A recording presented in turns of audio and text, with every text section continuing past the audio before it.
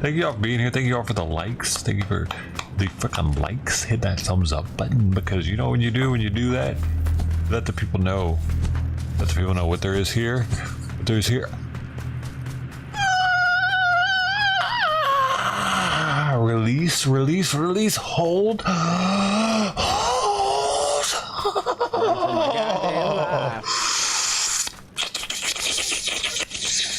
Oh. Release. Thank you.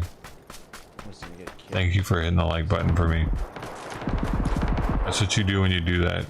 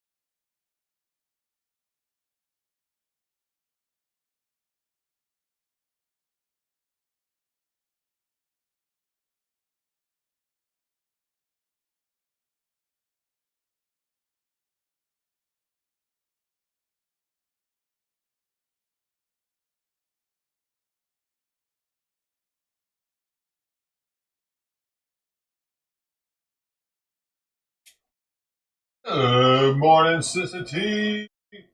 ODYYC.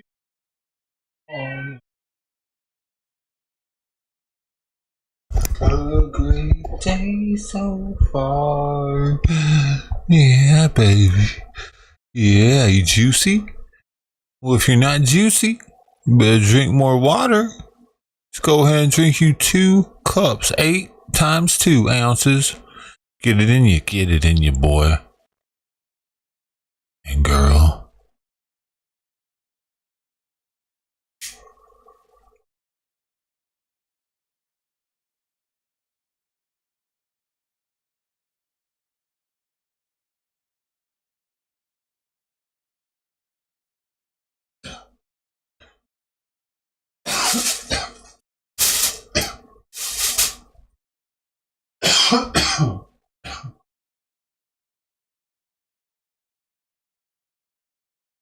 I hear a cat fight.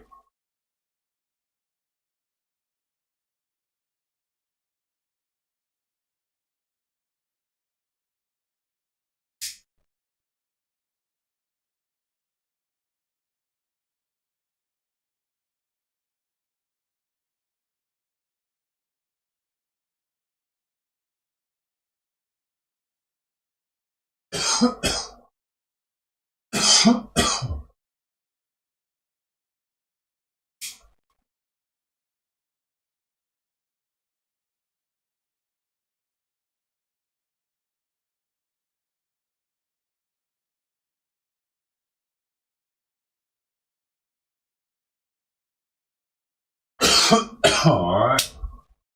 Well, we're gonna have 3 plates today. On the first plate, of course, is Tux's Fancy Feast. It's gonna be a mixture of the beef and beef liver and gravy. half a can on top of and mixed in with 1 can of Fancy Feast beef pate. Oh baby, 130 grams of goodness. Oh. And then what we got here, the second one is going to be his leftovers from last night, just to see if anybody's just them plain a la carte. And then next to that, we're going to have a Ziwi 60-40 mixture, 60% Ziwi, 40% of the gravy liver beef Fancy Feast, with just a little bit of the Hydrocare Purina Pro gravy around the food, and kind of scooped into the edge of it a little bit, just to give it a little extra flavor on the edge there. Yes, bon appetit.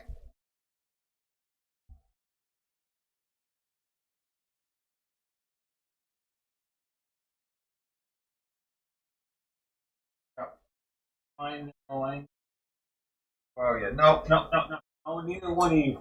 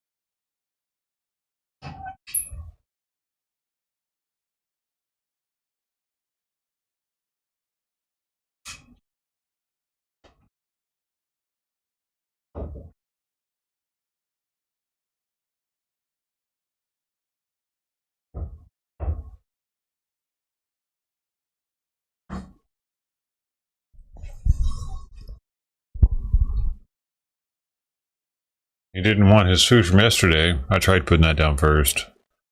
He headbutted my my wound. Luckily, it seems to be pretty sealed up. That's where the other night when I burned myself, and I was like, "Yo, I burned myself," and I just came in here and kept playing video games and shit. This was the burn.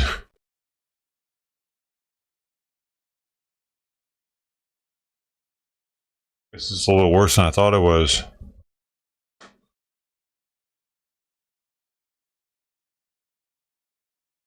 I'm sorry you're not feeling well, Sister T. Have you tried taking anything for it?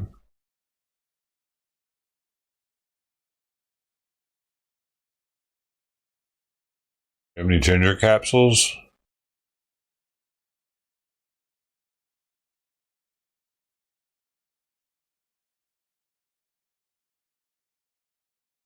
No, it's good. It's getting better.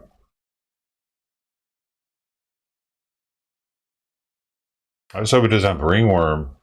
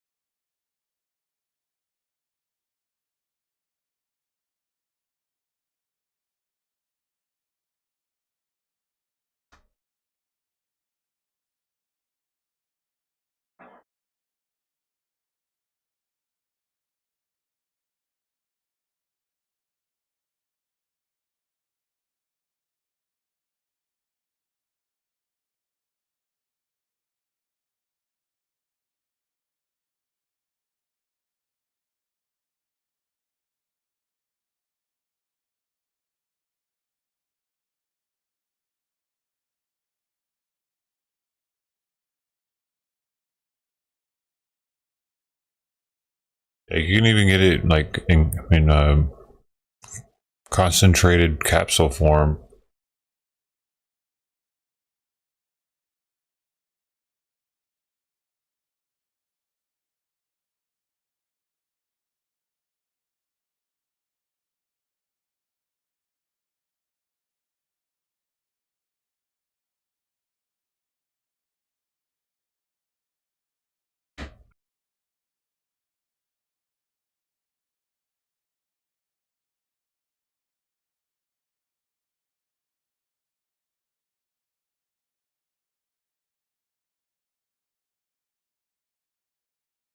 Oh no. Costco is fighting to keep DEI.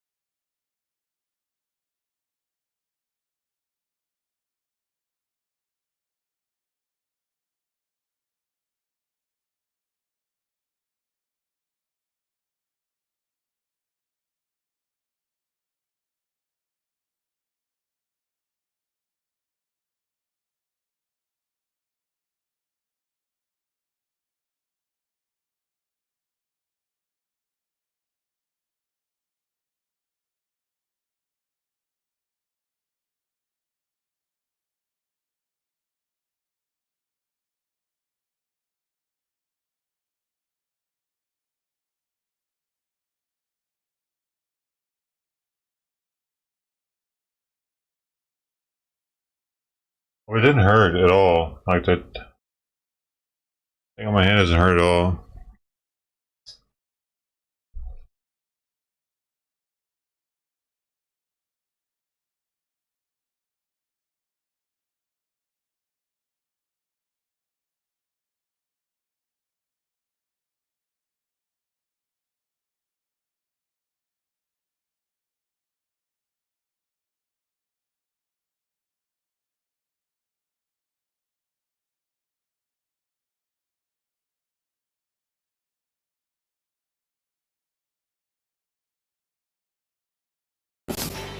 Hey, Robin, I love.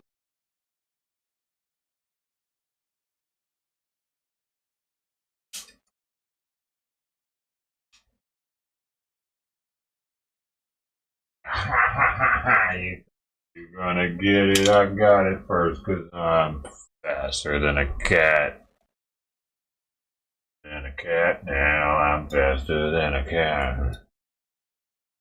That you found somebody who likes to just sit around and do nothing more than you do. That's that is amazing. We are here at the chopping block, 4747 North Lincoln Avenue in Chicago. We're going to show you some New Year's Eve appetizers that are so easy to make and elegant and delicious.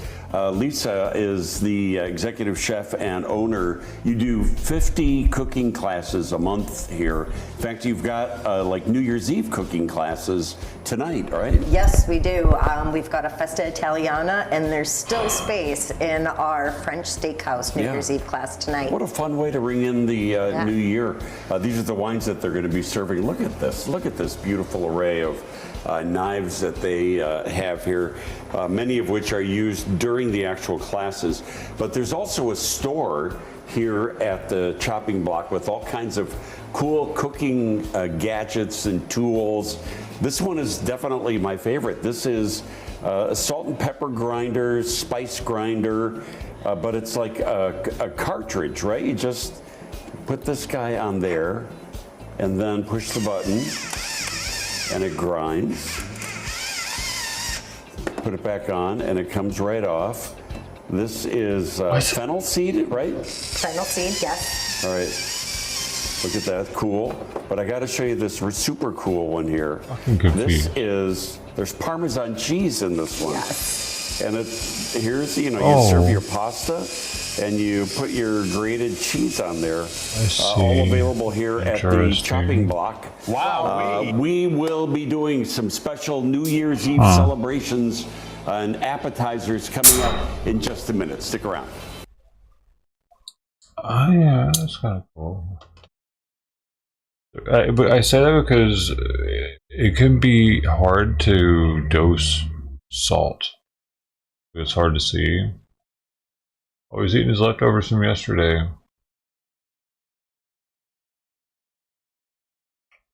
Like even with a salt shaker, it's kind of hard to see how much you're putting on your food because it's clear. With that, like you would get used to how much is dispersing, and you just like, and you would know like that's the same amount of salt each time. Because when you shake, if you shake a little hard, there's some more can come out than other times. I would dig it more for the salt shaker than the pepper, because pepper you can see how much is on your food pretty easily, and just I can, and I like lots of it. So as soon as I can't see my food anymore, I know I'm good.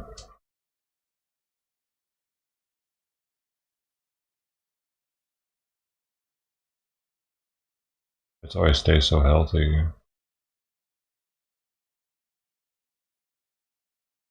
This lady right here, she voted for Trump. I did. I'm sorry. He These is are going always to good, incite a dude. World War III Holocaust situation. Hitler is one of his idols. People have drinking the Kool-Aid. It's unbelievable how much. They would actually drink it like Jim Jones and die from the sky. Ah! What's going on, everyone? James Klug here. Over the last several months, the Democrats and the media ran a fear campaign saying that a Trump victory would mean Project 2025 and losing democracy. And they specifically went after women, threatening that he'd sign a federal abortion ban. Well, many women didn't buy into the fear-mongering and showed up anyways to vote for Donald Trump. So today, we're in Philadelphia, and we're going to be talking to Democrats about female Trump supporters. And for those that can't fathom the idea of women supporting Donald Trump, I'm going to bring them face to face with my good friend, Lisa Elizabeth. Lisa, thanks for joining me today. Are you ready to get going? I'm cold, but I'm ready. We're ready. Let's go talk to some people.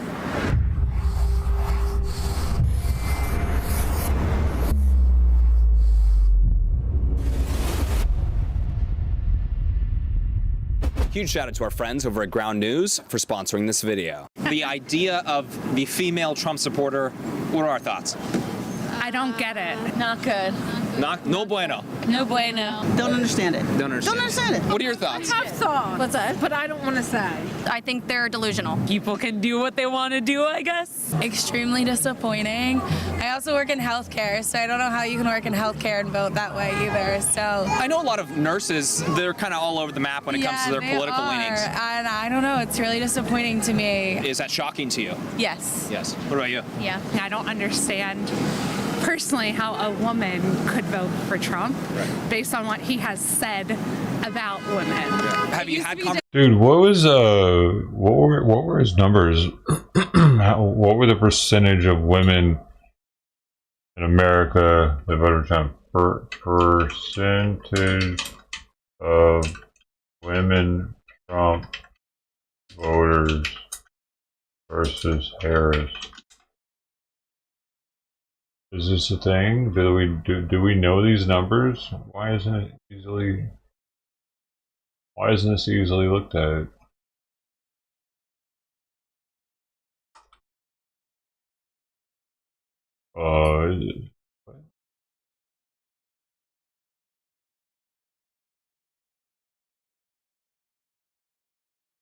Very interesting. I mean, I would think this would be public data. But whatever. Conversations with your friends about that? Do you debate about it at all or no? People that are willing to have an open conversation, I'm willing to have like an open conversation, but I often find most Trump supporters are a little bit closed-minded. Are we friends or family? Friends. Would you look at this? And the one with the purple hair voted for Trump. You have to learn to love people despite their choices that they make. The reason why we're talking about women voting for Donald Trump is because this lady right here, she voted for Trump. I did. I'm sorry. But you screwed all the rest of us. Oh. This woman voted for Donald Trump. Oh no. You said delusional is what comes to mind when you think of women that voted for Donald Trump. Would you mind elaborating on that for Lisa, who did vote for Donald Trump? Who did you vote for? Me? Oh, come on, dude. Voted for T-Dog. What are you doing? Trump. Yeah. But we're trying to bridge some gaps here, though. Like, I think there's definitely common ground. I would love to hear from her. Your nails need to be Give her a clipped, voice man. here. Oh, I just like, good luck, babe. You know, we got somewhere to be. Have a good one, guys. So she's a What are you doing here. Why do you guys Holy shit. not like the idea of a woman voting for Donald Trump personally? I don't have a problem with a woman voting for Donald Trump. I think that's your right, and you should vote for who you want. It's just not what I would do. She was saying for many of her friends that voted for Donald Trump that are women, What closed-minded. the fuck? And what do you see them being closed-minded on, if you don't mind elaborating on that a little bit? Maybe for Lisa, who voted for Trump? I work in healthcare too, that's what I was saying. I just can't imagine voting that way and marginalizing like so many people. I think that now, like you were saying, it's hard to like have a conversation, and like people like us aren't, or Trump supporters aren't super open-minded. But I think there's a lot of things that we can agree on now. Like your party, the Democrats, were for like no new wars. We want these wars to end. We want all the things to happen. I mean, that's what the whole administration is like geared towards. We also have like with the advent of like bringing in RFK and Tulsi. Oh my God, that's hysterical. But no, we do have there are necessary reforms that need to be made within the healthcare system about like overall wellness and keeping people completely healthy. And I think that there's definitely some overlap where we could like find some common ground. Oh no, I said if they're willing to have like a conversation, we can find common ground. I'm willing to find common ground. I just like oftentimes find people aren't looking to find common ground. Well, I think that's certainly an issue that I think a lot of people share across the board. We do this hell all over is the she country. doing, I hear that a dude? lot. I So I gotta think a look lot of back people at the agree with you. footage. You know, it is about opening your mind, having a conversation. As Kinda for you, climb up Momma on top Bear, of what the was family. hysterical about what she just said? RFK Jr. in charge of healthcare? Right, the sickest nation in the West is deciding to shake things up and try something different. How terrible. In all seriousness, this reaction from folks on the left is due to a lack of education outside of their bubble. And social media feeds being curated by algorithms does not help. You guys, this is one of the reasons line coverage / Klug to the first lieutenant in this Syrian. Right here, left-wing news is barely talking about it. Terms like so-called emphasize landscape at the same thing. You're Diseases, and now they're all going to come back because he doesn't think children should be. I mean, It's the autonomy from women, and that's the biggest thing for me. Defend your position. Don't start a fight with your friend, but defend your position. Harris is spectacular. I mean, she's brilliant. She was a prosecutor. She is on the right side. Yeah. Trump's not brilliant and he's on the wrong side. Trump is a horror show. If you were to tell her one major reason why voting for Donald Trump as a woman was a bad idea, what would it be? Because he's not for a woman. In my own personal opinion, his interests are himself, and he has the first female chief of staff ever. He has women that are his attorneys. He has more women around him than most other people, like most other politicians out there. So that doesn't fly either. I think just because there is evidence to support that he respects women, like hiring a woman, I think like these types of motivations can also come from saving these populations that he wants to gain to vote for him, like women. So he's going to hire women. He's going to get women on his side out in the public so that way he can garner the support. Not saying that this hasn't happened in other places. Yeah. I mean, we look at the Democrats and how they've struggled with Hamas and dealing with those types of things.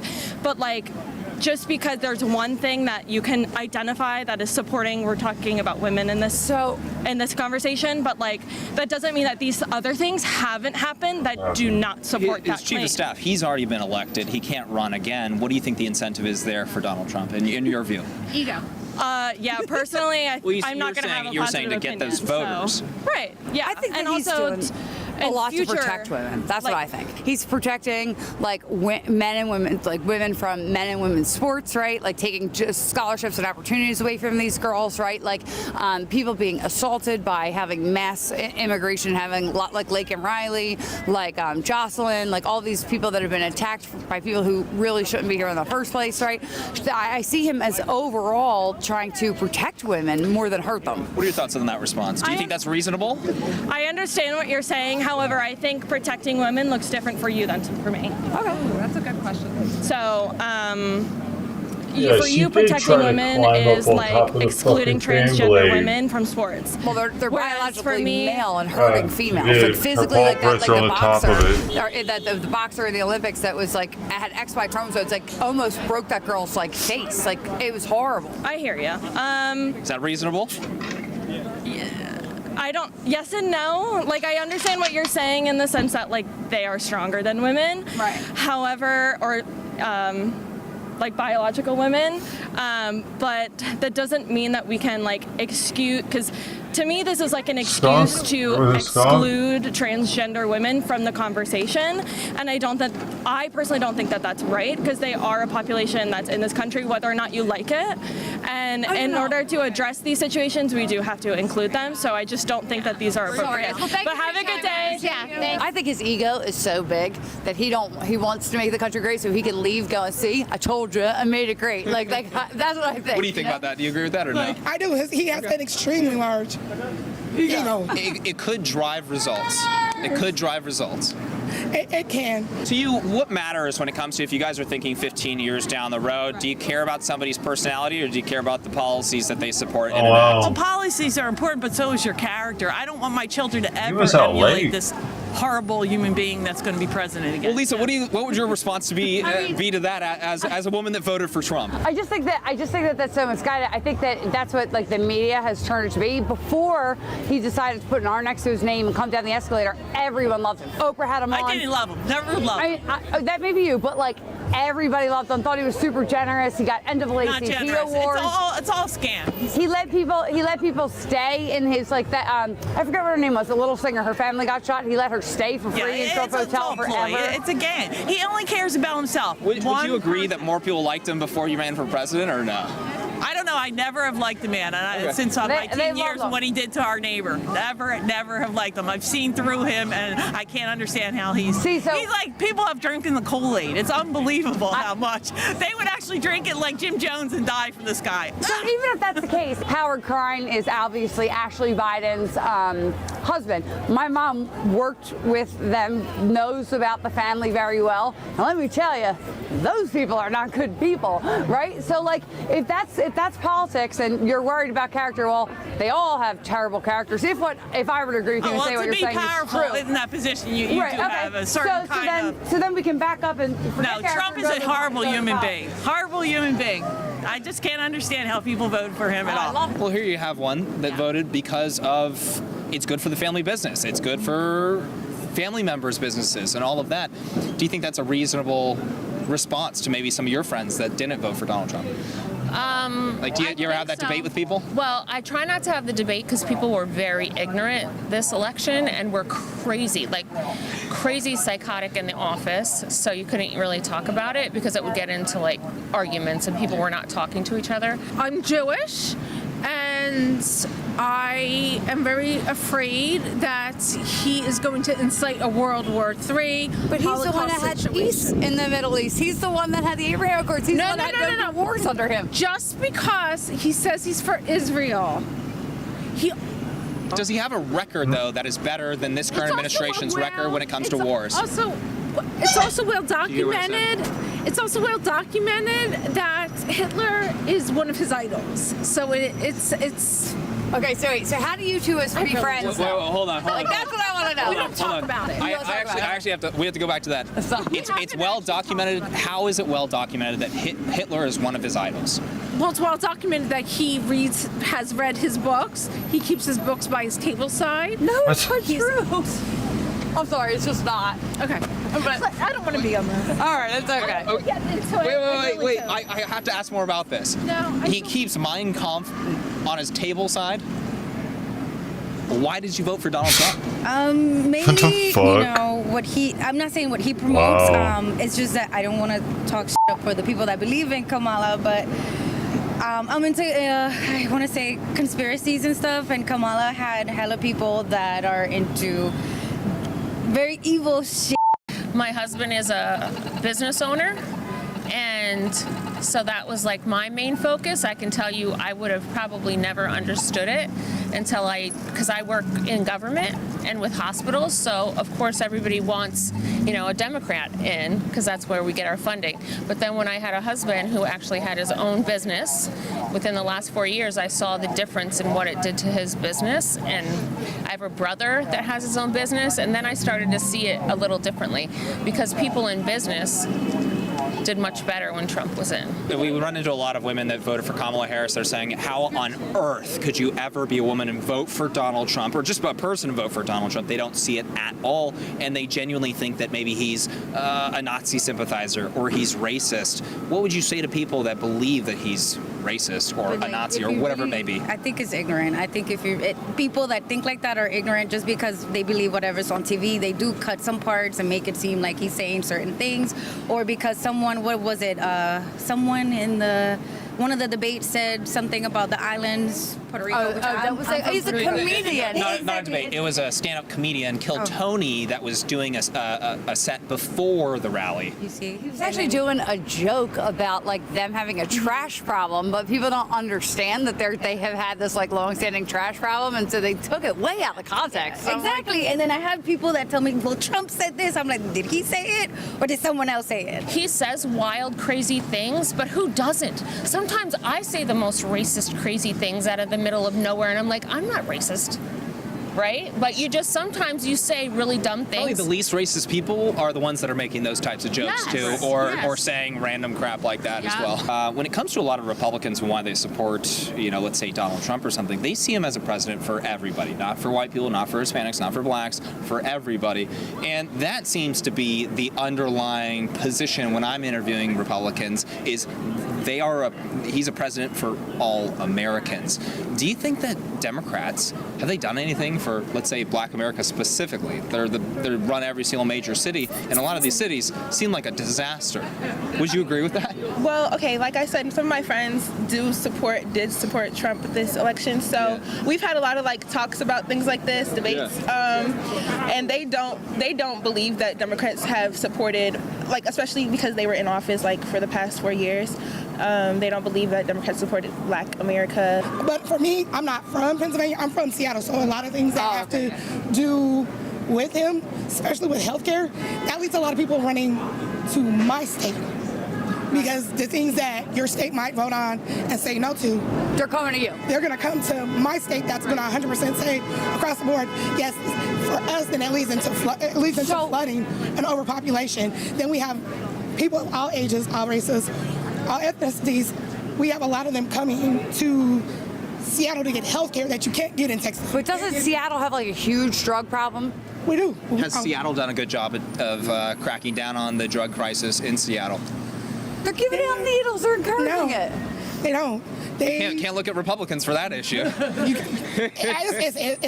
an everybody issue. Well, there's no Republicans in Seattle.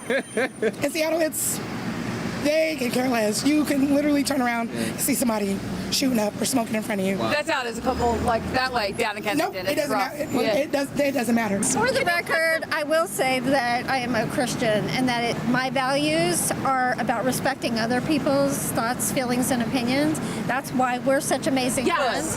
Because we are amazing friends. We're trying to bridge gaps. That's what we're doing. She's an incredible human being. It's okay that we can disagree politically. I do not agree with his position on abortion. Every woman has the right to her own body, and I don't need a bunch of old white men telling me what to do. Didn't old white men, weren't they the reason for Roe v. Wade?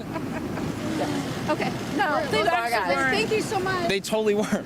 All right, you guys, that is it for part one. If you enjoyed this video, please make Oh, sure you because subscribe the if you're not Supreme Court was subscribed already, all and make old sure you white stick men around at the time. for part two. So, as a nurse, do you mind if I ask you, is it a human life in the womb?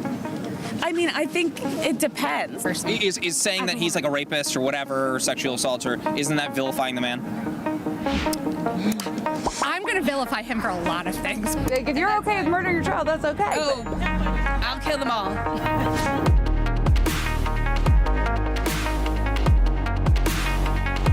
We're talking to people on the street.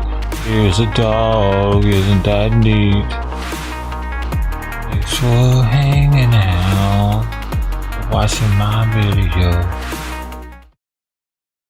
No, don't go. Oh no. That was great. All right, what is this? 2024 may go down as the year that destroyed DEI. Major businesses and universities, a lot of them, are rolling back or scrapping their diversity, equity, and inclusion policies. Walmart, Harley-Davidson, Lowe's, Ford, Starbucks, Google, the list goes on. Jay Daniels. On. Hey, I'm glad I drank them last night. Expected to continue in Trump's second term. President Trump is certainly going to make sure that his administration gets out of the quota business and gets focused on making sure that our corporations are about productivity. We've seen whether it's John Deere or Tractor Supply, all the way to Walmart, which is one of the highest, if not the highest grossing company in the world, making a decision to move away from DEI. One major company is actually bucking the trend towards merit-based. Big box store Costco pushing back against the changes so many others are now making. The Board of Trustees is urging shareholders to vote against a measure that would scrap its DEI program. And they write, quote, "Our efforts at diversity, equity, and inclusion remind and reinforce with everyone at our company of the importance of creating opportunities for all. We believe that these efforts enhance our capacity to attract and retain employees who will help our business succeed." Jason Chaffetz, Fox News contributor and former Utah congressman, joining me now to talk about this. So, Jason, it looks like everybody else kind of got the wake up in November and realized that people don't like this and people don't want to be told what to do, except for perhaps Costco. Do you think Costco will also just change its mind in the next new year when they realize that they're going to be left behind? Well, the American people are voting with their wallets. And if they don't provide a good product, a good service, and darn good hot dogs like I like, then, you know, people will walk away. But look, they're a very profitable and very good company. Yeah, but they won't. also, They can do whatever they want because they're a good company. And look at their statement. Look, if they have a diverse workforce, more power to them. Should have bought What I want Costco to make sure stock that they're years ago. doing is providing products and services, not pushing a political agenda. But I think as the employees there at Costco, they want to make sure that they can progress in their jobs based on merit, not on skin color, not on some other diversity, equity, and inclusion metric, but based on merit. And as long as they're doing that, then they'll succeed like these other companies. And some of these others have been pushing products on the American people that are highly offensive And you don't want to go in your store and see their political agenda shoved in your face. That's where America pushed back on a lot of these companies. Costco doesn't do that. You know, it's been interesting to watch in the last month here, a couple of weeks here since the election, this sort of soul searching within the Democratic Party as they try to find their new message, their new messenger, you could say. There are some Democrats that are now trying to lean a little bit more towards the independent movement, at least questioning the messaging that they've been pushing here. Democratic Congresswoman here is urging her party to stand up to push back against DEI initiatives. Let's listen to this. We need a platform with those individuals from the top down officers who are pledging that they will be inclusive. I think that we have to make sure that people do not abandon diversity and equity. We can't have a party that's one-sided, and that's not just race and gender and ethnicity. It is thought, it is demographics, and I plan to be a part and will work with anybody that won't close out people. So that's Joyce Beatty. Does that surprise you coming from her? Look, if she's being thoughtful and wants to have an honest discussion with people who have maybe a different political perspective, more power to her. I think that's great. I think there are arguments to be had on both sides. I think what America is saying, though, and the reason these companies are shutting down their DEI initiatives is that, A, it's very costly. It doesn't produce a better product, and they're bypassing a lot of people who, based on merit, are more qualified to do things. And so if we want to become a country who's less racist, then let's be less racist. Let's get rid of the affirmative action out there and say, you know what? If you're the best person for that job, doing the best that you possibly can, then that's the person that should get the job. And that's where I think America has come to as a whole. Not everybody agrees with it, but I think en masse you see these big companies recognizing, and these universities too. Some of these universities, like the University of Virginia, which I love, you know, it's a great school, but they spend millions of dollars on these initiatives that don't make the education better. I would argue that it actually makes it worse. Yeah, I think those universities have a lot of looking inside and trying to figure out what their future holds. As we saw this past year, a lot of people, families at home thinking, I don't know if my kid needs to go get that higher education degree at that university with some of the stuff that we saw this past year. Jason Chaffetz, thank you for joining us. We appreciate it. Always good to see you. Thank you. Happy New Year. Hey everyone, I'm Emily Campagno. Catch me and my co-host Harris Falk.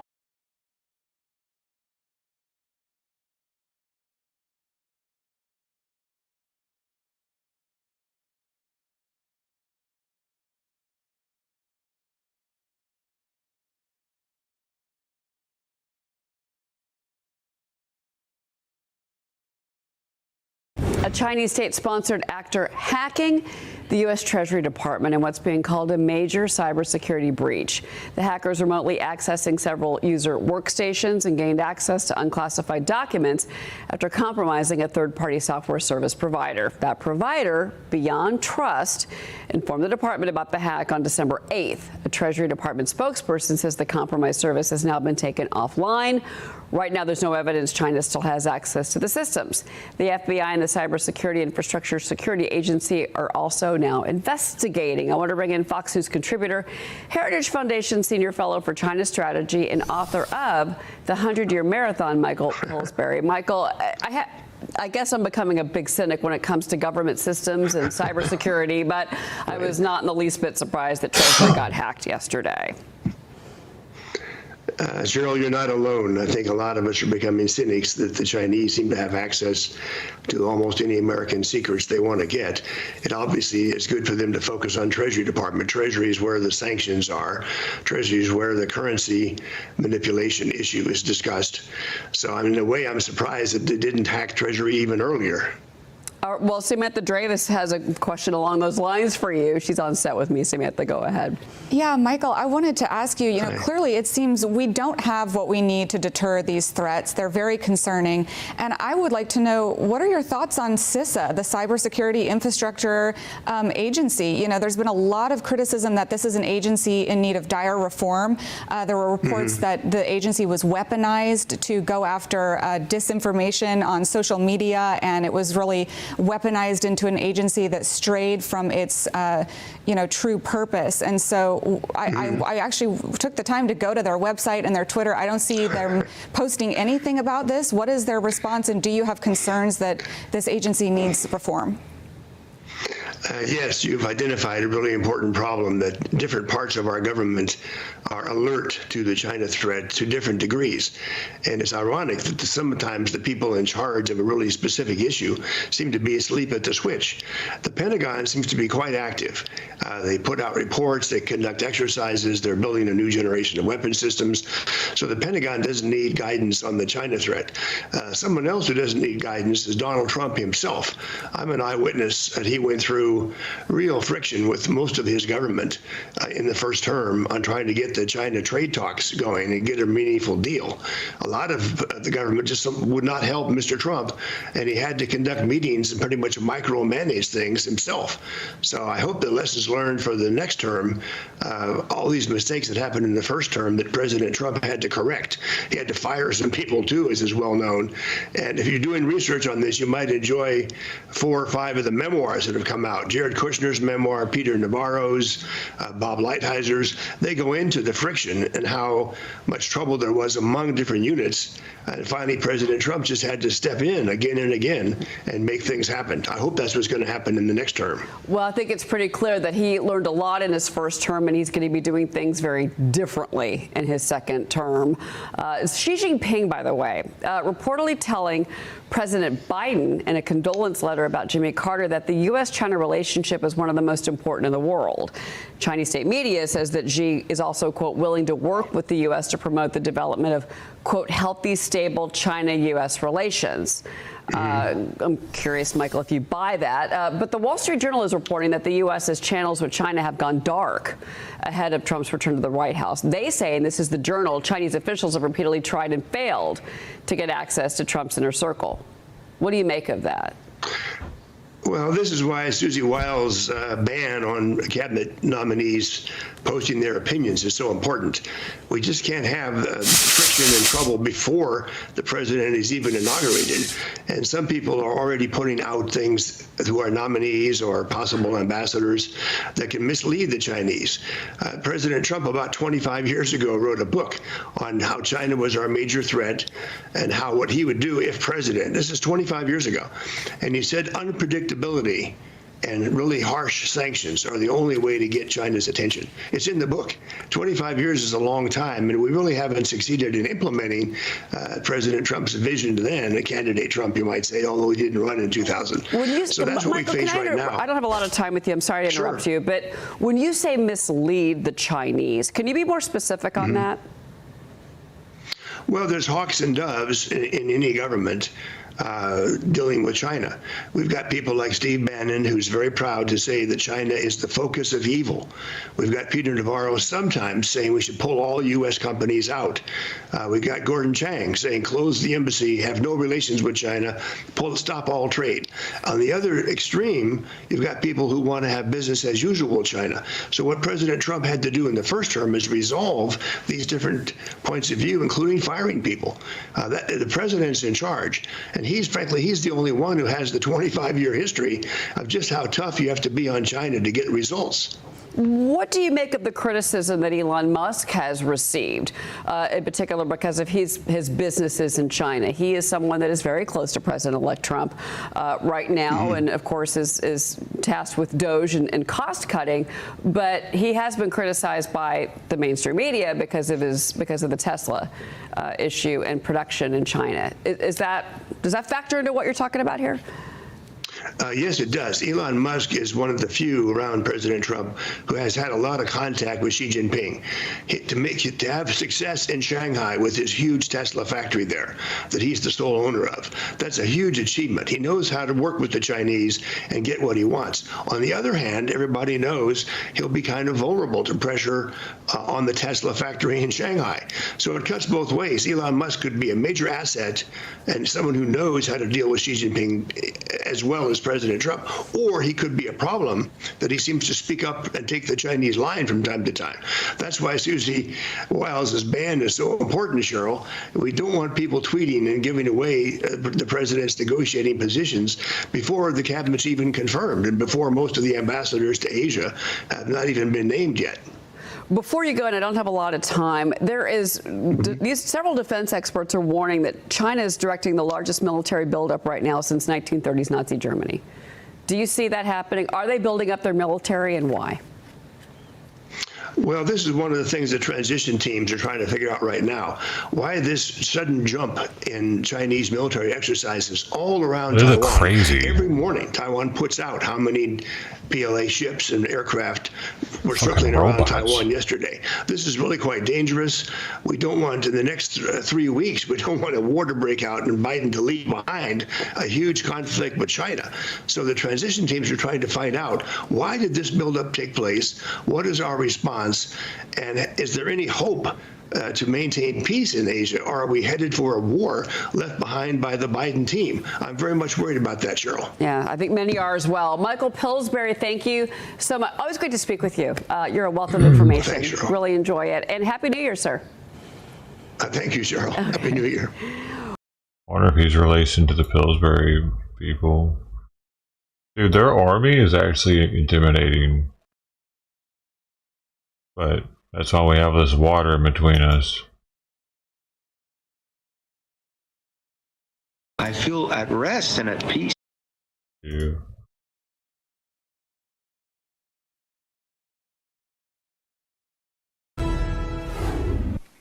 The left pushed a twisted and dangerous gender ideology upon our kids for the last few years, and the voters resoundingly rejected it this November because of stories like this one. Clementine Breen is suing 2 California doctors after she says that she was fast-tracked into transgender surgery. She claims that Dr. Johanna Olson Kennedy, who runs the nation's largest transgender youth clinic at Children's Hospital Los Angeles, diagnosed her with gender dysphoria mere minutes into their first appointment and recommended that Clementine take puberty blockers at 12 years old. Yeah, it's mandatory here in California, G-Money. Mandatory. Spay and neuter. And that was only the start. She started cross-secting. And people aren't allowed to breed cats here unless they have a license. Hormones at 13 and underwent a double mastectomy at 14 years old. Wow. Clementine Breen joins me now. Clementine, I do want to quickly pop up the statement from Children's Hospital LA. They say That's this, a that the female. Center Wait. for Trans... A double mastectomy means that she was born a female, right? Because she still looks like a female. Doesn't look dudeish. Youth Health and Development has provided high-quality, age-appropriate, medically necessary care for youth and young adults and their families for more than 30 years. That's what the statement reads in part. But I want to get to your story, and I want to tell you a little bit about my story. I actually have a breast cancer genetic mutation, and for 10 years, oh, so she never will have tits. Yo, yeah, that'd be crazy, because she looks like she might have been actually pretty attractive. Especially with some titties. That helps. That tends to help a woman's appearance when they have tits opposed to not having tits. That's what I've found. I like the titty version better.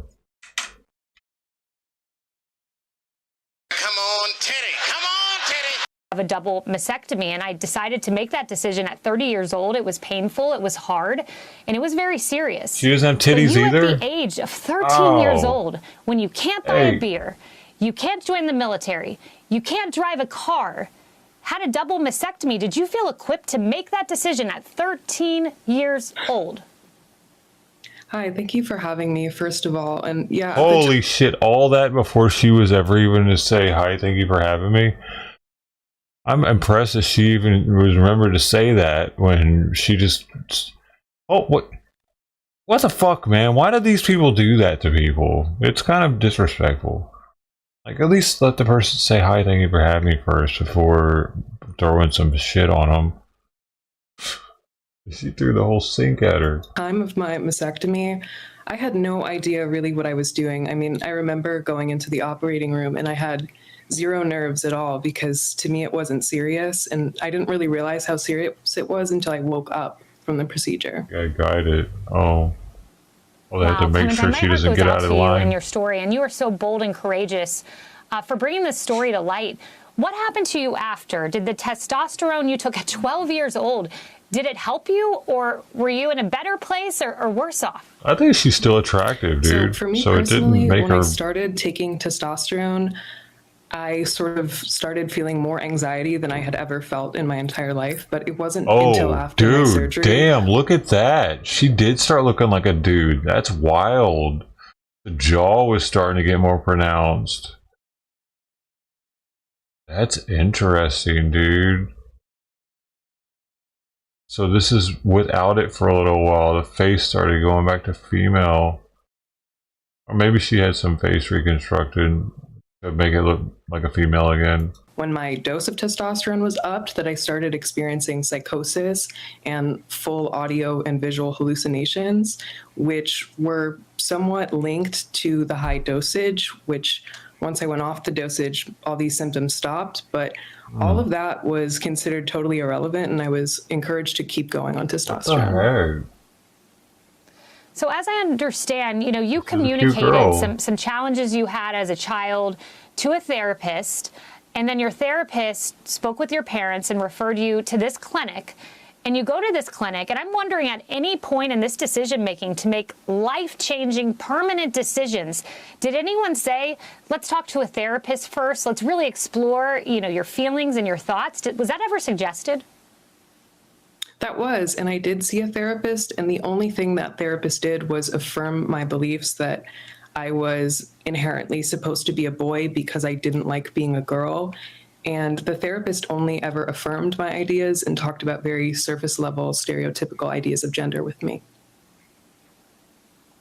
Well, Clementine, you are bold, you are courageous. I read your story in the Wall Street Journal, I read your story in The Economist, and you're really making a difference. And Clementine, thank you for speaking out and for being here tonight and sharing this personal decision.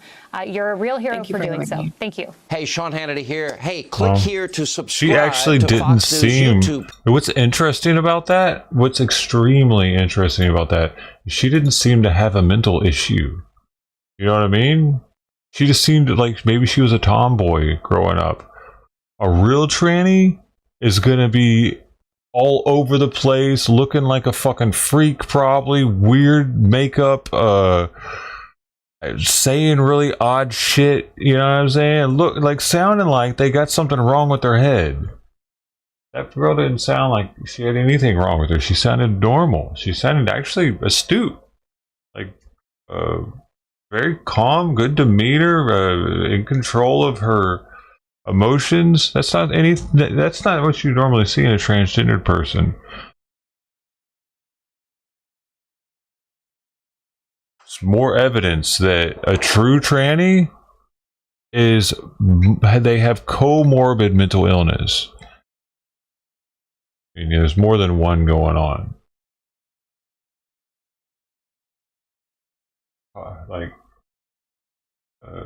Yeah.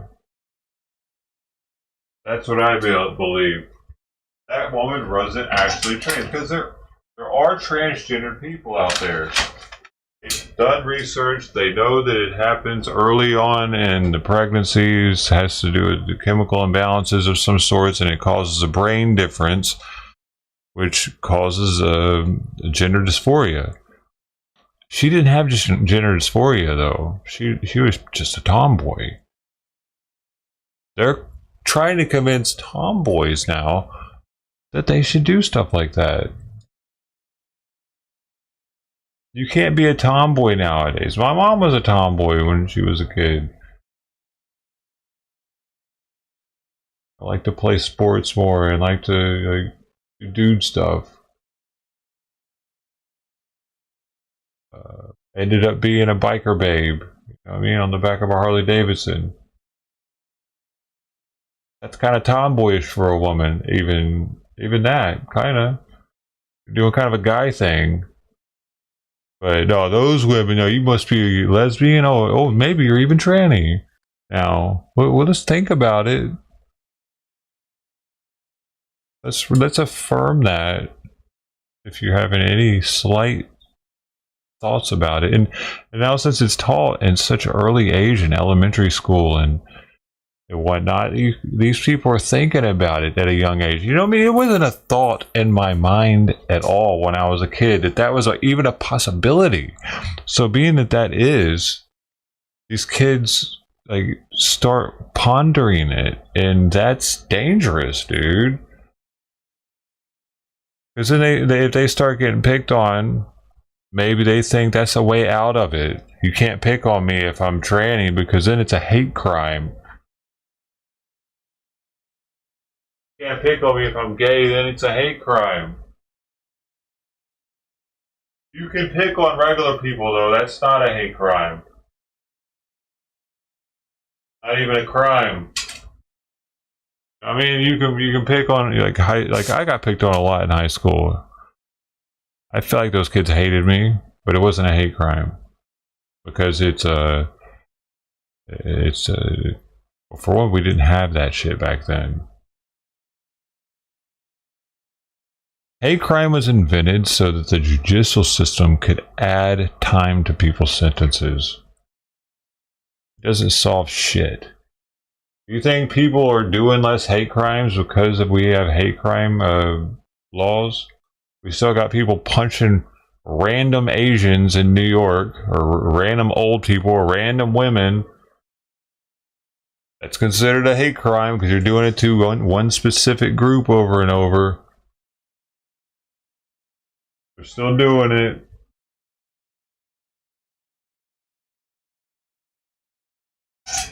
Fine.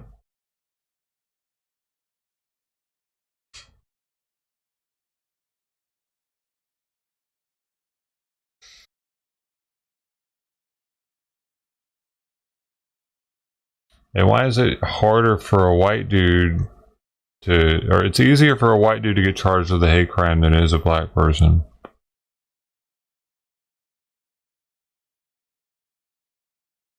White people are automatically considered more hateful.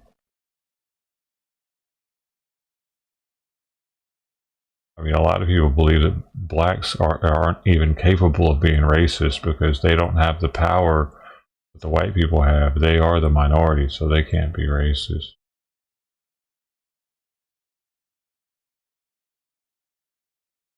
What is this?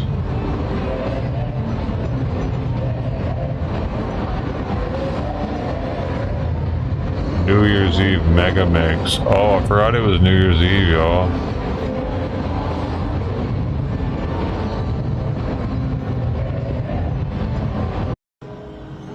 Oh, this is going all around the world for New Year's. This channel. Kind of cool. So this is what they did in Korea, probably.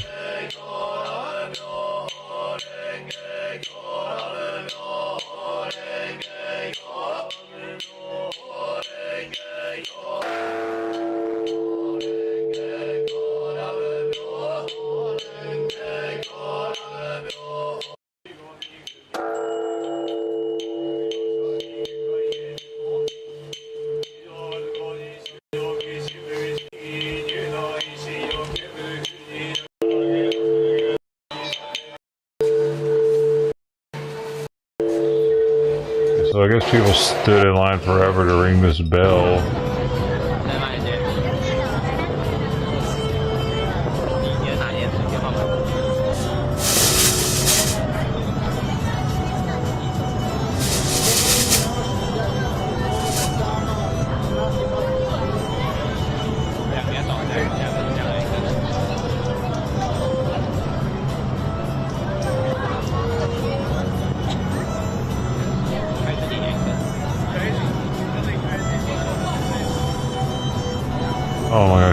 Copyright music.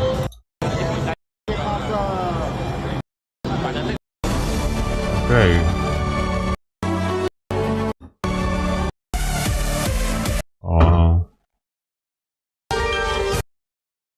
Why do they put music to it all?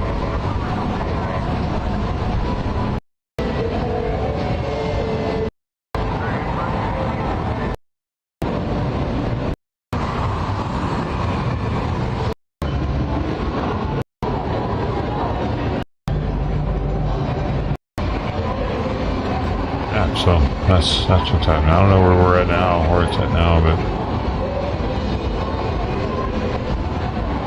here's the parties.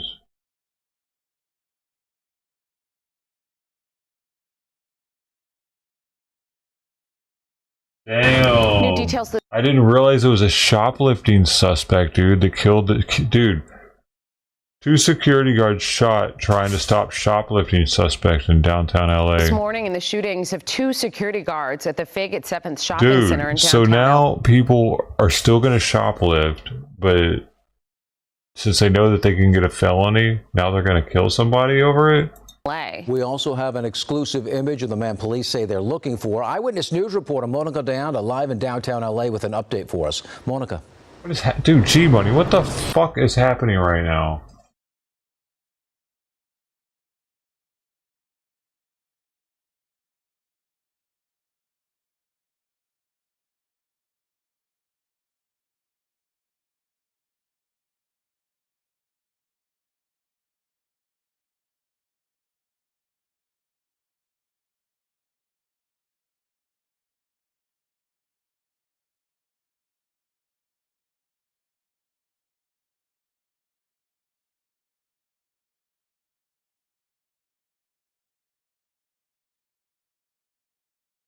I had to make sure G-Money wasn't saying anything like crazy. Yeah, John, Rachel, good morning. We know that those 2 security guards were actually trying to stop a shoplifting suspect outside of the Target here behind me off Figueroa and 7 when that suspect fired. We do have an exclusive photo to share with you of that suspect. Take a look. Maybe we should say this is who police are looking for. Again, this is an exclusive image obtained by ABC 7. The suspect has curly hair and was wearing a black coat, gray sweatpants, and a pink scarf at the time of the shooting.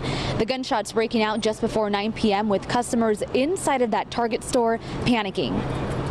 Target, too. Target. Dude, when are people going to learn not to steal from Target?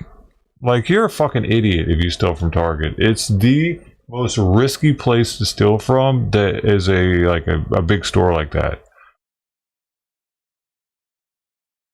Walmart, much less likely to get caught, probably.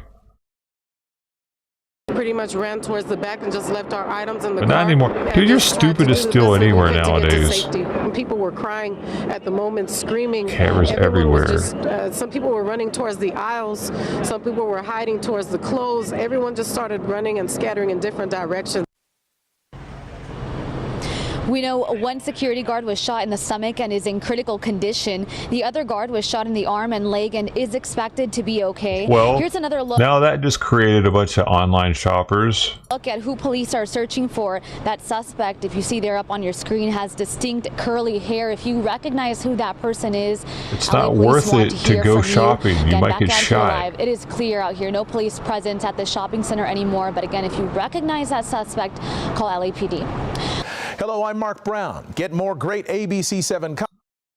Wish they just said what he was trying to steal.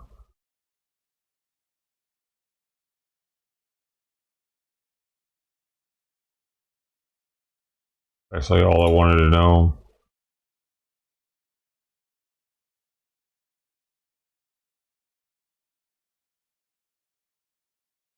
Taken during much happier times, this photo shows Chicagoan Vicente Peña Jr. on vacation with his teenage son. Today, Peña is dead, along with his brother, Antonio Fernandez, while his son, who turned 14 yesterday, is fighting for his life in a Mexican. Dude, if you're traveling to Mexico right now as an American, you're retarded. You need medication. Hospital. He would have been celebrating his birthday with his family in Mexico, but instead he's in his family there. State from a gun wound that was inflicted to his head. Yeah, According to Mexican authorities in the northern state of Durango, Fernandez, Peña's son, and the 22-year-old relative who was a local resident were found Friday night next to their vehicle by the side of a highway. My neighbor once tried to convince me to come with him to Mexico, Juarez or some shit, I think it was. I don't know. Wherever it was dangerous as shit. I looked into it. I was like, nah, no thanks, bud. I think I'm going to stay here. I'm missing. With gunshot wounds to the head. Speaking via phone from Mexico, his grandmother said this in Spanish. His grandfather told me he was beaten up, so we think he tried to put up a fight with the bad guys. He was shot in the head. They performed surgery, but he is in a coma. Their priority now, she says, is getting back home to Chicago as quickly as possible. Local activist Julie Contreras is working with them to make that happen. His little brother, who just learned of the whole situation. So it's very heart-wrenching, and currently this family is living a nightmare, and we just want to bring them home so they can be safe.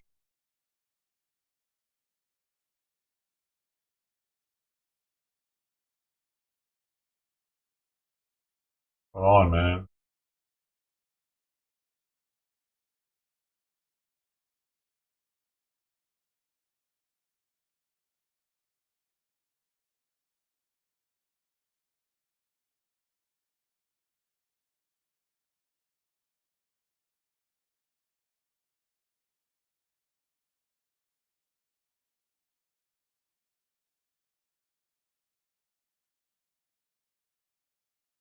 A 17-year-old student near Austin faces felony charges after allegedly poisoning a classmate's show goat with pesticide.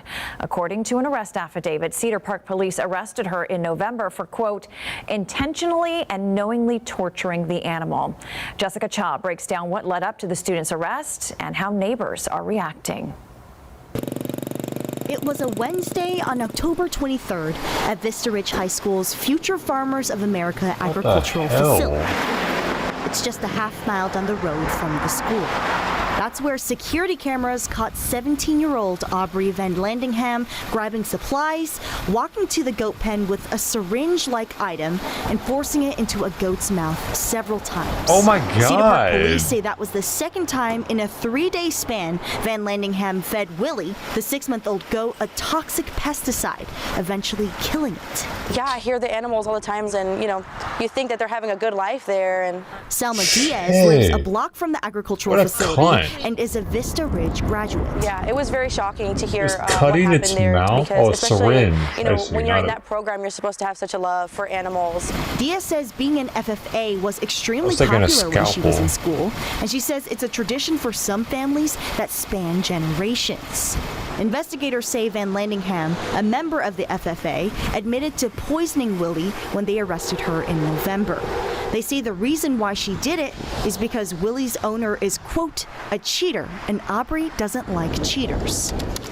They also say they found Google searches for how much bleach can kill an animal, as well as videos and pictures of Willie convulsing sent to the victim's mother on Van Landingham's phone.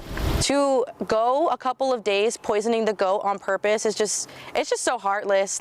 We also reached out to the victim's family for comment. We have not yet heard back. Leander ISD has yet to confirm if Van Landingham is still attending Vista Ridge High School. She is scheduled to appear in a Williamson County court on January 15th. Oh, man. That's some serial killer vibes on that one. I feel at rest and at peace and strength and fortified. And a holy kiss to anyone out there who's praying for me and helping. A homeless advocate who nearly died during the pandemic is now recovering from a life-altering bout with the flesh-eating bacteria. Now, we first met Arthur Salazar in 2021 after he survived a battle with COVID. ABC 10 News reporter Michael Chen follows through on his resolve to carry on his mission in the face of another serious health challenge. And there's a warning, some of the images in the story are graphic. Arthur, it's a little bit of deja vu seeing you in a hospital bed again. was a shock to the system. I never expected there to be a part 2 from the coma to now. From his bed at a South Bay rehab facility, Arthur Salazar says he's feeling grateful after a life-changing diagnosis. But I'm feeling good. My spirits are up. I first met Salazar, a cab driver and owner of an online Christian ministry, in October 2021. My body feels tired. After Salazar, a diabetic, beat the odds and survived a harrowing battle with COVID and 3 weeks on a ventilator. Less than 2 months later, can anybody use a care package? I followed Salazar in the East Village as he handed out Bibles and care packages for the homeless, something he and his team of volunteers have been doing for 2 decades. Fast forward more than 3 years, Salazar, battling 2 diabetes-related conditions involving open wounds, took a spill inside a parking garage. Scraped both my knees, and the next thing you know, hours later, all within 40 hours, a black foot, like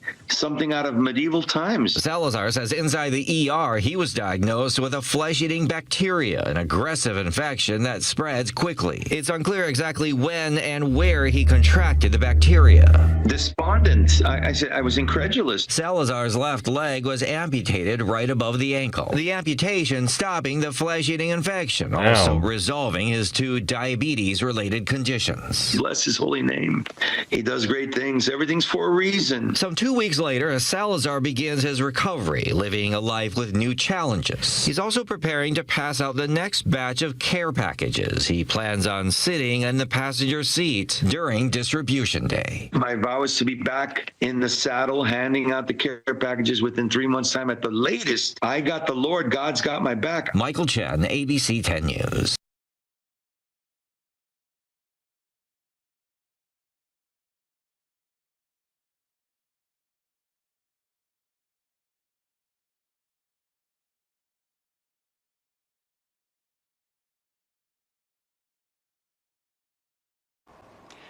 Well, a very special event is coming to Pechanga Resort Casino in Temecula this weekend. We are talking about the 22nd annual powwow taking place. And joining me now is Sandy and Nathan Hale of Hale's Indian Tacos with a look at some of the delicious food that will be featured. But I want to mention 22 years the powwow's been going on, and you all have been a part of it really since it got going. Yes, we have. My mother, Lucy Hale, she had the booth there at the first annual, and it was outside, and it was nice and beautiful. All the dancers and singers were on the grass, and there was more other Indian native fry breads from different tribes making them also. But we've been here from day one, and we are here for the 22nd annual, and we're glad that Pechanga has asked us back. Yeah. And we can't wait. Yeah, and so when people go to this event, I mean, it's amazing food, but it's also a fireworks show and lots of dancing. Is there competitions? What? Yes, all tribes from Canada, United States, they come, they gather, and they have competition on each different categories, and they have native arts and crafts and jewelry to show and to sell. You can come and watch that. And the food is, it's, you know, extravagant with every native booth that we have, but ours, we are so in Southern California that we do this, and we do it every weekend at many big powwows, and a lot of people like are you know, they go to our website and we put down what powwow we're going to be at, what event, so we have a lot of customers that, you know, come to our booth. And yeah, and it's Hale's Indian Tacos, and that's what you make with the native flatbread. Is that right? Let's talk a Dude, little. I've had these. I had Navajo. I thought they were Navajo tacos. A little bit about how you make it and what goes into all of this. Okay, it starts with me making the dough, and I make them into little a lot of dough balls they're just really bready, and then I flap them out. It's like a and then we have the hot grease going, and we just put it into the hot grease. And what's that stuff that's at the fair? And it puffs out like nice and stuff. soft, and it's kind of thick. It's, you know, it tastes so good. And then you can decorate them however you want after the it's done. You could put powdered sugar, you could put honey, you could put strawberries. So they could be dessert or they can be a savory. So you already put some powdered sugar on here. I'm gonna do one up here with a little more powdered sugar, and then also we can do berries. We've got, strawberries and raspberries? Yes. Okay, so this would be like a dessert taco? Yeah, and you could put, whipped cream, you could put ice cream. Okay. There's no ending on what you can put on. Cool, Brody. Really good. Different ingredients just to make it like a sweet. Yes, and then Funnel this cake, is a that's what I was savory trying one to that you've think. already made. It's like This a is funnel cake. a traditional taco within the flatbread. Yeah, this is a meal in itself. It comes with ground beef, beans, looks delicious. cheese, lettuce, tomato, Hey, gordita. salsa, and you can make your own. Let's do it. Let's do another one. Let's do it. I'm in the cooking mood here. So I just read it wants a all out. fresh It's almost one. like a tostado. Almost, Yeah. right? So I'm gonna skip the meat. 'Cause I don't do the meat, but we'll do a vegetarian version with some beans, and then let me get a. Take a little Put some, DI I'm trying to see your order here. You went Doesn't eat lettuce the first. meat. I'll go lettuce first, and then some cheese. You can use different types of meats. You can use different types of. What will you be serving at the powwow? Oh, we'll be serving the Indian tacos, which is our most popular, and the Indian fry bread. There's We no also way to have help Indian it. dogs, which See is how a hot quickly dog. it just We runs wrap the off? bread, There's no. dough around It and doesn't fry it. come It by becomes every kinda like day. a corn dog, but it's And more it is tasty with the super bread. skittish. We also have Indian burgers, which Indian is, burgers? Do you use the flatbread as like buns? Yeah, the flatbread. I mean, the fry bread. We cut it in Oh, I ran half, off. and then we put 2 patties Maybe and get we her put lettuce, Tux. cheese, tomato on it, and we flap it Tux back lets over. it eat, though. And that becomes an Indian burger, and that's one of It's the most her eat. popular. I think it's a female. Wow, well, it all looks so good. Oh, she ran off Thank so you so fast. much for joining us. Again, it happens Friday, Saturday, and Sunday. You all will be there every day, correct? Making lots of these tacos. Yeah, and so the much whole more. event is Hopefully she family. comes back. Everything's family, and we're just going to show our traditions and cultures, and it's free. It's a free event. She didn't even sniff the other plate. Something really spooked her. Yeah. Might have been somebody Sounds walking great. down the Thank alley. you so much for joining us. And of course, you can find more It's been like information that for about a the month or Pechanga more, though, Powwow so by going it's- to our website, kcalnews.com, and clicking see I think she got on hit by a TV. car or somebody hurt her because her tail is also extremely droopy and very skinny on the end. It's like a rat's tail on the end. She doesn't have very much use of it. Her tail probably needs to be cut off.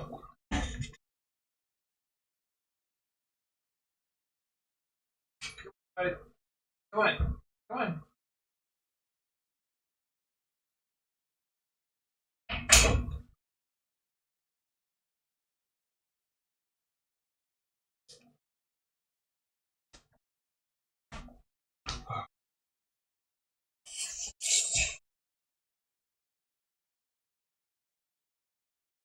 Who's this?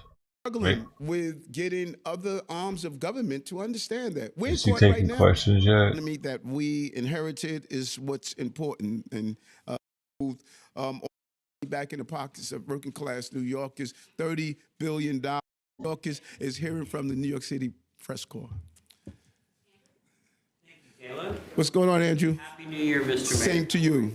I want to ask you a question. You're known for being able to visualize things in advance. You were able to picture becoming mayor before you were mayor. Yes. You're looking at 2025, and this is. I don't know where it with stays, respect. T-Money. One of the things on the calendar is your I trial. have no idea where it stays. There's no way for me to find out where it stays.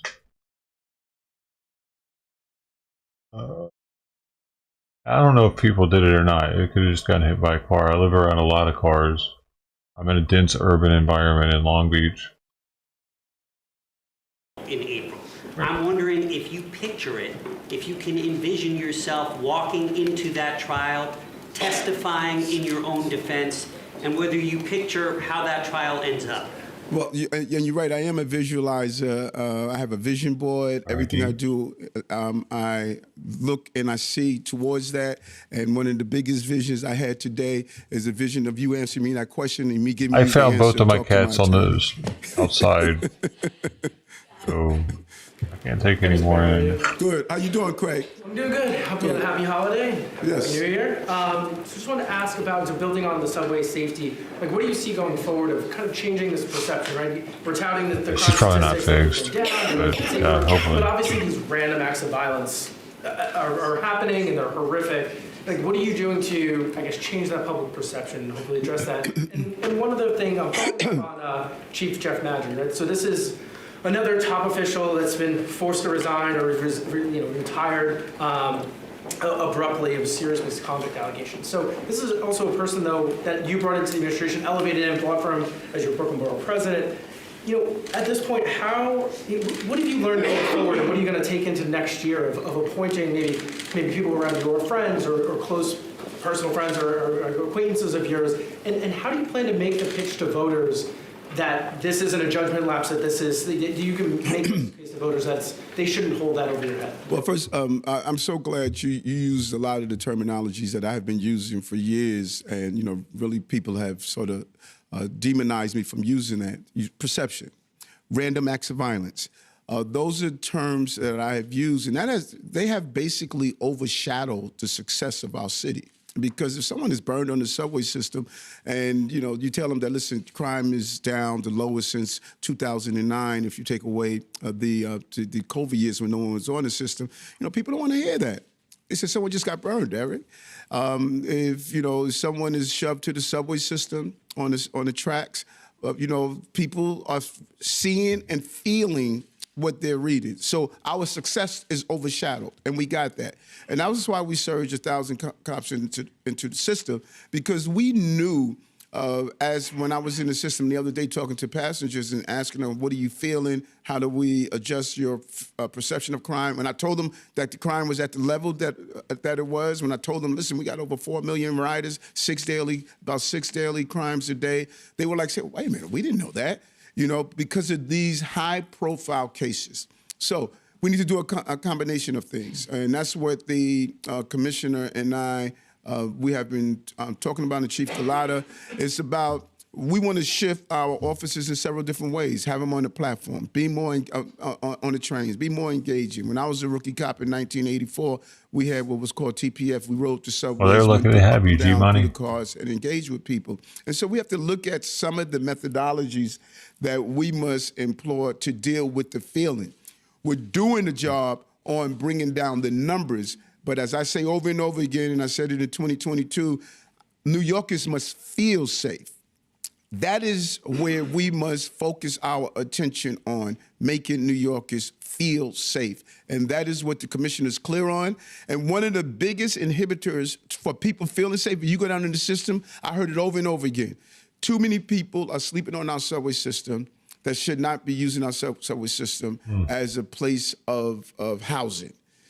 And we're struggling with getting other arms of government to understand that. We're in court right now, believe it or not. We're being sued because people don't want us removing encampments off our streets. And so there's a desire that New Yorkers want, and then there's a desire that advocates want. People should not be sleeping on subways and on streets of the city of New York, and we should not wait until they commit a crime like burning an innocent person or shoving someone on the subway before we say we have a problem. I knew we had a problem in 2022, and we attacked that problem, and we went to Albany to see how do we codify in law the ability to do involuntary removal. You see it, all of you. Those who are on the subway, I think the New York Post did an expose when they were on the subway system. You see someone that spoiled, that have human waste on their clothing, yelling at themselves, don't have shoes on in 9-degree weather, and we're saying that they have a right to be there? I just disagree with that. There's a disagreement with that. Now, I'm going to the Madry issue. Someone asked me that the other day. You said I brought him into the administration. He was in the administration. He was a police officer. He was a supervisor in the police department before I became mayor. Just to be clear with that. And when his policing practices and what he has done as a police officer, the knowns, I have been extremely, extremely proud of those knowns. Those are the things that people knew him for, and what he has done. You can't predict unknowns. And, these are troubling, I said, these are troubling allegations. They're going to go through their review as they're supposed to do. And Commissioner Tisch is doing her review there, and I'm proud of what she's doing. And so, switching from his name per se, and people have said this over and over again, you hire your friends, you hire your friends, you hire your friends. I want you to do the analysis of previous administrations and look at who people brought in. They brought in their college buddies. They brought in their law firm buddies. They brought in the people who went to play golf with. You look for experts within your span, and you look for experts who you don't know. It's a combination. I looked at, when I reviewed I did a lot of studying and reviewing of previous mayors. Go do an analysis of who joined their team. Yeah. It's more about these people leaving amid investigations, being raided by the feds. I'm sorry, say it again. Being raided by these people. The reason that these administration officials have left the administration have been, they were under indictment with Ingrid Lewis-Martin. They've been raided by the SDNY or the EDNY at this point with Tim Pearson, accused of sexual assault allegations. And with Jeff Madger, I know he was in the administration before, but he already had similar allegations, I guess, 9 years ago back, and he was somebody that you have advocated for. Right. And people did not leave. Everybody that left was not under some type of cloud. Dr. Fassan left because he wanted to do something else. He wasn't under a cloud. So this broad brush that we're painting is just not true. Look how many commissioners I have in this city. Those commissioners are still in place. They're still doing their job every day. DEP, HPD, you go through the list. We're still doing the job. And let me tell you what I feel about life. Listen, man, life is hard. Now, do you sit and wallow in despair and whine about, look, what's the cards that were dealt with me? Or do you play the hand that you have? Look at the numbers. I've moved the city forward. From the day that we learned of this investigation, we have not stopped. And those commissioners have not stopped. Sue Donahue is still in parks doing what she does. Jimmy Otto's still doing what he's supposed to do. So we're going to keep moving forward. That's the resiliency and spirit of New Yorkers. Yeah, Mr. Mayor, how are you? Good. Happy New Year. Good, same. Questions still? Only if you want. Okay. Only one? No, go ahead. Ask your question. You were on PIX and you explained there that why you felt you needed to insert yourself in that tableau of the police shifting Luigi Mangione into court. And you said, quote, I wanted to send a strong signal with the police commissioner that we are leading from the front. I'm not going to just allow him to come into the city, our city. I wanted to look him in the eye and state that, quote, you carried out this terrorist act in my city, the city that the people of New York love, and I wanted to be there to show the symbolism of that. Is there any thought in your mind that that might have somehow abrogated due process, that you as the chief executive of the city of New York may have made it harder later on for him to get due process, to the voir dire process of jury selection, and maybe the application for moving jurisdiction, because you're not a police officer, although you're close to them, and you inserted yourself at that critical phase? No, and that's almost comical to even raise. The guy assassinated, according to all evidence that we have. Right. The guy, this case has been highly focused on and is going to go to a court of law. Eric Adams being at the heliport, watching this individual come into the city, and countless number of New Yorkers said, thank you, thank you. So this is what I learned. In the city, 8.3 million people, 35 million opinions. No matter what you do, someone's going to have an opinion. So go with your heart and go with your gut, and that's how I lead. Did he respond to you? I never know. I was very clear not to talk to him. I was very clear not to say anything. I wanted to look into his eye. Okay. And that was a mischaracterization of the paper. I read No, that, right? papers don't mischaracterize things. Thank you. And the second question is, would you be surprised to learn that there are folks doing work at CUNY, moving around folks who are disabled, who are students, who are represented by Union Local 2054, led by Deshunka Meredith, that are getting below the New York State minimum wage? And we talked to Tom DiNapoli, who said actually that that the state and city public employers are exempt from minimum wage. Is that something worth exploring, and should we make sure that anyone doing public work is getting at least the New York State minimum wage? Yeah. So to the first, I want to go back to your question. You were asking about the person who we believe committed a crime, and I say assassin, allegedly assassin, because he has to be proven to have done the crime. When it comes down to minimum wage, yes, of course, people should not be making below minimum wage, and I think we should, like we did in the city, was settled at 97%. I think we're up to 97% of our contracts. We gave fair contracts to city workers, and we're proud of that. on doing that. And I think people should be able to provide for their families. How's it going? How are you? I'm good. I wanted to follow up on Craig's question. You talked about the knowns and the unknowns. Yep. The knowns about Madry included a number of cases against him before this came up. He was accused of sexual harassment. There was an incident with a retired colleague who chased the 3 boys with a gun. Those were the knowns you were working with. I wanted to give you a chance to address that in light of your answer. To address what? What is that you want me to address? Well, there's reporting that you protected Madry despite these many incidents. I'm wondering if you have any regrets about that. No one was protected. There were lies that was said that I told the former commissioner, Commissioner Sewell, not to take action. That just did not happen. And again, I responded to the Madry, let the investigation take its course. My second question is that in light of the charges against your former supervisor, Ingrid Lewis-Martin, are you conducting any review into the Department of Buildings, and has Kazimir Vilenchek, who is in the indictment, he has his job duties in any way? Yeah, Deputy Mayor Maria Torres Springer and Deputy Mayor Mira Josie, they're doing a 30-day review of that entire process. Hey, Monica, how are you? Thank you. I'm good. Hope you're well. Yes. Mr. Mayor, looking at this year, I wanted to ask you, what would you consider your proudest moment, and do you have any regrets looking at this 2024? And I have one more question. The 400th anniversary of New York City. Can you tell, I don't know, one event or one thing that we should look forward to next year with regards to that? Yeah, life is about reflection, not regretting. Who we are, I believe, is part of our successes and our mistakes. That is who makes us who we are. And every year I do the same ritual. I look back over my journal and reflect on what could I've done better, what I should build upon, and I just continue to do that, to try to become a better person. Again, one of my regrets, if I were to look at on reflection, I would say one of the things I would like to do better. Jordan and I spent a lot of time together. This year, we did some real exciting things together, and I just want to continue to do that. He's sacrificed a lot throughout the years.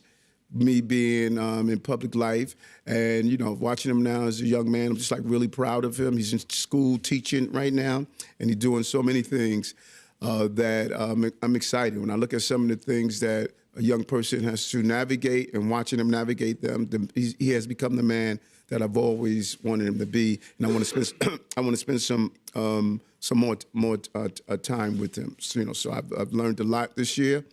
And I'm going to, continue to do some great things. When it comes down to celebrating Times Square, their website, they should go to the website and visit foundedbynyc.com. And we lay out all these plans that we are doing. You put it up. Right there. They go right there and see it. Same thing we did with Hip Hop is 50. We're using that same type of breakdown to show people all the things, and we're encouraging people to do other things to really celebrate our 400-year birthday. Happy New Year, Mr. Mayor. Same to you. The new police commissioner, Tish, great lady, very nice. What do you think how she's been handling her duties so far? There's been reports that she's been removing a slew of police officials already. How do you think she's handling this looking into the new year? The second question, too, is up in the Bronx, terrible shooting. A mother was used as a shield according to a police officer on the scene. What are your just thoughts about that as well? Yeah, first, the commissioner, I speak with the commissioner just about every day, if not every other day, as she goes through her ideas, her movement, and the coordination. She was given a clear assignment to, go in, build a team. We were doing a good job in crime. We continue to bring down crime, but I wanted to take the department into the next level of what policing should be about, but I also wanted her to go in and do an analysis to see what were we doing wrong, what could we do better at. And she did a great job in DSNY in doing that. And I'm looking forward to her doing that again. And I'm proud of what she's doing. The shooting in the Bronx is just a horrific case of using a mother as a shield. We don't see that often here. I can remember several times it has been done before. But it is clear we're going to find everyone that's responsible and bring them to justice. I think it was 6 people when I was briefed last night that was shot.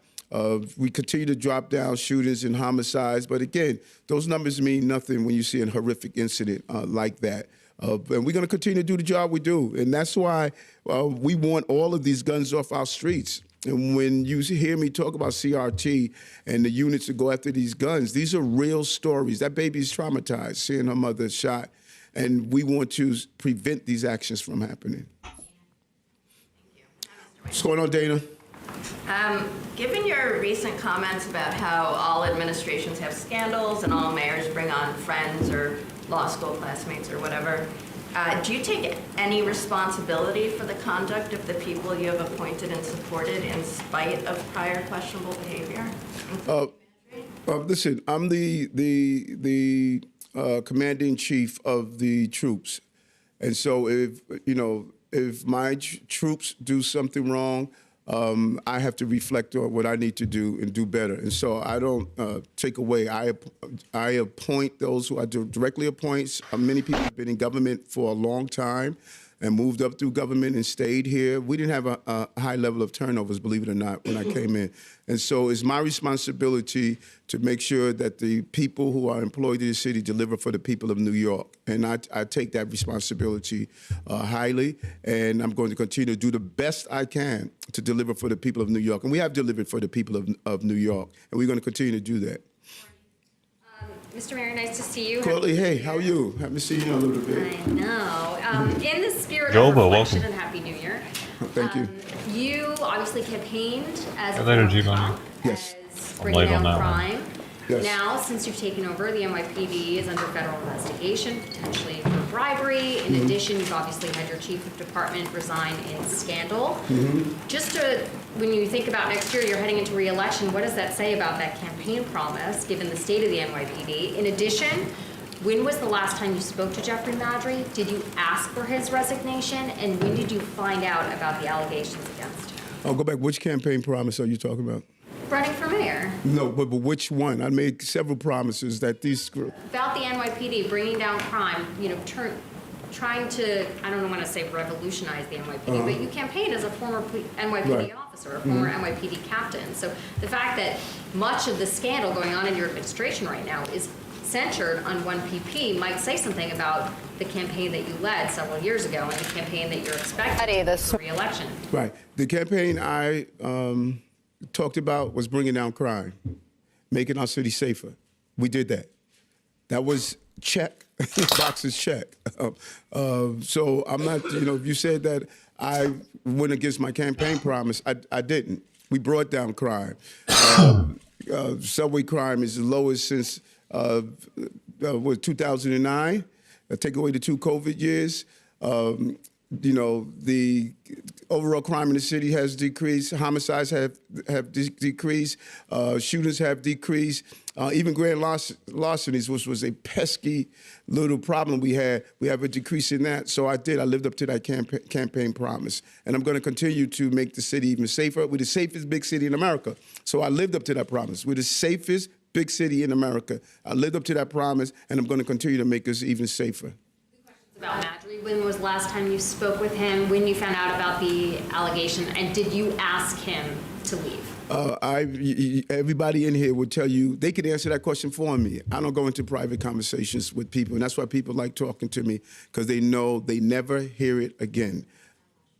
Mr. Mayor, Happy New Year. Quite well. How are you? Same to you. First thing, what message do you have for the immigrant community? For the immigrant community coming up to 2025. And there are certain sectors, because there's a lot of anxiety out there. Yes. The second question is, I don't know if you're aware of it, there's a long list waiting for the vendor license. And vendor license. People are complaining in a way. Is there anything that the administration to expedite that? I don't remember an administration in modern times that people weren't complaining about these vendor license issues, and we need to find a way to make sure the system moves faster. And at the same time, we have to be very clear on what we can vend. You just can't vend outside a foam store selling the items 50% the cost of the foam store, who are paying for the brick and mortar, who's paying taxes, who are paying for employees. That's just not fair. And so we have to manage and control vendors, and then we have to look at the public safety.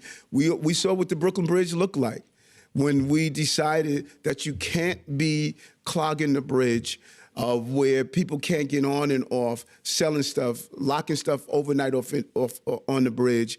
It's just, it gives the appearance that people feel things are out of control.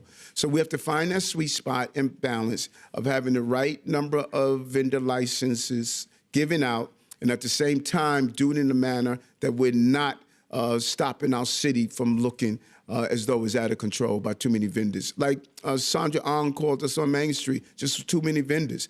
I'm getting called, which is very interesting. I get calls from a lot of the elected officials who say that we should not be clamping down vendors until it's in their districts, and we're getting all these calls saying, listen, these vendors are out of control in our district.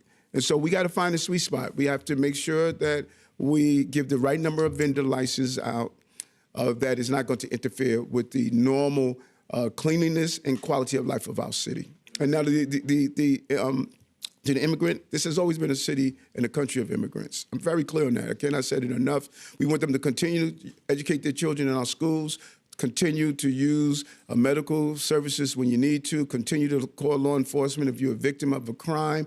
A person that is an immigrant in the city, they don't get a discount on paying for taxes when they purchase something. They pay the same rate that everyone else. And those tax dollars pay for the goods and services that we're delivering to them.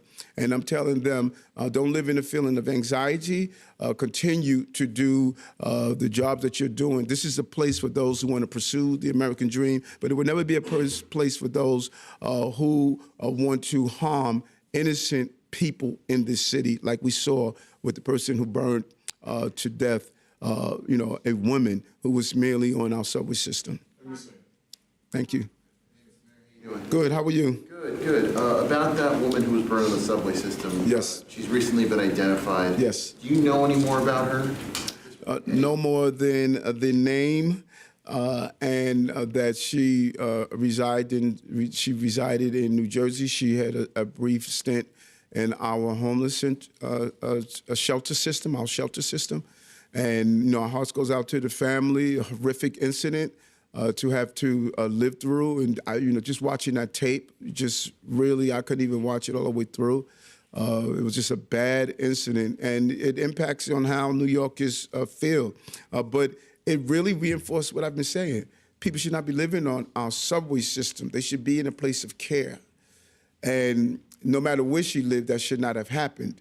But we have far too many people that believe they should be on our subway system and living on our streets, and we can't throw our hands up and allow that to happen. Did they find any next of kin or anything? I'm sorry? Did they find any next of kin? Yes, they communicated to her next of kin. She's from Jersey? Yes. Mr. Mayor. How are you? Good to see you. Thank you. I know you kind of mentioned this the other day, but just a little bit more on congestion pricing. Are you frustrated at all that this is going into effect without some of the, what's it called? Carve-outs. Thank you. Yeah, exemptions that you were wishing for. And are you frustrated that, there's also going to be a subway fare increase? And then a second question for you, what's your kind of wish list from Albany this year, or this coming year? I know you have acts of tax. What else are you going to be looking for? Yeah, I'm not frustrated with it. This is the process. We have a huge hole in our MTA capital plan that must be filled. And I think the governor, she really heard New Yorkers when it was $15 a toll. I even hear from restaurants and others who don't have to pay the toll, but they believe that it would deter people from coming in using their services. And this has gone back and forth. It's going to settle somewhere. You know, this in court. Jersey is suing. You know, New York is responding. It's going to settle, and we're going to have some form of congestion pricing. There was a list of things we want. We were able to get to $100 million for those areas with environmental issues. We were able to get some waivers where we want to make sure that people who are eligible, that they go and get those waivers. And it's going to be a continued conversation. I think this is a feeling out period. Let's see how it runs. People may come back to the table and you know, re-examine how can we do things differently, how is it impacting tourism, our economy. And so I think that this is the beginning of this whole conversation. This is new. This is brand new, so there's going to be a response. So January 5th, it starts, and you know, New Yorkers need to be prepared for that. When it comes to Albany, we got a couple of things. The Supportive Intervention Act is crucial. And the commission is going to be rolling out some things we're going to do around, in addition to Scout and what we're doing now, and PATH, Scout and PATH. But we need help from Albany on the Supportive Intervention Act. That is one of our asks from Albany. And asks the tax.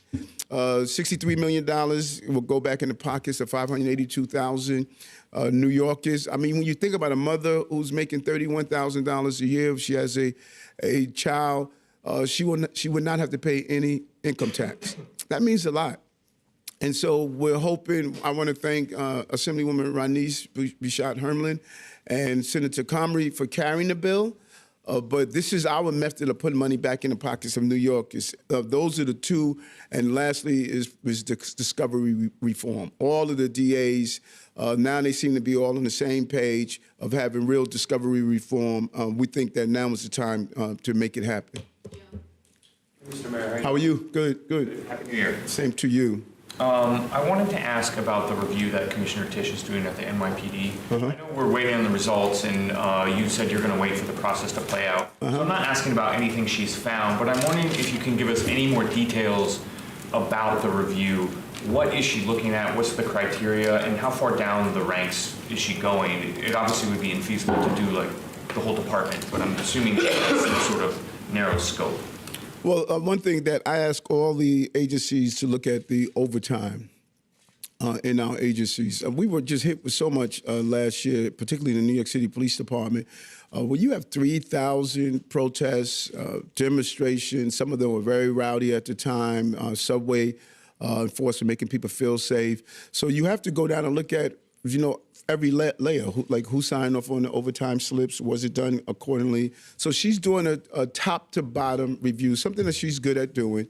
She's looking at every aspect of it. And, you know, just about every day she'll reach out and say, hey, Eric, here's my analysis. Here's what I'm seeing. Here's what I'm proposing. Hey, go ahead, Commissioner, move forward. Those things we want to do differently. We'll sit down and try to figure out what's the reason for it, and we say, nah, let's hold off on doing that. But she's doing a top to bottom review, and I'm coordinating with her to make sure we stay in alignment of what my campaign promises were, keeping us safe.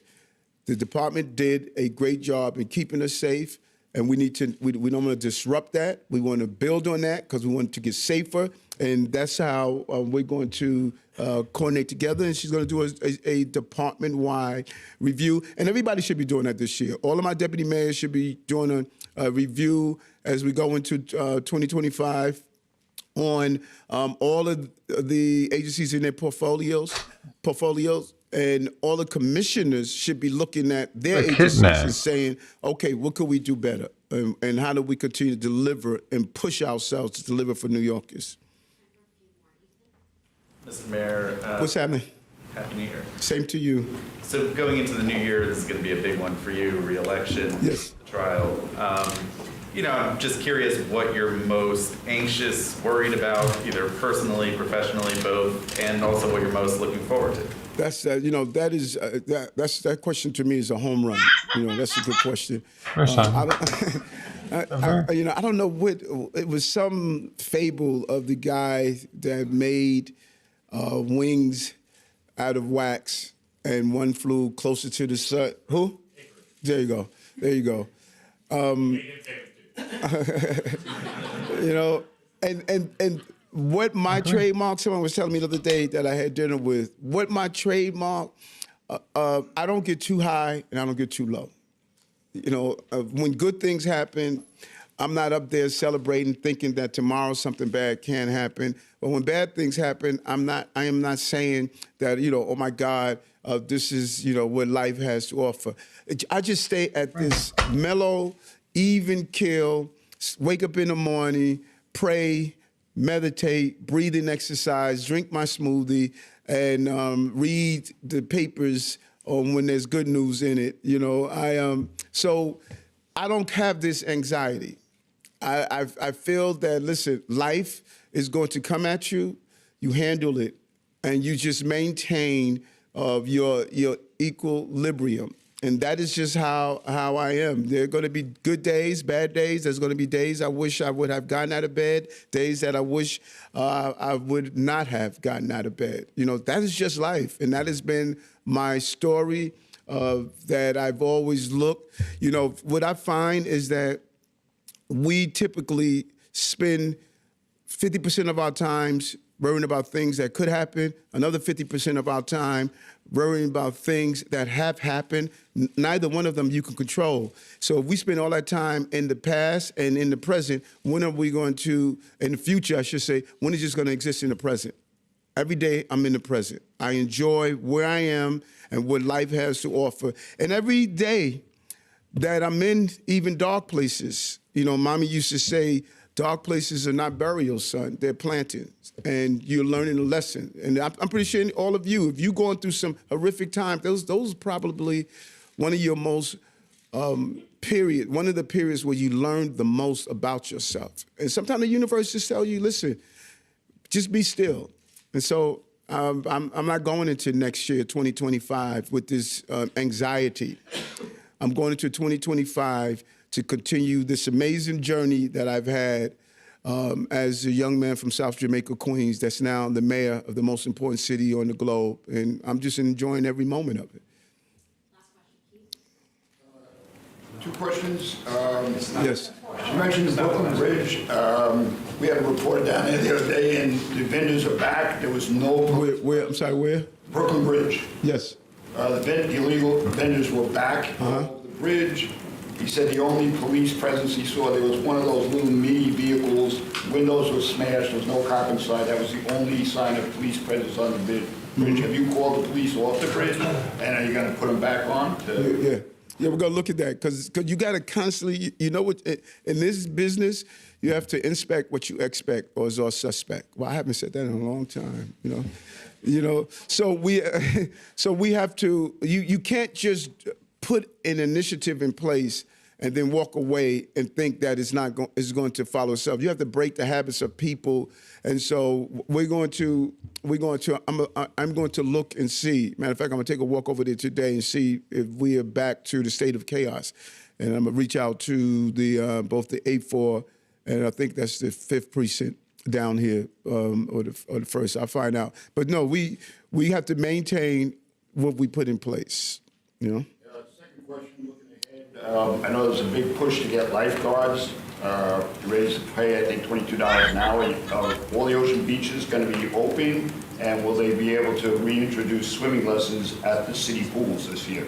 I hope so, Mira. Remember what we inherited around lifeguards and how far we were able to take us. We were unable to hire lifeguards. The union contracts was just not doing the right thing. We weren't paying the lifeguards what they deserve. And so Mira Joshi and Sue Donahue and Renee Campion, the commissioner who negotiated these contracts, we were able to really get a large number, and our numbers were pretty impressive this year, and we want to maintain that stride. But we also want to encourage more people to become lifeguards, and the governor's doing some good stuff around that as well, so we want to continue to do that. Do you actually need to fully open and give swimming lessons? I'm sorry? You know how many lifeguards you need to actually open all the city beaches? Oh, we get those numbers. I'll get those numbers for you. Yeah, I'm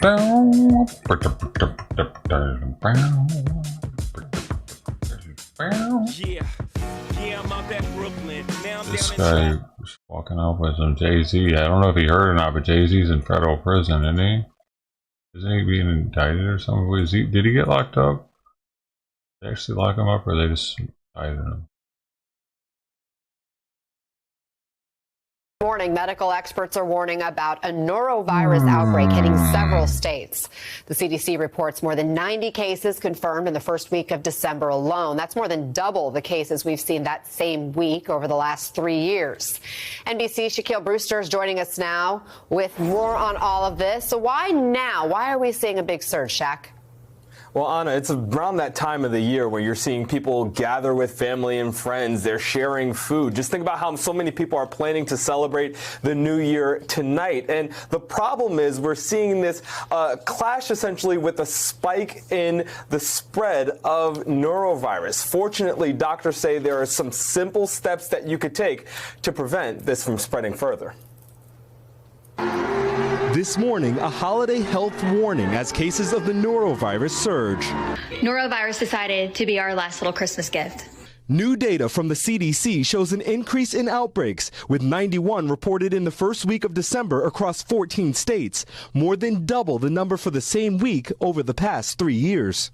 Is there any reason why we're seeing this rise? Gathering together, especially this time of the year, and all the traveling we're doing, that's causing the increases. The highly contagious virus, commonly referred to as the stomach flu, can cause days of vomiting, gastrointestinal problems, and fever. I promise you, you do not want this. The recent rise comes as multiple states reported new infections in December. In Minnesota, health officials say the number of outbreaks are twice what they usually see. California officials also investigating an outbreak involving 80 people who became ill after eating raw oysters at a Los Angeles food festival. And on 3 different cruise ships operated by Holland America and Princess Cruises, more than 300 passengers contracted the virus. Norovirus can be spread through direct contact with an infected person, touching contaminated surfaces, or eating contaminated food. If you have been sick with this, I'm sending you all my love because it's no joke. Now, with millions expected to gather for New Year's Eve celebrations, health experts say it's important to take precautions. Wash produce thoroughly, don't share utensils, and don't rely on hand sanitizer. You know, we all have this around the house, the hand sanitizer. This does not work very well for norovirus. You need to wash your hands, that 20 seconds we always talk about. Dr. Torres went on to say that if you are not feeling well, the best thing that you could do tonight is to, unfortunately, just stay home. And remember, with the norovirus, even if you're feeling better, you can still be contagious for up to 2 weeks after those symptoms first appeared. So make sure you keep track of when those symptoms occurred in order to help keep other people safe. As we know, this is a time when it's not just norovirus. You're also talking about COVID, RSV, and flu that's on the rise, Anna. Boy, sounds pretty miserable. Stay healthy, my friend. Thank you. Yes, you too. Joining us now, infectious disease physician and founding director of Boston University Center on Emerging Infectious Diseases, Dr. Nahid Badilia. Thank you so much for being here, doctor. As Shaq just laid out, norovirus isn't new this time of year, but these numbers are pretty staggering, almost double what we've seen in recent years. How do you explain it? Why so much worse this year? Yeah, and I want to begin by underscoring what Shaquille said, which is that this is highly contagious. I mean, it takes very few viral particles to transmit this, and this kind of runs through like wildfire in communal living spaces and nursing homes and cruises. This is why you're seeing such a rise. And within families, it becomes harder too. So that transmissibility, the contagiousness adds to it. But if I were to guess, I think there are a couple of reasons that I can imagine why. One, there's always a surge in the winter. It's possible that we haven't seen as high numbers in recent years because we weren't mingling as much for a few years during the pandemic. And, you know, now we've changed our behaviors. Potentially, we're not being as vigilant as we should be with washing our hands, disinfecting surfaces.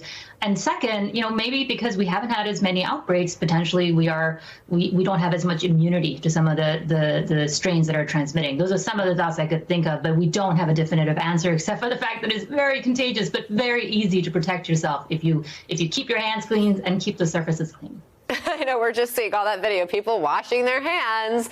Any other advice that you can offer people trying to keep their family safe during this surge? Yeah, I always advise that during winter months, I mean, if you don't have communal food sitting out in offices or buffets and things like that, right, which is really that shared, it's fecal oral route, unfortunately, awful to say, but it's literally don't wash your hands, but if you're sharing, try not to share food, communal food with those outside your family. And as Shaquille mentioned in the report, not sharing utensils is another way to protect yourself as well. And with the holidays and these big gatherings also comes the added risk of catching COVID or the flu or RSV. What is the latest on those other viruses? Just how bad is it this year? Yeah, thankfully we're not seeing as high a rate of hospitalization as death because you know we've gotten and built up immunity over the years and people have been taking the COVID-19 vaccines. But if you want to stay, you know, particularly if you're somebody who's vulnerable or you have someone in your family, everybody over the age of 6 months should be taking a flu and COVID vaccine. If you haven't taken those vaccines yet, there's still time. The flu season is a little delayed this year, but the cases are ramping up, and so you should take it now so you can be protected for the rest of the season. For RSV, if you are someone who's over 75 or someone who's medically vulnerable between 60 to 75, you should have gotten a dose last year. If you didn't, you should get one this year. If you got one last year, you don't need to repeat it this year. And as far as those vaccines, like the flu vaccine and COVID vaccine, is it safe to get them at the exact same time? And do we know, is the latest COVID vaccine up to date in terms of the most recent strain? Yeah, good question. You can take the flu and COVID vaccines together, no problem. And the current booster, the current version of the COVID vaccine was formulated last spring, but it still actually gives a lot of coverage for KP.2, which is the strain that's been circulating at the highest rate in this fall. So still worth it. I would take it because it keeps you from getting more severe disease and potentially end up in the hospital. Dr. Nahid Badilia, thank you so much, and Happy New Year to you.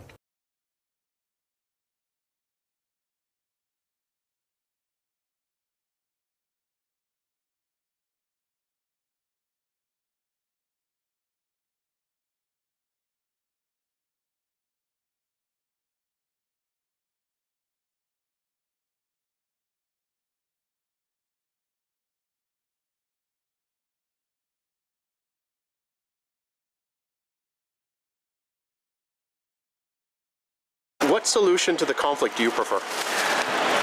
تحب تجاوبي بالانجليزي او بالعربي على حسب. اوكي شو Palestinian Gen Z, what solution do you prefer for the conflict? All these are Gen Zers answering. الحل المناسب اللي انت بتشوفيه للصراع للوضع للمشكلة للأزمة كل شيء غير سلام. Everything but peace. Oh, why? ليش؟ صراحة ما في سلام لأنه أصلاً يعني. Because there isn't any peace, to be honest. أنت شو رأيك؟ يعني أنا من رأيها صراحة لأنه ما في أي شيء أصلاً بدعو للسلام. My opinion is like her opinion because there's nothing that called for peace. What is your solution to the conflict with the Israelis? In my opinion, I think there's no solution. There's no solution? Because the land is only for us, not for them. Okay. And they think in their religion that it's the original, this land is originally for them. Maybe you could find a way to share the land? Both peoples? Absolutely not. Why not? Because it's their land. They are stealing us.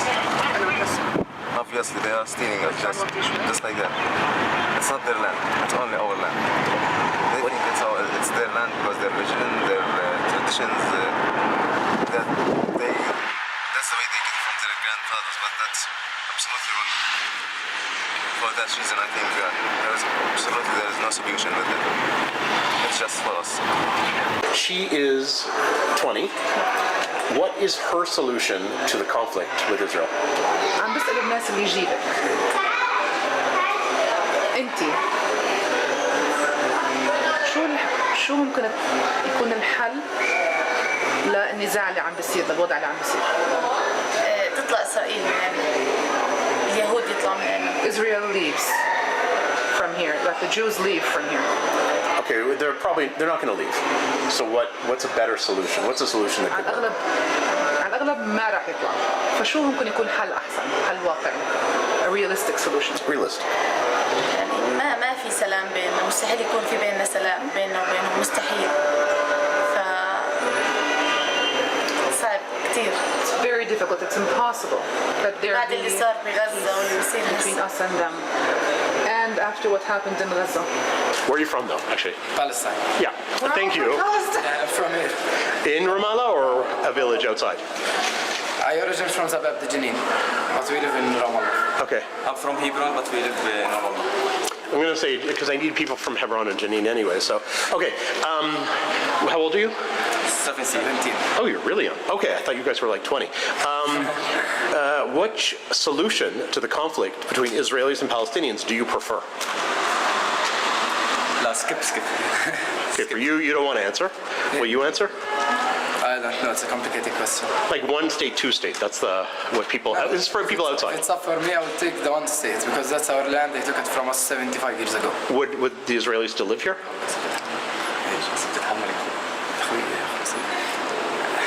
I didn't hear, so whatever.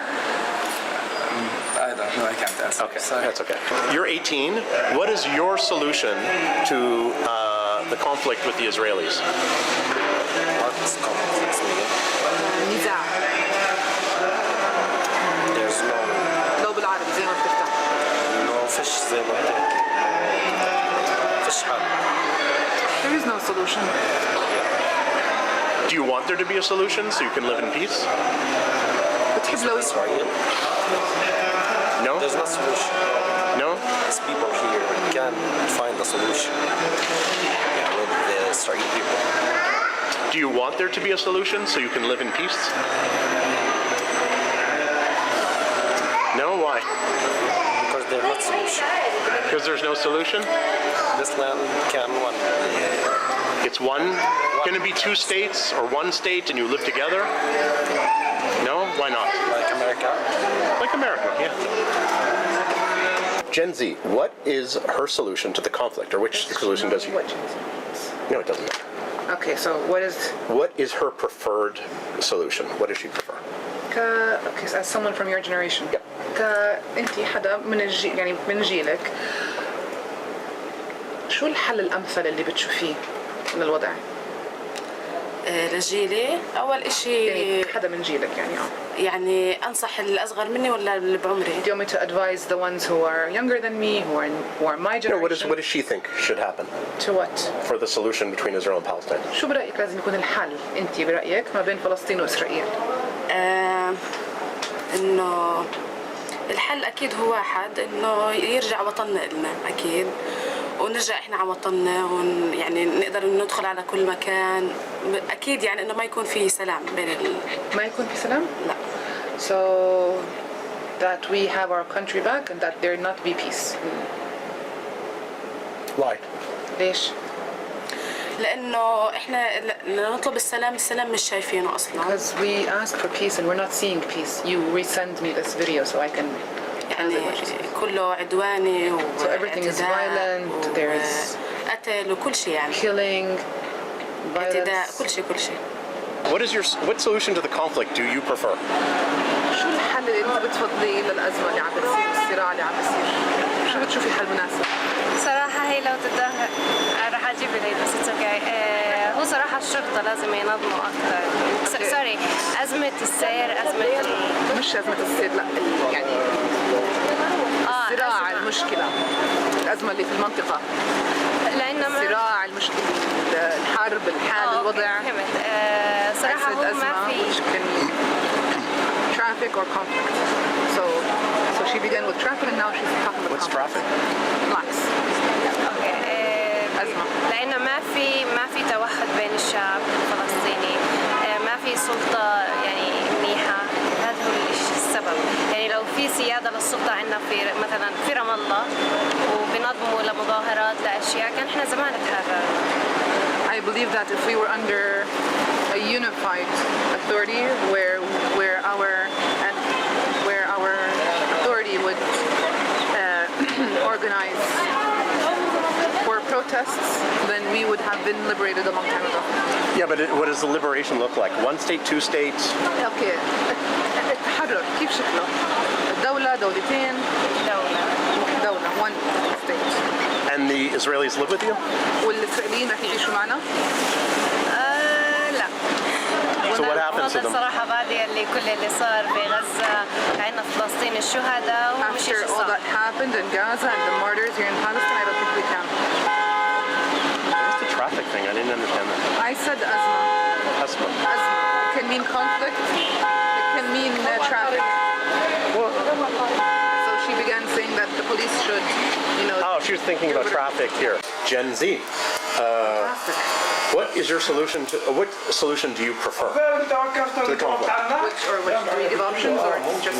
To ask it that way and then I'll give options. I don't want the options. Maybe you'll come up with something. What is the solution to the conflict? Which one do you prefer? Which solution? كحل النزاع اللي عم بيصير. حل للنزاع والمشاكل اللي عم بتصير. شو عندك حل؟ What solution do you have to the conflict and problems happen? المقاومة. مقاومة? Resistance. How is that going to help? شو نسوي نحكي؟ كيف ممكن المقاومة تساعد؟ احكي لنا. إنه ندير بالنا حالنا. إنه ندير بالنا حالنا. وما فيش استسلام يعني هذا أفضل. To take care of ourselves and there's nothing better than resisting. خلاص هذا. And I think. كمل كمان. إذا عندك كمان حلول أو كمان طرق أو بتحب توضح. Can I continue? I said if you have other solutions or you want to clarify. Clarify. تفضل كمل. يعني إنه إحنا ما نطلعش من أرضنا بالنهاية هذا أرضنا. At the end of the day, this is our land. يا بنموت يا لا حول ولا قوة. We either live or we accept what will happen. Now give the options. Okay, so what about a two-state solution? Israel and Palestine. واحدة من الحلول المقترحة هي إنه يكون في دولتين. دولة إسرائيل ودولة فلسطين. هل ممكن إنك تقبل بهذا الشيء؟ لا. لا. I won't accept it. ليش؟ لأنه هذا أرضنا. Before they came here, this is our land. Okay, meaning Jaffa, Haifa. أرضنا هي الضفة الغربية ولا برضو كمان أرضنا يافا وحيفا؟ There isn't any specification.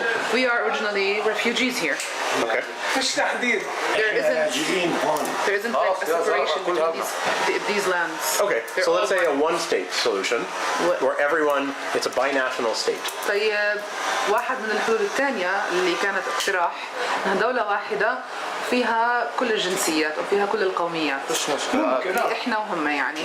لأنه إحنا بالنهاية أسندم. I didn't say Israel. إحنا والإسرائيليين نكون مع بعض نفس الدولة. زمان كانوا الإسرائيليين موجودين. Long ago, the Israelis. زمان كانوا الإسرائيليين موجودين بس بحكم فلسطين. But under the rule of Palestine. But it wouldn't be under the rule of Palestine. It would be Israelis and Palestinians together, equally ruling. هلا الحكم اللي الاقتراح الثاني اللي هي الدولة الواحدة ما راح يكون مثلا حكم فلسطيني أو إسرائيلي، راح يكون مع بعض الحكم. لا. حكم فلسطيني. Israelis and Palestinians together. فلسطينية وإسرائيليين مع بعض بيحكموا. No problem. Okay, he said no problem. No, we don't agree. We don't agree. Just as we were in the beginning. Wait, he said? Yes, we agree. Meaning before 48. Yes. And you say no? Why? ليش لا؟ ليش أنت مش مع هذا الحل؟ هذا أرضنا لازم إحنا نحكمها. This is our land. مش ناس من برا تحكمها. This is our land. We have to rule it. Do we see the way he's standing? He's gonna punch one of us. يلا. Somebody coming in? Are we going to get killed? No, we're not. Okay. Hi, everybody.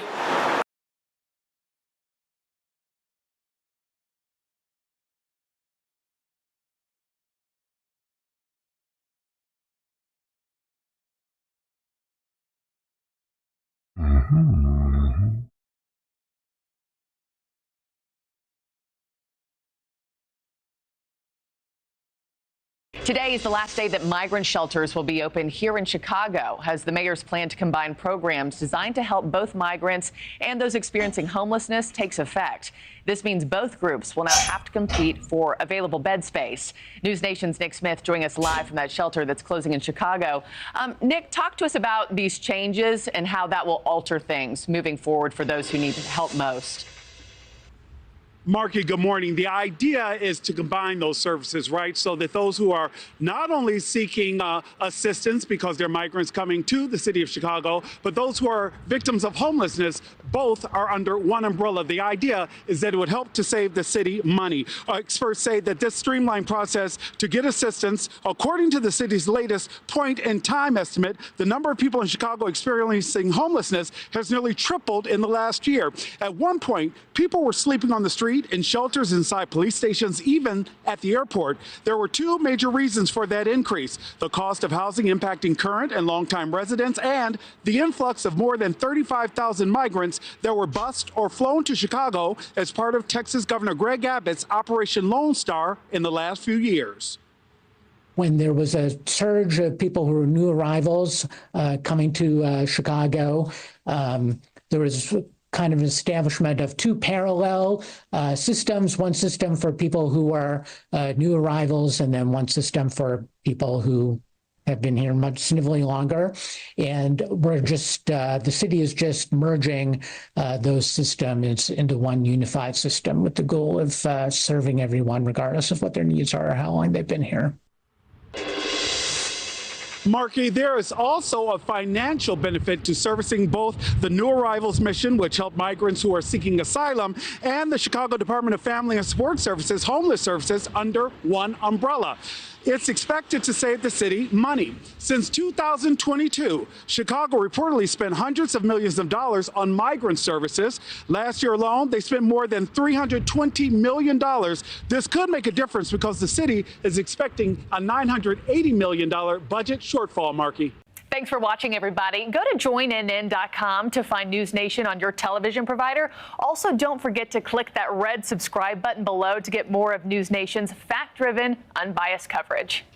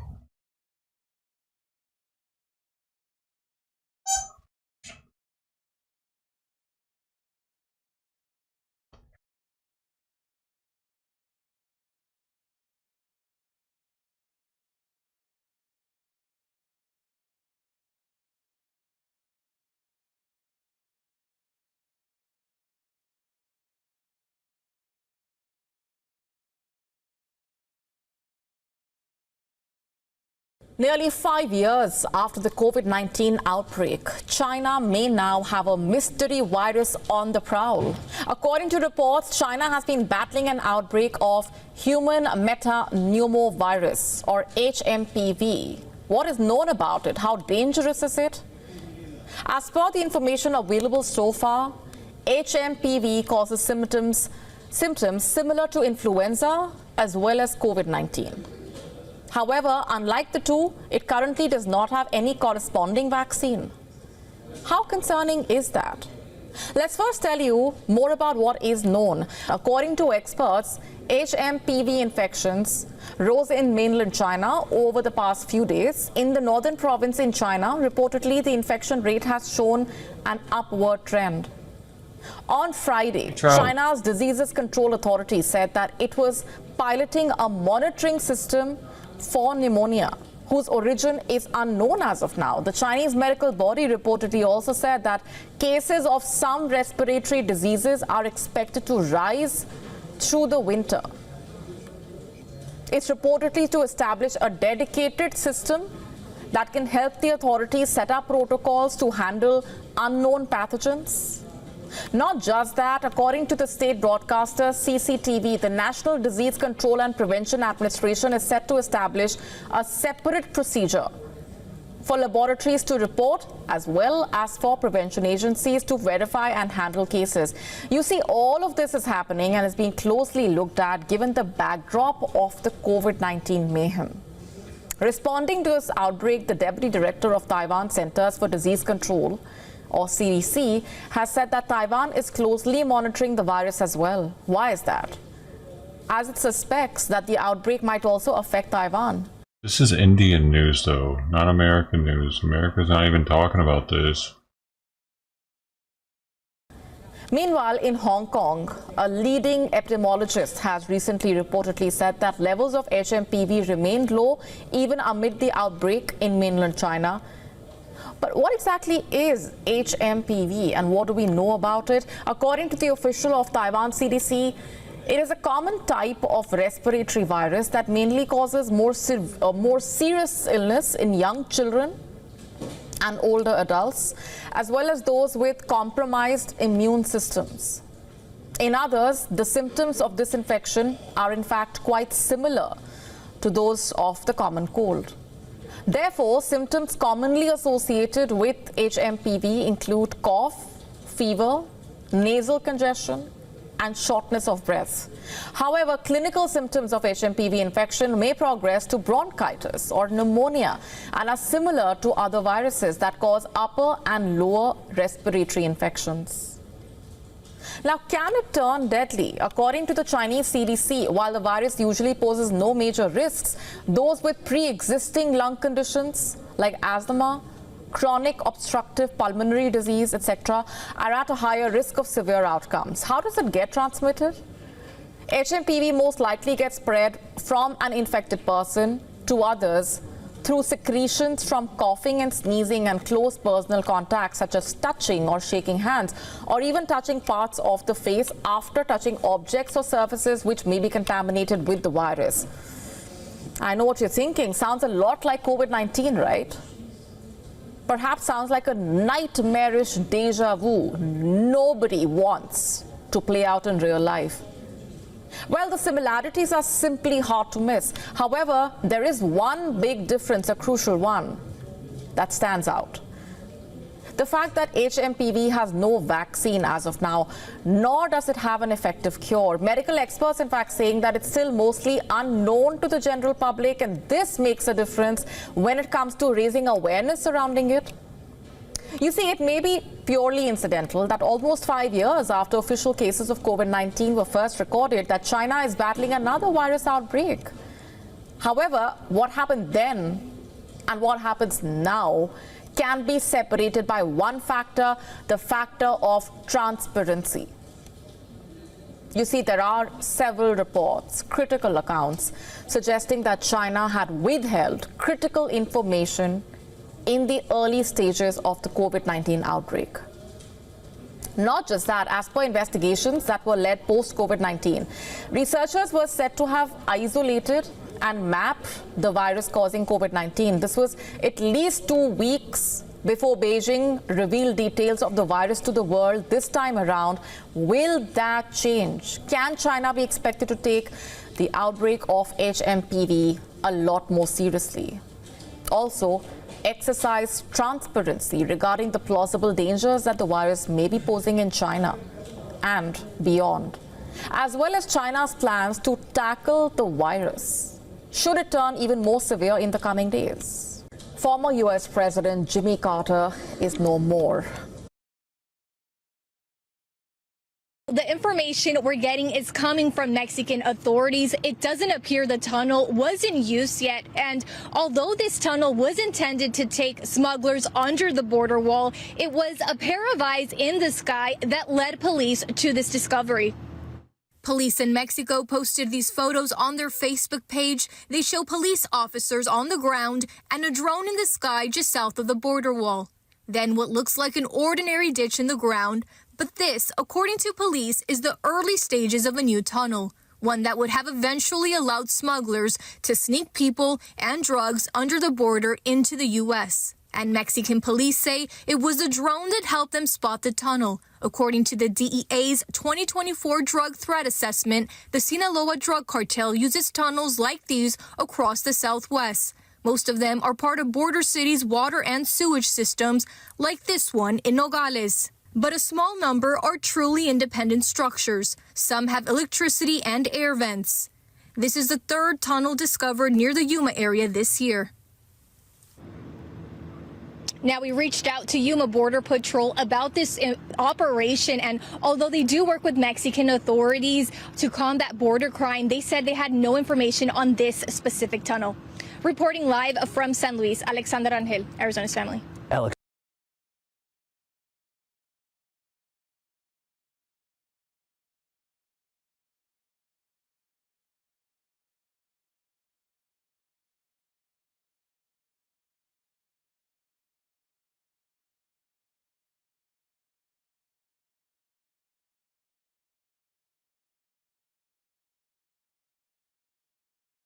Breaking now and first on 6, a man was airlifted to a hospital What after a the fireworks-related hell? accident. It happened this Look at the side of this U-Haul. afternoon in Florida City. Good evening and thank you So for he blew joining his us. hand I'm off or Amy what? Viteri. Jamie Garola has been tracking the story all evening. He joins us from Homestead. Jamie, what's the latest? Yeah, well, that man may have lost a couple of fingers, but he is stable at the hospital. Now, take a look behind me. You see a whole bunch of heavy-duty fireworks on the sidewalk over there. If that car is kind of blocking the shot now, but police just removed them from the U-Haul van the man was driving, and now they're waiting on the bomb squad as a precaution. When police opened the back door to the U-Haul van, they found a stash of heavy-duty fireworks. One by one, investigators emptied the van, setting the boxes on the sidewalk to take inventory and for inspection. A neighbor's security camera records the moment when a U-Haul van drove down this neighborhood street in Homestead with something dangling out the window and blood splattered all over the side. That something may have been the driver's hand that was injured in a fireworks accident. After several minutes there, neighbors came to help. According to police, they responded here to this home for a medical call. When they got here, they found a man with severe injuries to his hand because of fireworks. The man was originally 10 minutes away in Florida City at a meat market when it happened, but after the accident, police say he drove to this home in Homestead. This may be an unfortunate example of the dangers of fireworks. If you decide to celebrate at home, only buy fireworks from approved vendors and always follow the manufacturer's instructions. Miami-Dade Fire Rescue spokesperson Erica Benitez says only one person should handle lighting fireworks, and they must light one firework at a time, remembering to move quickly to prevent injuries or burns. Light fireworks on a driveway or a paved surface away from grass or anything that can possibly burn. But Benitez says it's important to note one must never attempt to relight or handle fireworks that did not ignite the first time. Always have a garden hose, a bucket. Shit, I ain't garden hosing my motherfucking $20 firework. I'm getting in there, getting that bad boy, get on, and give me to see what he's got to do up there in the sky, pay for it. That's good money right there. Yeah. I ain't putting no water on that thing. Water or a fire extinguisher close by in case of an emergency. I'm gonna ruin it. All right, now another live look now Throw more at those fire on fireworks it. that were recovered from Make the it work. U-Haul. You can see there's a pretty big stash of heavy-duty fireworks. Right now, we are waiting on the These people bomb don't know squad how to come make the here as a fireworks work. precaution and to check it out. Again, just a reminder, the man who was injured in this, he was airlifted to Jackson Trauma. He is stable. We are waiting on more information about the details of his condition. Reporting live in Homestead, Jamie Garola, NBC 6 News. Breaking now and first.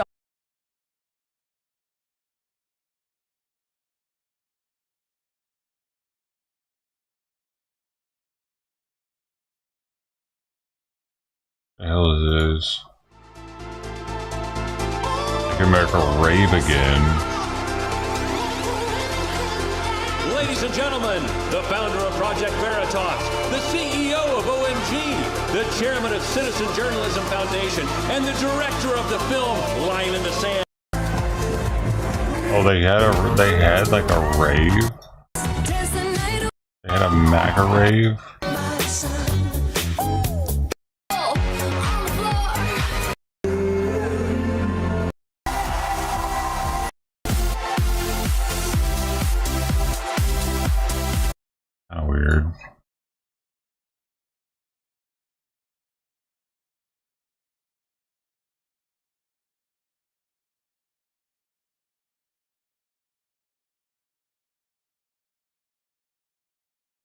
It's almost time to give time to his medicine now, ain't it? Alright, so.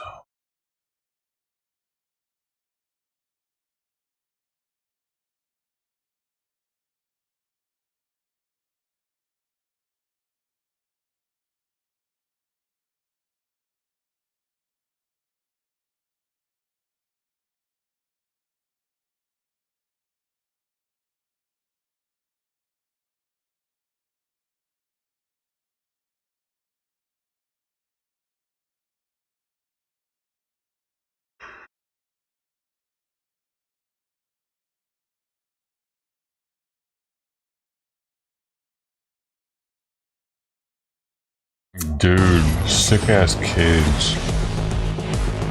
And now on Just One station, more than a dozen lifeless ducks and geese littering the ground when a man says they were targeted and left for dead. He says he witnessed ATV riders commit an awful act and wants them to be held to account. The night team Samantha Sosa live in Cooper City with this troubling exclusive. Samantha?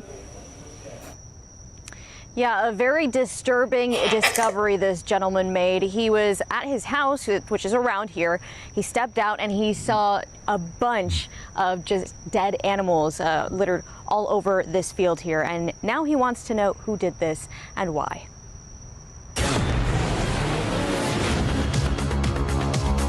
We're all over, all dead. This is horrible. A bird massacre in Cooper City. Another one. There has to be 50 of them that are dead. Brian Schaffler recording in a field behind his neighborhood near Southwest 49th Street and Southwest 120th Avenue, where he found dozens of dead and injured ducks and geese Saturday night. Another one. Another one. Two more. That one is injured and suffering. He says he was having dinner when he heard recreational vehicles in the back of his home. When we looked back, we saw like a side-by-side type of 4Runner going up and killing and slaughtering the Egyptian geese.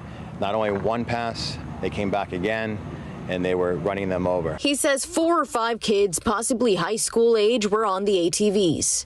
Where we live, there's probably maybe over 100 geese behind our house. So it was definitely done intentionally. They were laughing. They were going back and forth.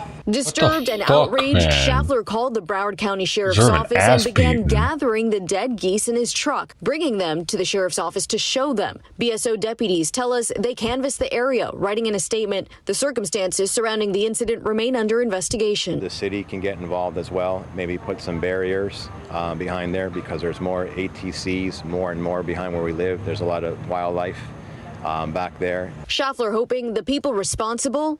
Another one. Another one.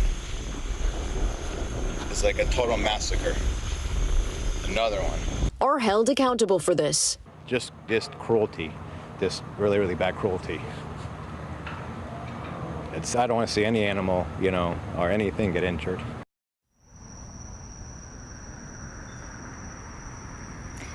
And right now, it's unclear whether the It's a waste of meat too. Like charge anyone those are edible. in connection with this. For now, we're reporting live from Cooper City. Samantha Sosa, 7 News Night Team. Stupid. Dude, kids like that end up fucking being killers when they get older.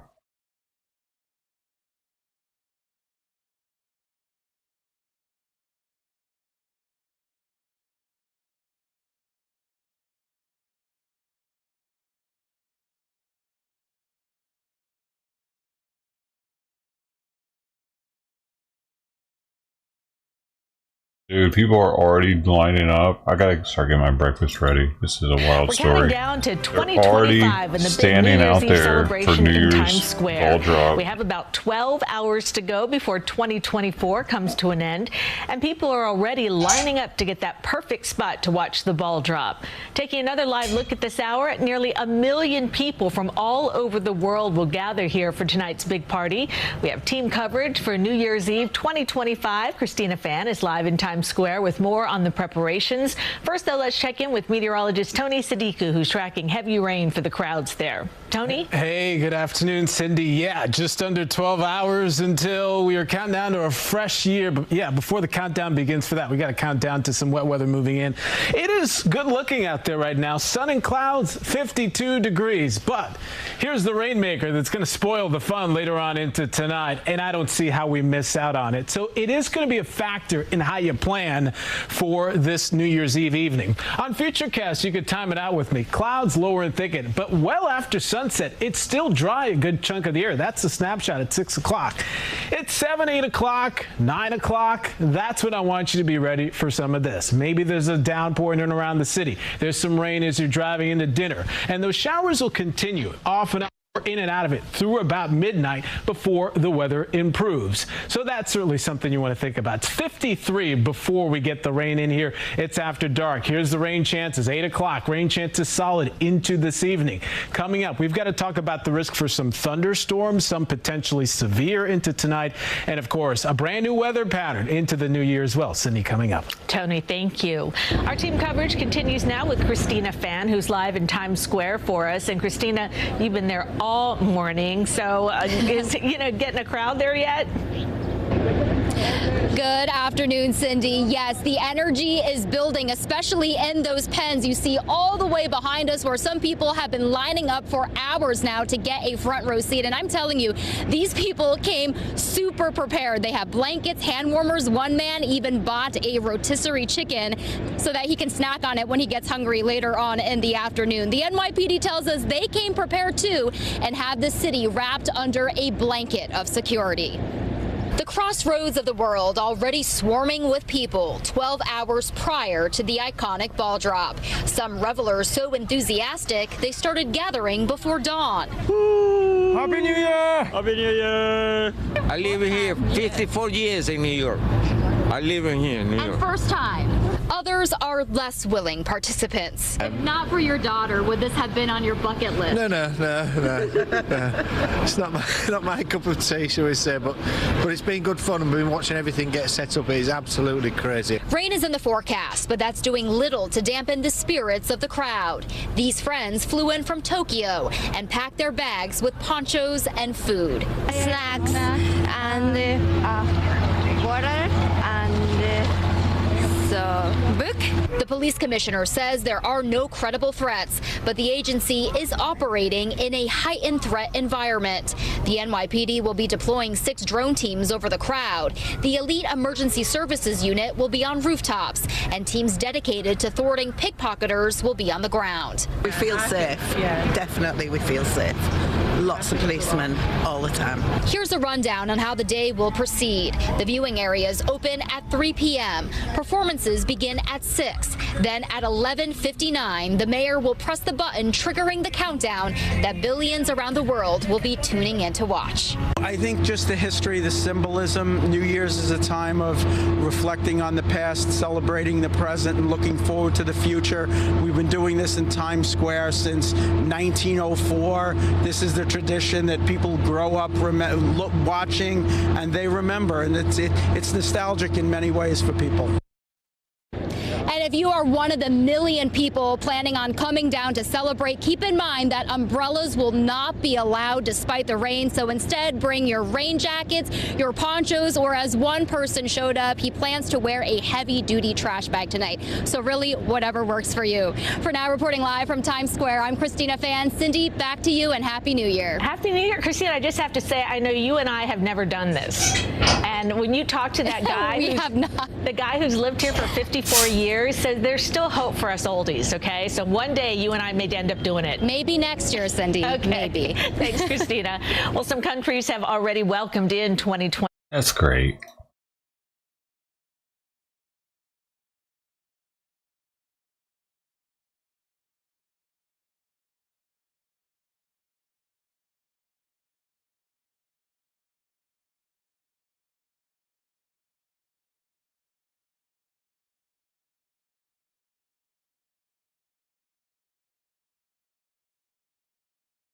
Dude, why is it so cold today?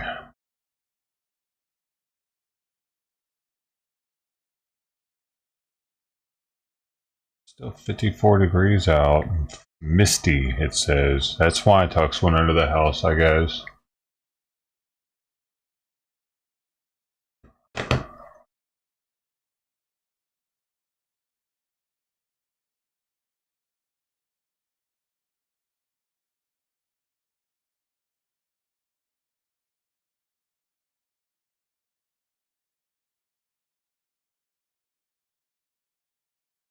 Brody.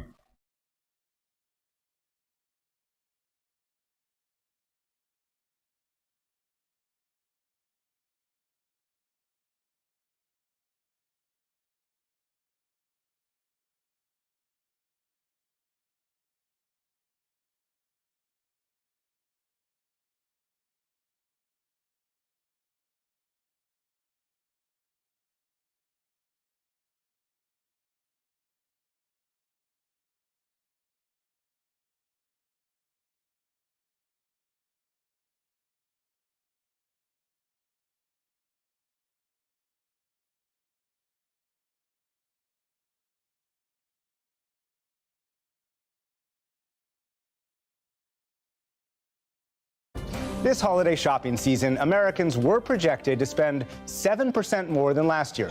But our Paul Salmon was alerted to a social media trend that, in a world of consumerism, hits pause before pressing the purchase button. Get ready with me to go on a shopping spree. The perennial end-of-year messages we've just had to endure in print, on TV, and all over social media. Buy away, buy away, buy away all. Let's do the biggest shopping haul ever! We're gonna go self-care shopping at Sephora, Ulta, Target. This is everything that I got. Let's go through it quickly. But here's what's also been trending this year. Hashtag underconsumption core. I wanted to show you stuff that I've had for literal decades. My Chi hair straightener from 2010, 2011, somewhere in there. Still works great. Counter-trender Diana Wiebe was posting videos like this one. You can see I've hit pan on a couple of these, couple of my faves, but it's still good. It's rejecting what influencers and the companies behind them are trying to get you to do, which is buy more and buy it right now. It's a younger generation's reaction to America's throwaway culture. Buy less, repurpose, shop vintage, instead of plunging reflexively for... I'm just gonna be the first one to say it, I guess. Garbage. Of course, Wiebe is hardly the first to say it, or the first to push underconsumption. I don't think it's new at all. It's what we have called in the past living within our means. Brett House, economics professor at Columbia University's Business School. I think it's worth noting that if there's underconsumption happening anywhere, it's almost certainly for people at lower incomes who are facing greater challenges in covering their day-to-day needs. If we look at past cycles between booms and recessions, in the wake of any slowdown, we have seen people focus more on cleaning up their debt, reducing consumption, and aligning expenses with their incomes. Same for garbage products made to expire. We've seen products with defined life cycles hit the market for decades. Built-in obsolescence, it's called, a term coined nearly a century ago. But hey, how better to keep the hamster wheel of consumerism spinning? Problem is, says Wiebe, it's getting worse. I have seen a decline in quality just over my lifetime. I'm only 30 years old, but I can see when things are not made as well as they once were. And online shopping has never been easier. One click, payment info already saved, for products increasingly pushed by influencers posing as your friends. TikTok just sent me a notification that the Juvia's Place blush is $9. Go get it right now, bestie. They see people having the newest water bottles, the newest fashion, the newest shoes or handbags, and they want those things. Consumer researcher Melissa Bublitz. This idea of advertising is not new, but I think what is new is the amount of time and the wide variety of exposure that our young people have to this influencer culture. Look, way back in 1960, the waste makers urged resistance to built-in obsolescence in the spirit of sustainability. 2 years later, Dr. Seuss rhymed about the exhausted Zizzerzoof salesman. All day they've raced round in the heat at top speeds, unsuccessfully trying to sell zizzers of seeds, which nobody wants because nobody needs. We as consumers in, more privileged countries buy 5 times more clothing today than we bought in 1990, which means that something has changed in our buying habits as well. That beautiful sweater you're wearing, how long have you had that? 8 going on 9 years, maybe? Aja Barber is the author of Consumed, a critique of what we buy and how it's created. I've always shopped secondhand. It just wasn't very cool. I remember getting clothing from eBay in the early 2000s when I was a university student and keeping that a bit of a secret from some of my peers who would think it was icky. So it's always been the way some of us have done it. It's just now become a part of a larger conversation on a planet that is in duress. As it turns out, 92 million tons of clothing end up in landfills every year. And every year, automation will make products, this shirts say, cheaper. Not to mention overproduction that's already peddled at absurdly low prices by Chinese e-commerce companies like Temu and AliExpress, all of which leading to more waste. Looking at all of the clothing that was being pushed on myself and others, I began to wonder where this clothing was going. I soon learned that there are places in the global south that end up with mountains of our clothing, and it is not something that is needed or wanted. So I do see, just in my own interactions with people who I'm talking to, that they want to consume less. They want to be more mindful of when they're being advertised to. Diana Weeby's following has swelled from 1,000 to more than 200,000, the meme prompting more than 20,000 posts on TikTok alone. But here's the rub. It hasn't made much of an impact on overall consumer spending, says researcher Bublitz. We don't see consumption going down. In fact, our population's growing by less than 1%. But our consumer spending is growing, at least 5%. If anything, we've seen slightly higher than normal consumption, not underconsumption in the big numbers we look at. But it's still a perfectly good mug. So, is the meme all for naught? No, insists de-influencer Weeby. So my hope is that people don't necessarily treat it as underconsumption core as a trend, but rather just like my normal lifestyle is not buying things instantaneously or in great quantities. For the PBS NewsHour, Paul Salmon, a bit bummed to have overconsumed yet again this year while doing this very story.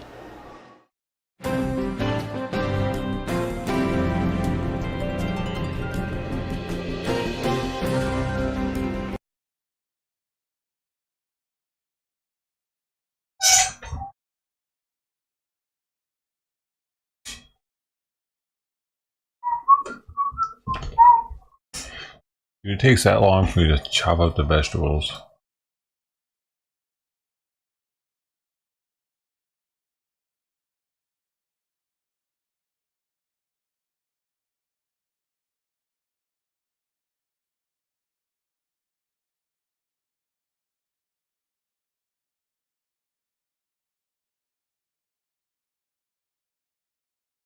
It's cold.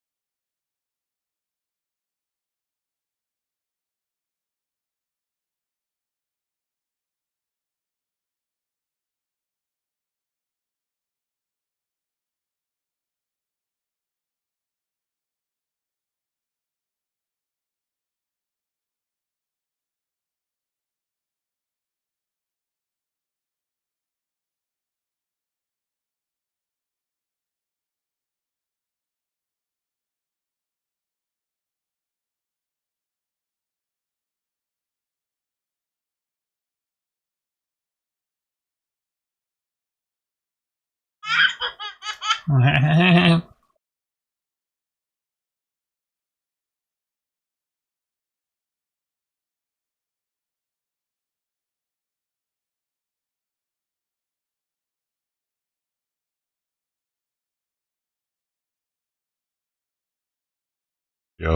North Korean soldiers killed themselves to avoid capture by Ukrainian army. I guess it's a video of it.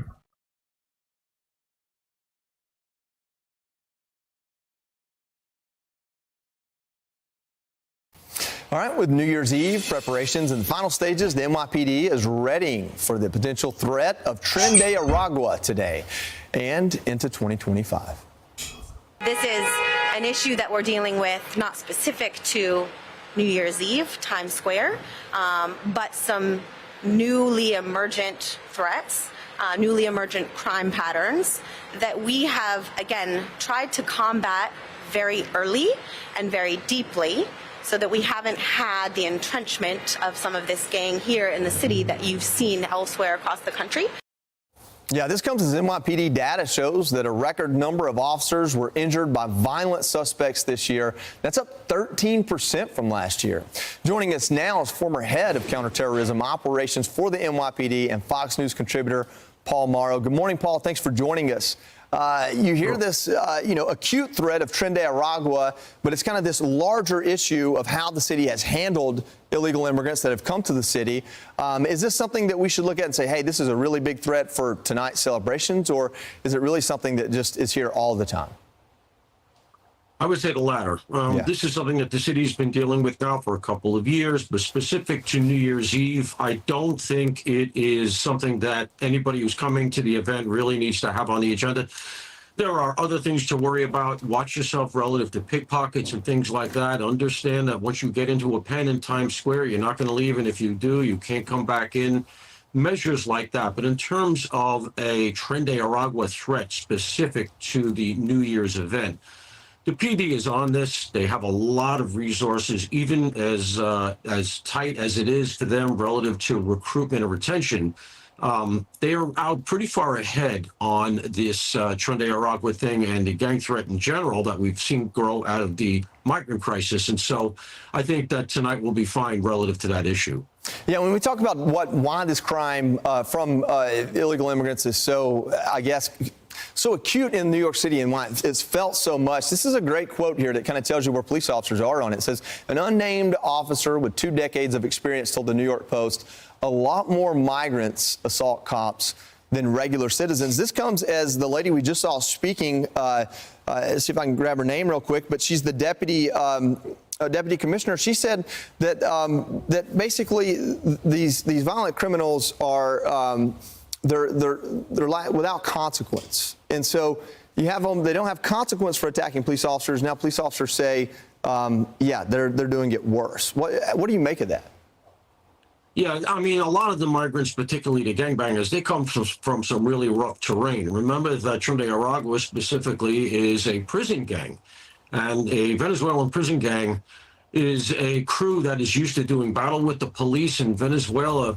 They apparently exchange gunfire with the police regularly, and they put out to their members here in America that, and specifically in New York, that, hey, it's okay to shoot at the police because they shoot at us. Wow. That's just the culture that they're used to back home, and they've brought some of that here. And so, yeah, you know, the cops that are dealing with them are aware of the fact that they'll act with impunity, and realistically, they don't have a whole lot to lose. I mean, they've been given everything they want here. We don't seem to have any mechanism to get them out. They know that. They're very adept at playing the system. They know the system before they even get here. And so, yeah, there is a level of impunity and an arrogance that's coming out of these gangs, specifically this gang. And until we wake up and Tom Homan comes in on 20 January and Donald Trump starts to do battle, and it's going to be a battle, a legalistic battle with the sanctuary cities and states, this kind of thing is going to go on because they're very aware of the fact that they have essentially a protected status. Yeah, actually, that was the Sergeants Benevolent Association president that said that. So the person speaking for police officers and their concerns says, listen, there aren't any consequences for these migrants that are attacking police officers. I think it's pretty amazing to have literally the NYPD say, can't do our job. And while we're not able to do our job, we're getting attacked. Paul Morrow, you know that. Thank you for continuing to cover it and come on about it. We appreciate your service to the city. Thank you, John. Yes, sir. I'm Steve Ducey. I'm Brian Kilmeade. And I'm Ainsley Earhart. And click here to subscribe to the Fox News YouTube page to catch our hottest interviews and most compelling analysis.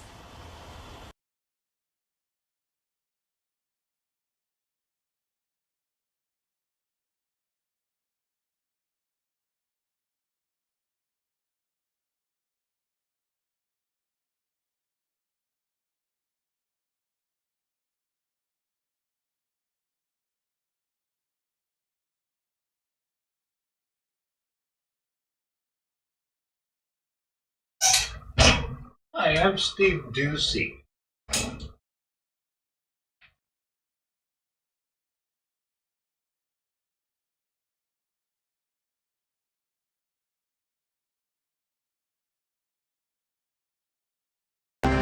New Year's is a time when people look back at the year that was and maybe say, I wish I did this, I wish I did that. And that apparently includes President Biden when it comes to the election. He is telling aides he still believes he should have stayed in the race and could have won the election. News Nation's Kelly Meyer is live for us in Washington. Kelly, what is prompting this lament from the president? Yeah, a source telling News Nation today, Nicole, that President Biden has told some aides recently that he believes he should have stayed in the presidential race and could have defeated Donald Trump, even with his now infamous debate performance and low poll numbers. This is something also shared by some of his closest aides, we're told. His belief that he could beat Donald Trump is what fueled him to run a second time, even though he promised to only serve one term and pass the baton to a new generation. It also comes as the Democratic Party is still licking its wounds over the results of the 2024 election. Some saying President Biden should have dropped out sooner to give his vice president more time. Then, with Democrats' pressure for him to bow out, he passed that baton to her in August, and she eventually lost to Trump months later. But according to Biden and his aides, he has been careful not to place the blame on Harris or her campaign. So now Biden is focusing on his last remaining days in office, 20 days left as of today, with some major legacy decisions he has to make by the time he leaves office, like on the Nippon Steel deal, potentially more grants of clemency, and on menthol cigarettes, as well as his priorities abroad. He'll have now also the funeral of former President Jimmy Carter to attend next week. Then he is squeezing in one more foreign trip to meet with the Pope before he leaves office. And when he returns, he'll have about a week left here in the White House. And interesting to note, too, Nicole, is that this time last year, President Biden was on St. Croix and asked about his New Year's resolution. And he says it was to come back next year, whether that meant the islands or to the White House. It's unclear, but notable that he said that as well, Nicole. Very notable. Also notable, Kelly, the incoming Trump administration apparently telling cabinet nominees to avoid social media until they are confirmed. We all know that the president-elect loves social media. He is on it essentially every day, sometimes multiple times. Do we know why he is telling his nominees to stay off?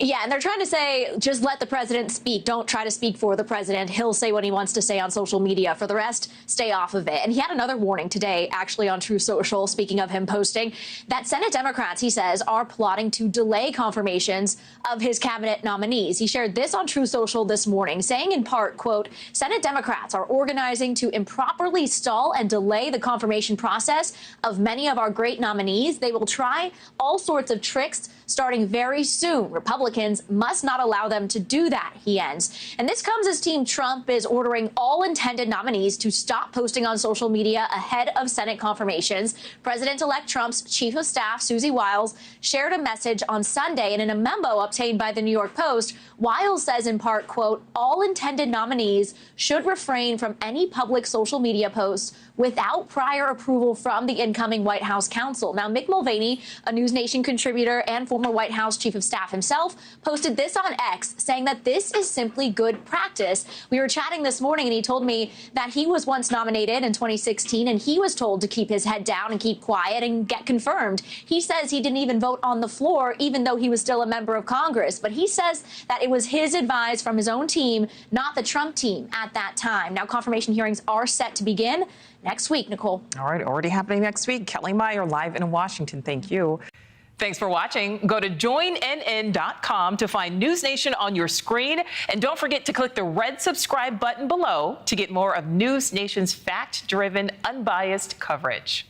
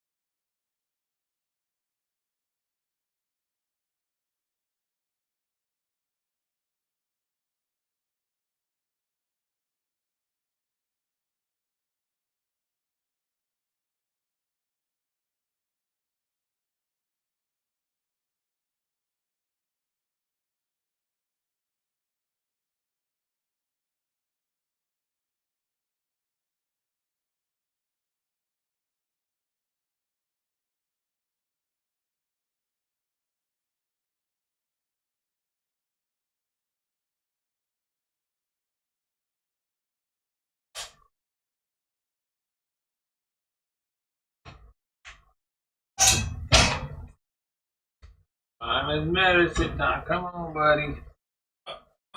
Come on. Come on.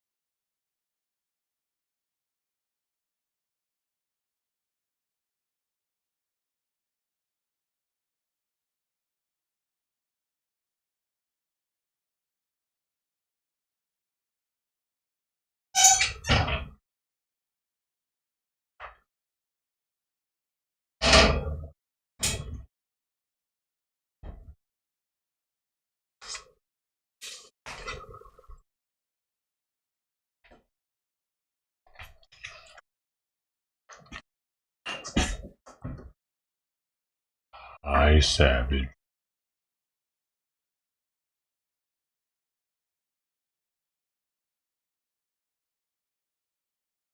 Y'all ready to watch a predator catch it?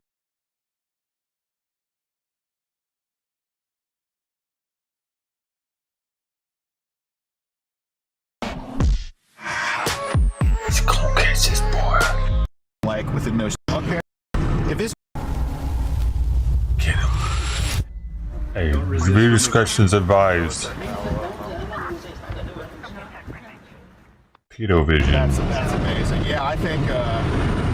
Well, yeah, he's definitely traveling to meet who he thinks is an 11-year-old girl, and yeah, he thinks he's meeting me as the dad and my decoy as the daughter. And we're gonna try to get him to admit a child on camera before we even like drop the ball on him. So he has this app. I don't know if you heard of this app called Session at all.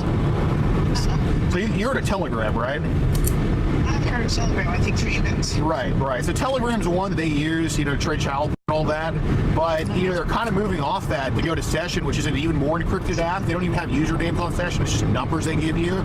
So I mean, if this guy has Session, which he says he does, I mean, he's no doubt possessing child. And then obviously he got arrested for it last year, so why would it not be doing it again? So he surely is. So yeah, they don't take these seriously in St. Clair and Madison County. But I do. Good. Yeah, that's. That's a good job for bringing him here. Yeah, no. When I told him, when he's like, "Oh, I'm from Mascuda," I was like, "Oh yeah, I'm from Pontoon Beach," because we have an arrest in Pontoon Beach. And I'm like, "Wait a minute, Benton's only like an hour from there." No, I'm actually from Benton, bro. I messed up, and he's like, "Oh, okay," and he's just like, "All right." Yeah, bring him to Franklin County. I'll let him out. Yes. Absolutely. I love it. I will be where you talk to me, and I'd like to see what his possibility of seizing his vehicle, and I would like to get custody today, and I'll file a petition to the same demand for trial this tomorrow. Okay. Everything's good. Wow. I mean, that conversation alone tells me he's good for at least that traveling to be a minor. Good. And he shows up.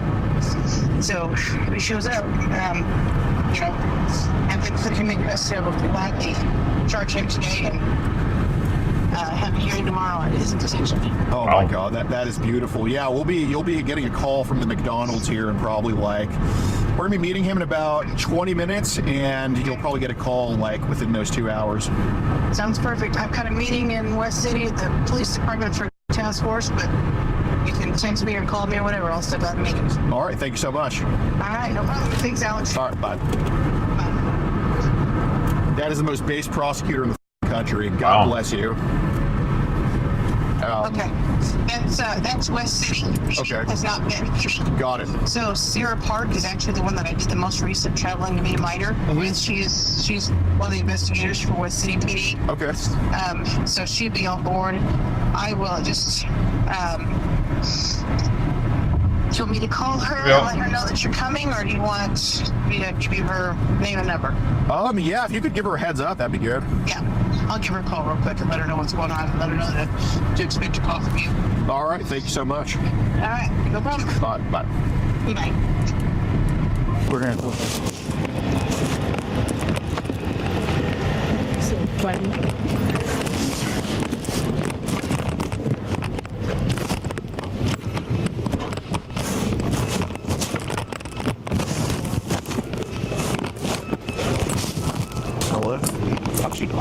There he is. Hi. I was waiting on a friend here. I'm sorry. Oh my gosh. Shall I stay here? Yeah.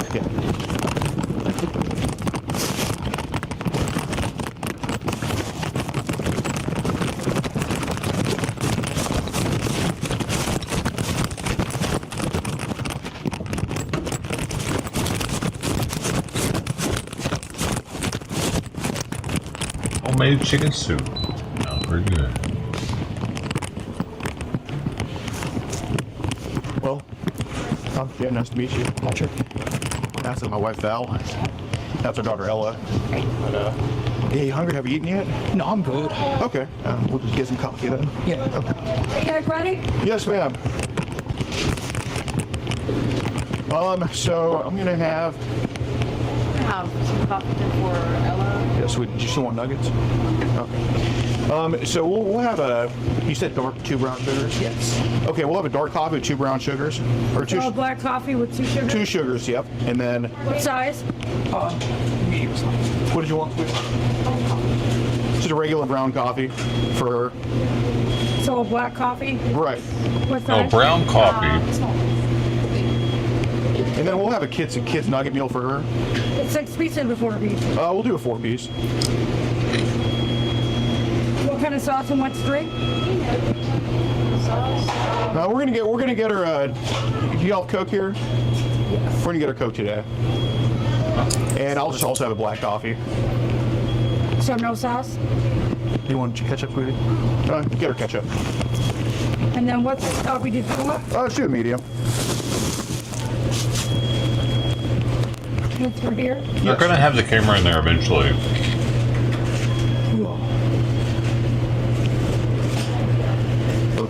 You know it's going to be $11.97. All right, thanks so much.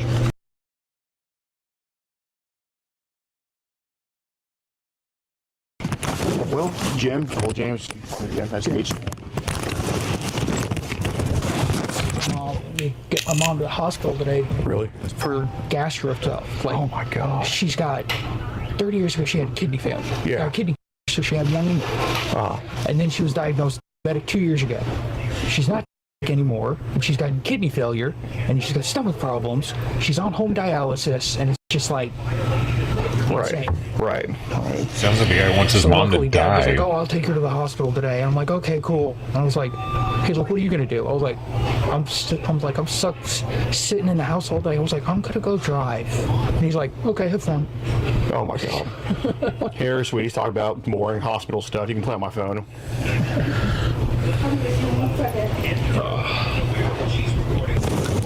Thank you. All right. Thank you. So which one is which?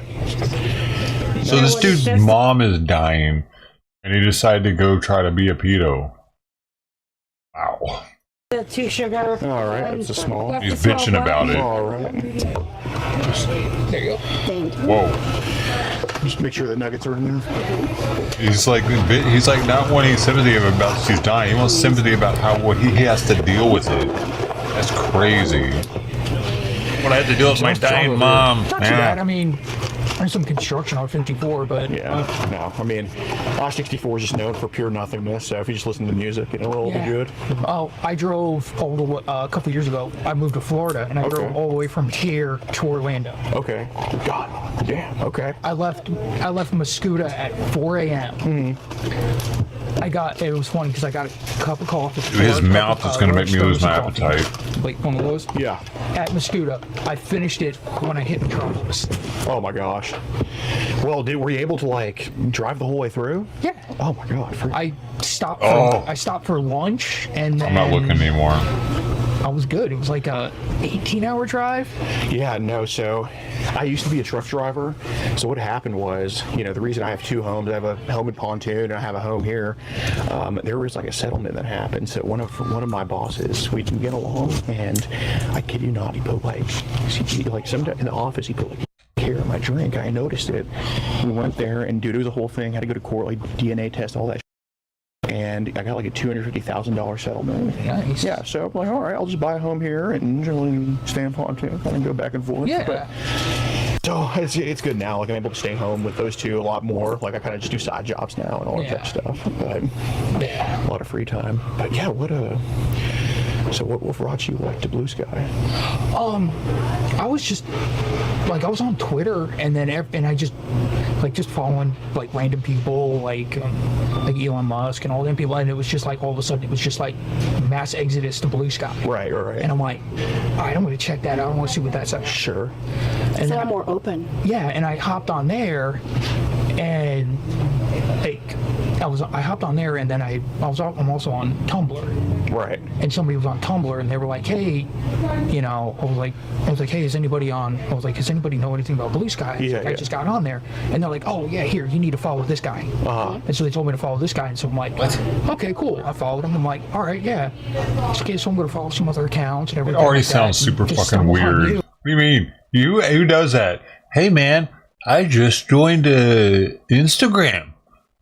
What should I do? Who should I follow? Don't you just get on and check it out? You ask people who to follow unless you're a pedo. It's just like, just say, hey, what's up? Like Midwesterner. I just put Midwestern in there because I'm just like, I'm in Midwest hell. Yeah, that's what we call it around here too. It's like I'm in Midwest hell, so I'm just like, yeah. You're like Midwest. I'm like, yeah. They're like, oh, I'm from Illinois, Pontoon Beach, and I'm like, I'm from Mascuda. Yeah. That was insane.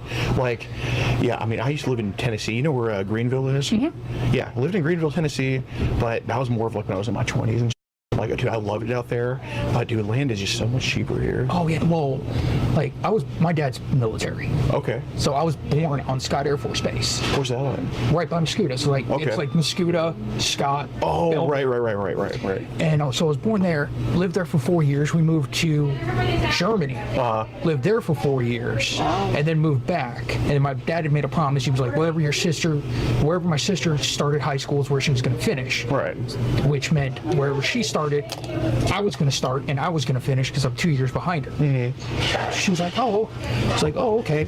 And I was like, so we lived out there. Tried living on my own with a friend of mine. Didn't work. Yeah. Like she was a and I'm an and it didn't. Okay. It was like she's a I'm an we weren't sleeping together. It didn't work. Oh, I get that. Oh, that's the part that didn't work. They weren't sleeping together. There was a time where we split up, we got back together, and yeah, she just kept saying her ass sometimes. But hey, don't sound like that from me. I know. Here we go. You could have taken her being a bitch if she'd have given up. You got the height and the size and the reach, but she looks like she got that dog in her. Yeah, no, Latinas are. But it's all good. It's all good. Are you a Mets fan? Yes. So are you from New York at all? My parents are. Okay, so they were my mom and dad were actually born on Long Island in a small town called Syosset. Okay. Funny story. It's where Billy Joel is from. Okay.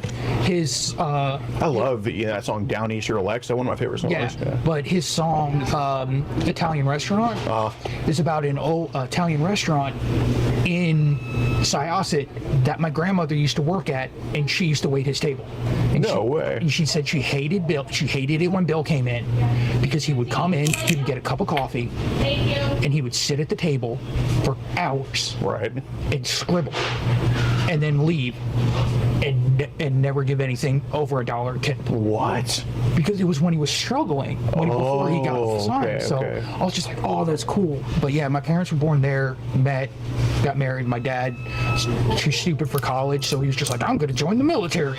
Yeah, well, I mean, it ended up being the smarter move, I'm sure, with college nowadays. Yeah. But yeah, my dad's actually from Suffern originally, if you know where that is. Oh, Suffolk?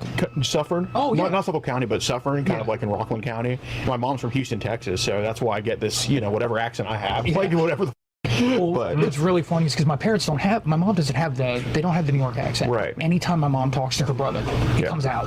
Right. Mock her incessantly. Good. Like the only thing that I got from her that I can't get rid of is come here. I cannot say come here unless I think about it because it sounds come here.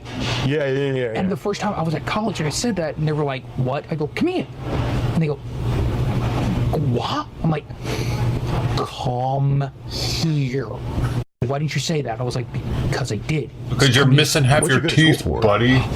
Criminology. Okay, nice. And I wanted to be a probation officer, but at the time I graduated, they were wanting people with social work degrees, not criminology degrees. So I was like, I started working security, and then I worked at Amazon for a while, worked at a warehouse and everything like that, and didn't end up becoming a probation officer, but ended up on probation.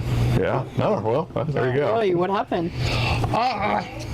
Got caught with some stuff I shouldn't have had. Oh, okay. I see. Okay. Fun stuff, huh? Basically, pizza. Yeah. Okay. I got I did. That's when I did my 8 months. Oh, okay. I was 8 months. I don't want to sound insensitive and ask. No, and it was chill. Like everybody was really chill in there. Like it was very much like my lawyer was just like, don't tell anybody while you're there. Just shut up. Keep your head down. Right. Follow the rules. Don't get involved in anything. Yeah, I wanted to kind of ask because like I've noticed like people on like kind of moving off like Telegram and. Like people moving off. Yeah, they're going to session. Right. Yeah, it's like, I've had session for like probably 2 months at this point. It's just been amazing. Strangely enough, I met a guy in just a random like Google chat on Kick. So because I'm on Kick and I just like him in my normal chats in there. Yeah. Because it was fun and everything. So I met him and we were talking, and just messaged me and he was just like, hey, what's going on? We were just. Let's go to session. Mm-hmm. And I'm like, okay. Because I told him, I was like, yeah, I just got out of jail. And he goes, oh, I'm on probation. He's like, I'm a 3-time loser. And I was like, oh, for what? He goes, for Papa John's. He was like, well, for the this stuff you shouldn't be looking at. I was like, holy shit, I was in. DiGiorno? Yeah, I was like, that's what I was in for. And he was like, oh, so we kind of compared what, because he's from Dallas-Fort Worth area. Okay, DFW, been there. So we were comparing what his jail was like, and then he actually went to prison. Oh, Jesus. Because his first charge was a charge, because it was a almost 18-year-old, and it was a picture and consensual, and then he wouldn't give her one day, so she just went to the cops and was just like, boom. Oh my God! You know, during the Olympics, I saw that sprinter from like Norway or something like that. Oh yeah, that. Yeah, I'm like, oh wow, she's underage. I'm like, oh okay, give me a break. Like it's unbelievable. My thing is like, there's a difference between like underage and young. Right. No, 100%. And then there's like and consensual. It's like they can't consent, but right. But if there's education and you explain to that, like it's like with her, like with her, like we started when she was 9, and for the past 2. I mean, she's been amazing, and now when she gets in a relationship sometime later in life, I mean, she's gonna know what to do. It's training her. Wow. Because it's like, wouldn't you rather learn from you, from some random guy, or from right? And it's just like. You see, we're actually convinced of this shit. The whole like, I've noticed like with this whole, and by no means I'm no Democrat, but like there's no where it's like the whole people that are like, oh the kids this and that. It's like okay, but they all want the kids to be homeschooled. Hey, thanks for the host, Greg Hudson. They want them to learn in some institution, like making sense. It's it's just weird because it's on one hand it's like, okay, no, you know what's right for your kids, you know everything, you know the autonomy, you consent, you everything, and then it's like except for these 2 things. Right. It's like these 2 things we still have. And like I'm conservative because the left everyone behind. 100%. But I'm very like libertarian. I'm like small government. Yeah. Get out of my pocket. Yeah. Like that was a big thing. Like I lost a lot of friends in 2016 because of Trump. Because everyone's like, why are you voting for him? I go, okay, well here's the thing. Either it's going to get a lot better, or the world's going to end and it's not our problem. So either way, it's going to be fun. You're right. Thanks. Huh? No, that's what I did, and then I voted for him again in 20. Like I lost my cousin in 16. Like one of my, like me and him were close. Mm-hmm. He's like very flamboyant, and he's just like he hates da da da da. Does he even know you're behind? Yeah. I am a self-hating, straight-passing bot.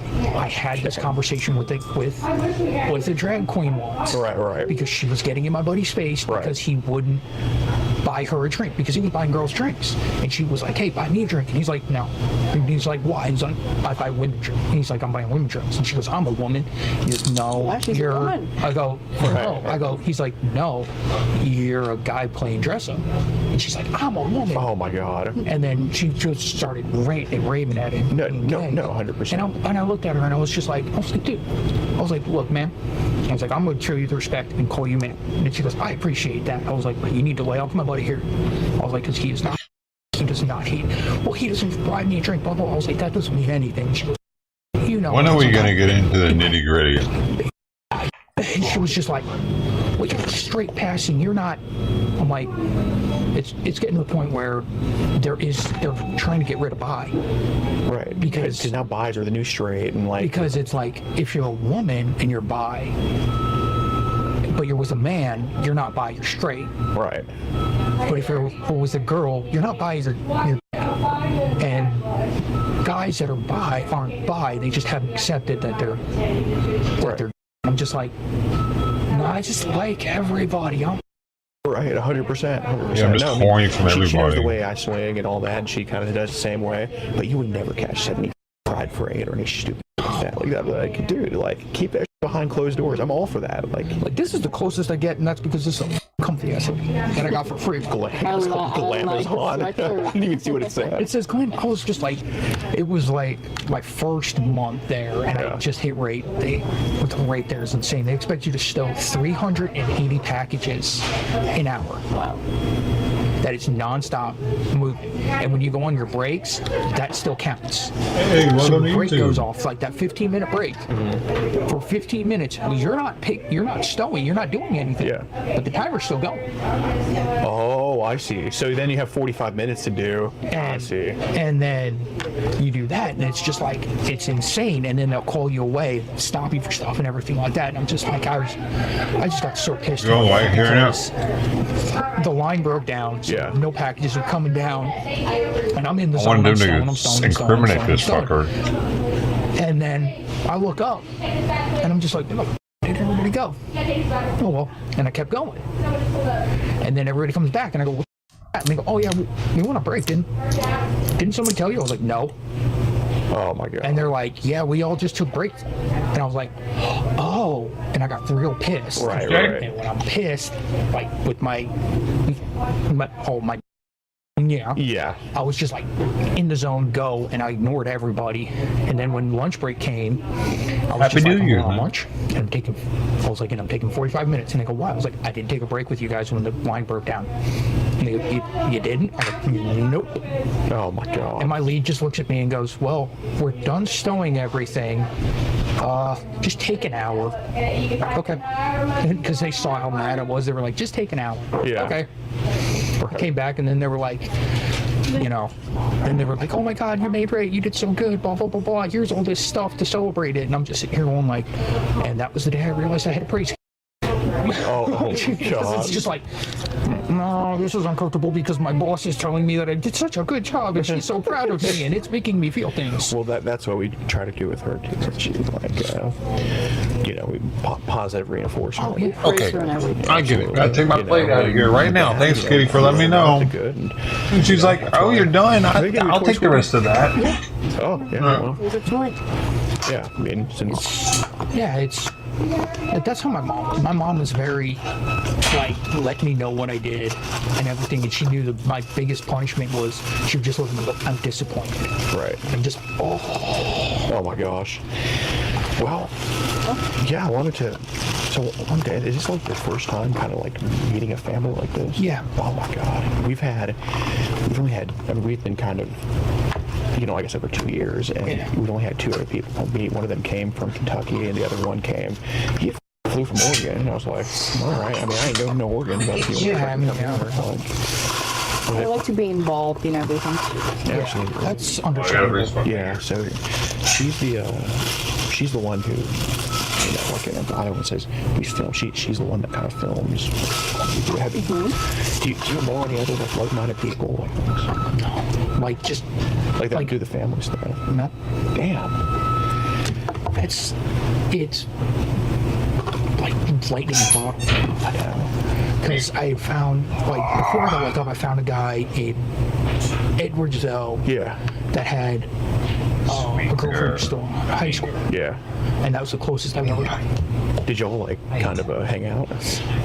He was like, him and I hung out. Yeah. And then he was like hurt me and like he was gonna bring her in later, but then life got in the way and everything, and I'm just like, yeah, no, we get so many like DMs and stuff. I mean, even just we made this is our second account. We made it just like a couple days ago, and some people are messaging us, but it's like, all right, dude, it's nice that you're in Ontario, Canada, but like, what are you gonna? Yeah. But like I'll chat with people. Like I'm chatting with this one guy, and funny enough, I'm chatting with the guy in Oregon, 13, and I'm just chatting and doing the role play stuff, and I'm like, that's as far as I've gone with any of it. Really? Yeah. Because it's like, where do you find it? You've actually found a kid? Yeah. We've been trying to look for that. Yeah, we'd love to. Well, I mean, I don't know if we're going to meet him, but like, yeah, and that's good.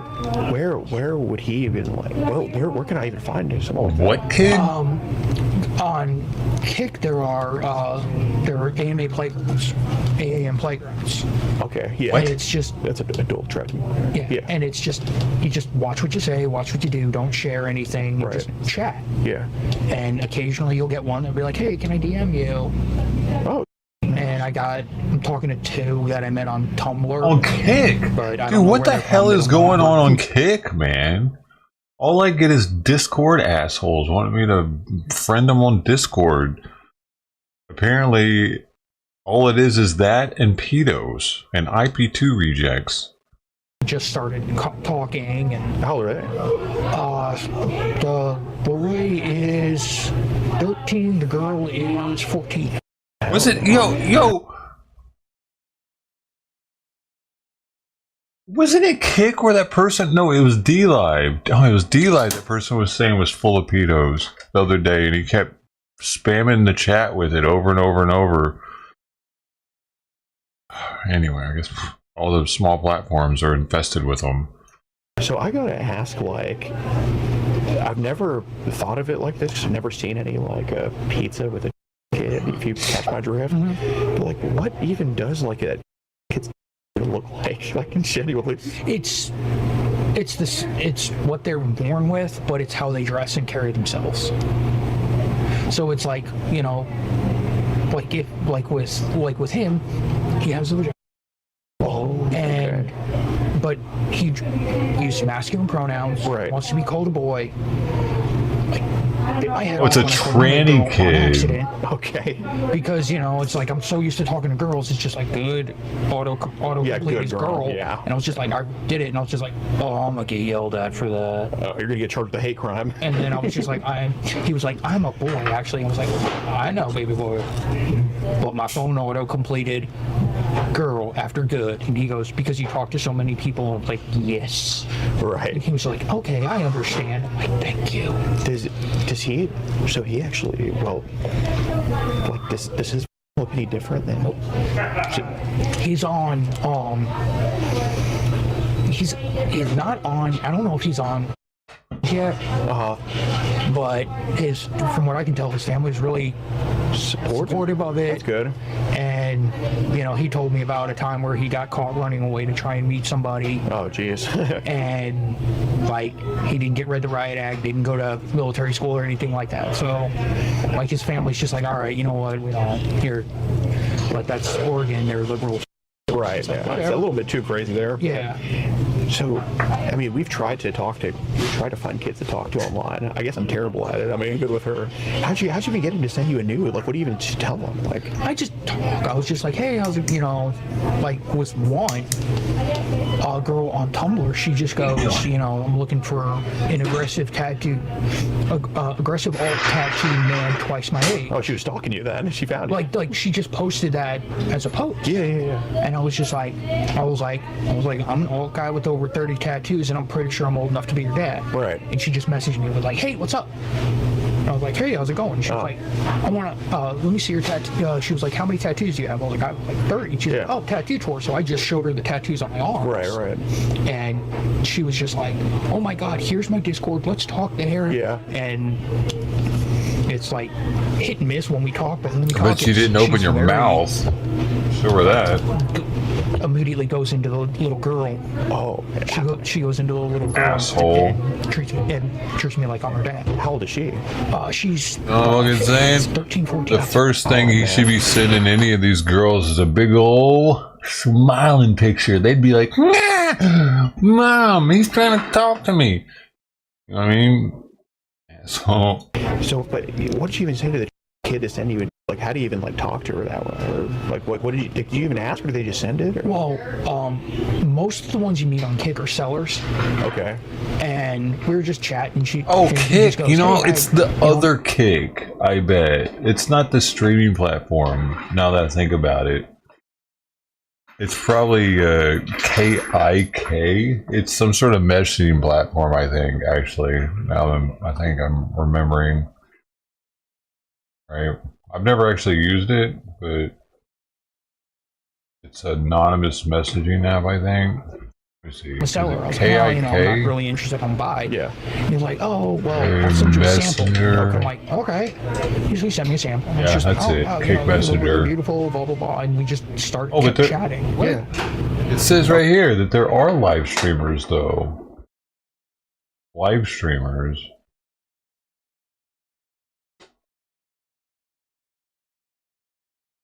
Canadian company. Okay, so that's how you sell a vagina, like just a sample like that. Yeah. It's odd. How much do they charge? It's weird. Like Probably some of mostly them are the best thing you $5 a have. pick, some of them are like 20. It's like, but it's insane how to get it because most of them can't use Cash App or Venmo or anything like that because it's attached to a bank account. Right. So a lot of times it used to be Roblox gift cards. Roblox gift cards. Yeah, but Okay. now it's changed to PlayStation or PlayStation gift cards or Amazon gift cards. Yeah. Dude, this is so fucking creepy. The insider information that this dude's like giving up right now. The fact that they used to give each other kick money. I mean, Roblox money. Dude.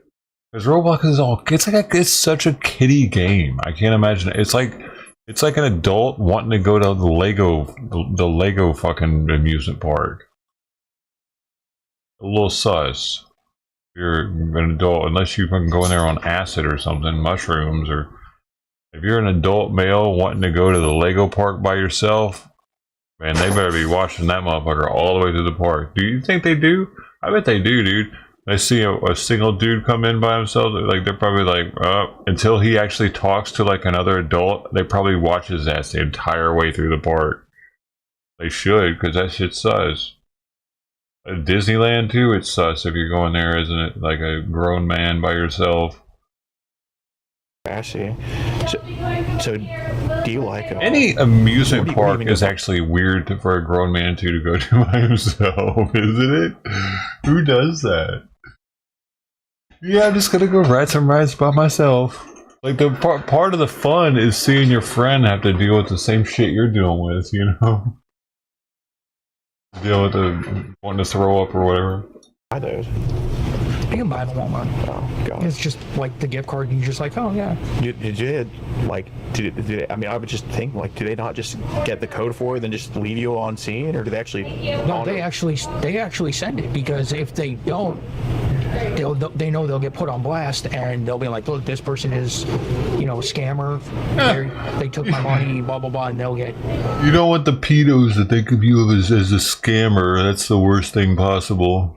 Blackballed from the community. Oh god, because that's the one good thing about it is it's a pretty tight community. Yeah, but it's also a bad thing because you get the white knights that, and it's usually like the 15, 16-year-old boys that are like, oh yeah, I like, and it's just, and they're not really, they're just in there for the girls, right? And they don't care what age they are. And then like a guy like me comes in and I do or say the wrong thing, and they're like kicked banned. And that's on Kick? Yeah. Oh god. So how's dude, that's hilarious that he's upset that the kids that are the same age as the girls he's trying to get with are like kicking the pedos out. They're probably not even pedo groups. They're just infiltrating them. I found a few groups on Session. I mean, how's that like for you? I'll get in a group, it'll be active for about an hour or three, and then dead. Really? Every group I jump in, it's just like, it's active, and then it's gone. And the way he talks about this, his like, just like he's talking about something normal.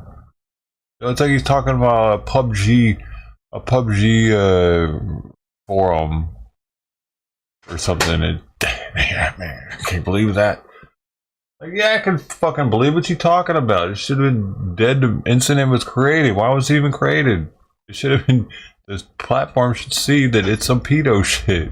Message one-on-one, right? And then like, if I'll get a message from them, then I'll respond. And like 4 days later, after I've deleted the chat, because I'm like, I'm not gonna sit here and clog my chat log with all these. It's like they respond to my message, and I'm just like, have to decipher like, what did I ask? Right. It's because it's either hey, I deleted it or have it set to auto delete. Right. Well, like, do you at least like? I mean, are you, so I guess Session, the trading's more secure. And then the whole time, this dude thinks he's talking about this in front of an 11-year-old or something. He's sitting right there with them. Because it's like triple encrypted. Okay. Because it goes from where you are to a server in a different country, to a server in a different country, to a server in a different country, to the receiver. God, so it's just like. So you've had, it's been pretty smooth for you on there. Yeah. I mean, connection problems like downloading speed and everything like that, but that's with everything. Yeah. I mean, and we're in Illinois. It's not like they really give a shit about us here. Yeah, and Session's still relatively new. Right. And it's starting to get a lot of traffic, so like they got to kind of manage all those people coming in. And yeah, it's like how, because Kick used to be the way to go. Yeah. And then, well, it was Tumblr. Then Tumblr lost it, and then traded on Tumblr. Oh, I didn't even know. I mean, I seen you on Tumblr once. I'm like, well, look at your stupid little inspirational post. You don't need that. But like Tumblr was back in like the boards. Right. Tumblr was back in like the Omegle days when you'd still get on Omegle. Yeah. And then it was like dude, he's one of them. He's one of the Omegle masturbators.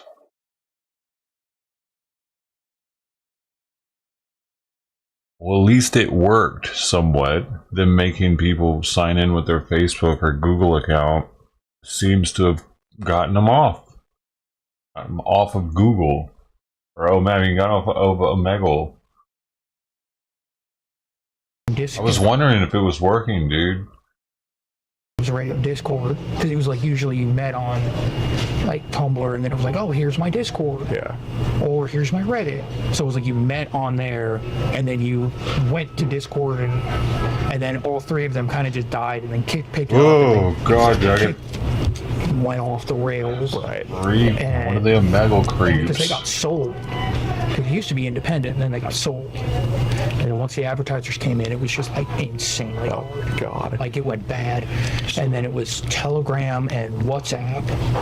Yeah, I used to be on WhatsApp, but like WhatsApp cleaned it up, at least from what I've seen. Well, WhatsApp cleaned it up, and then it was Telegram. Dude, I genuinely think that Omegle did harm. It did harm to a lot of children.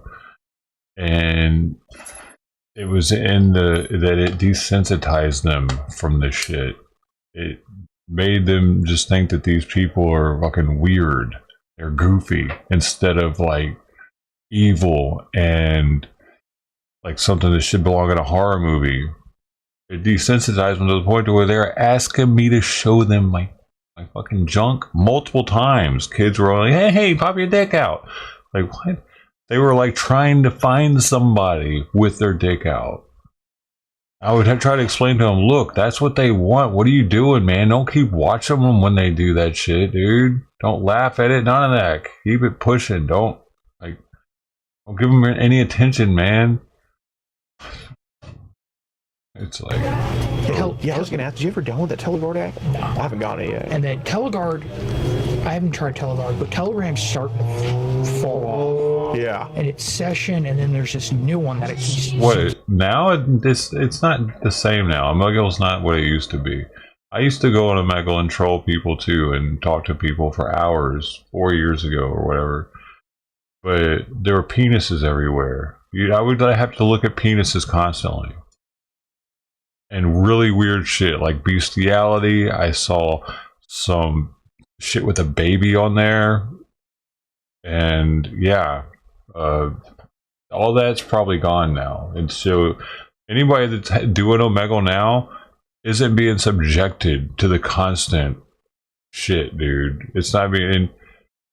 if you want to see an old school person on Omegle, it's going to be what's his name from CX community, Hyphonics. He's the original Omegle troller. He was doing it like 5 years ago. That's why I started doing it like 4 years ago, because of him. But yeah, I think everyone kind of stopped doing it though whenever they changed over. Maybe, I don't know, maybe he's still doing it. Keep popping up that I can't remember what less it penises is. would be nice. Everybody's got it. I'm just like, I don't know. Yeah. Because like the guy who told me about Session, I trusted him. Yeah. I think I even have uploads on my other channel from Omegle. Everybody's profile, and I'm just like,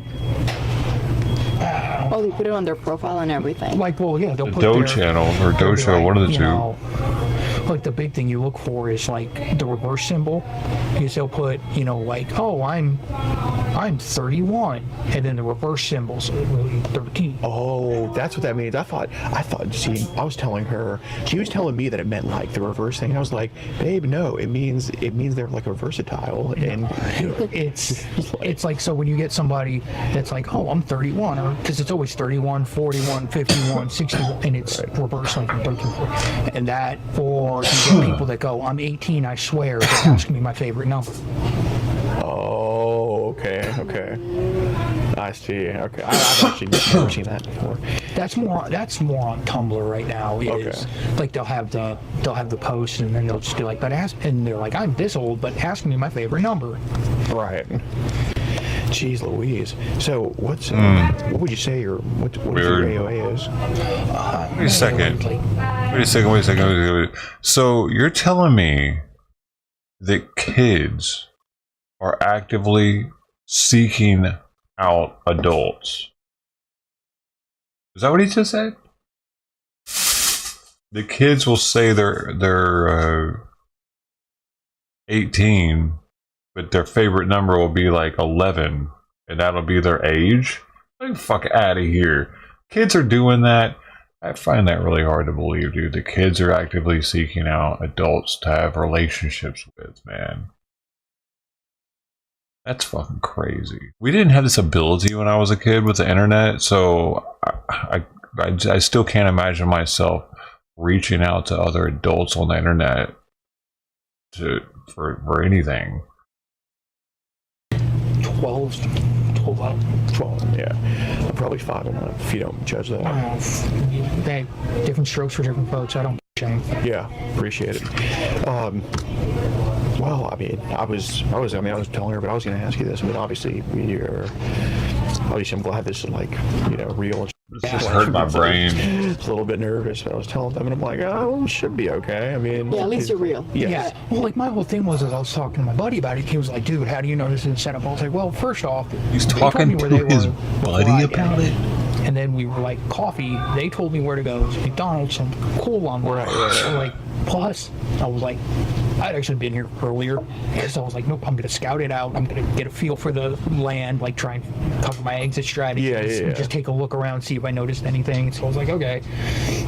And then you were like, well, okay, well, we're running late. I'm just like, okay, I'm pretty good.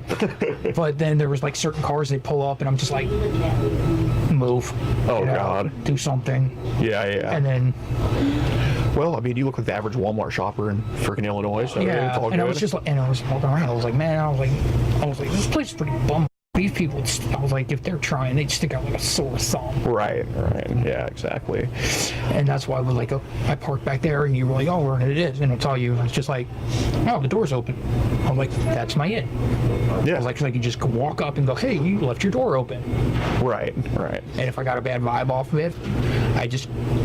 Yeah, he'd be like, hey, like Good Samaritan. Good Samaritan, and just gonna be like, hi, nice to meet you. I was like, I don't believe I know who you are. Right. Okay. Well, I was thinking, like, we have like a you know what Seagate is? It's like a storage thing, you know, because we're very careful about, like, that's why, like, on Telegram I wasn't like, yeah, send me something or anything like that. Yeah. I was like I'm very careful with that. We do have. Do you think she's pretty? Cute. Yeah, we do have. I mean, I'm at this point. I mean, I trust you enough, and obviously at some point we'll change phone numbers. Yeah. But I'm thinking, like, there's like a secure transfer we can do, like from the Seagate, just stick the phone in versus you like actually sending each other. Like, if you want. I didn't know this woman was here with him. Wait, he supposedly has his wife there or something? She's been there the whole time? That's like crazy. This guy's way bigger in the waist than he seems. He's a pretty big dude. Videos, we can kind of transfer to you or something like Film that. it. And I mean, do you have like anything? I have like just like a ton of random that I got off my phone. Okay. And everything, so put it all in one folder, so it's an easy just delete. Okay. Well, I was thinking like we could do like an offline trade. Yeah. Okay. How much do you think you have? A lot, but it's like minute or less clips because it's everything that can be transferred on. Fair enough. What's like? What age do you have? You think? All ages. 0. I don't know if it's like 0, but I got like 2 or 3. Okay. Definitely. That's good. Yeah, I mean, obviously, I think some homemade is worth a little bit more than something you got. So, I mean, you know, if I give you 5, I'd want maybe 25. But you know, it's like the peso to the dollar here. Yeah. Even though the Hispanics you think would be the peso, but you know, but yeah. 2 women. No, This is his daughter. Because he thinks because the title is he thinks he's meeting a pedo family. So the person directly in front of him is his supposed daughter, which he walked in with at the very beginning, holding her hand. She's super short. He has her like in a onesie or some shit. 3813. I'll show her. 3813. Right there. No, okay, never saw a onesie, but you see how he's holding her hand as they're walking. Like, she looks like a little kid too.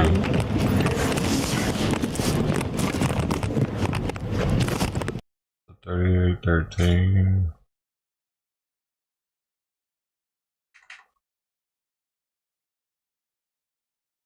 I know we talked some. I don't want to say it out loud, but I know we talked some things yesterday.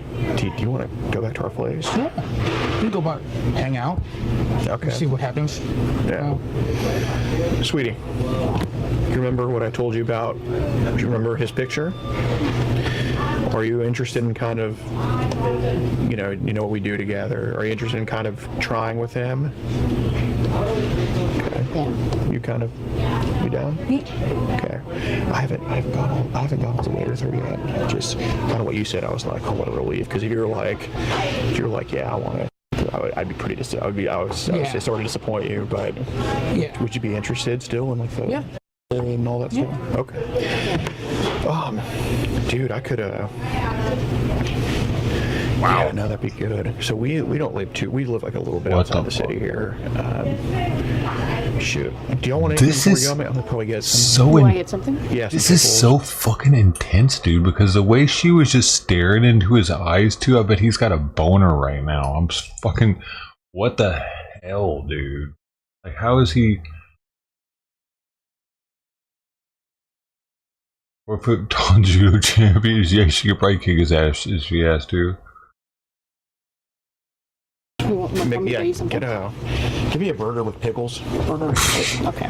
Pickle time. Would you like anything? No, I'm good. Thank you. Do you want something? No? Yeah, this is the guy, the big dude is. With the beard. That the lady and the kid are with him. I'm so glad this is like half thing, dude. Yeah. It's nice. I mean, it's like, yeah, I'm cool to have a relationship with someone in Oregon, but I don't like to pull 3 times a year. Yeah. But this is a really good episode. He's fucked. It's good. Let me eat a little something that will get so going. Fucked. Sounds good. Yeah.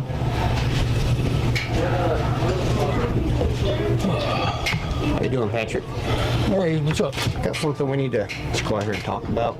Patrick, let's go outside and have a conversation about this. All right. Oh, it's time to, because they already know they have him. Now we're not meeting anymore for that. He's gonna come clean. Oh shit! Oh dude, he's shitting his pants right now.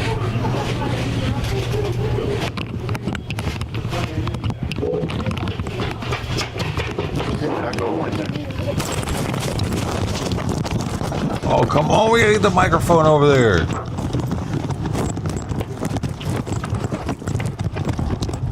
Yeah, if you don't mind, we can actually have a seat right here and just have a talk about what's going on, okay? How bad is it? Well, I genuinely like talking to you. My name is actually James. Sorry to meet you this way.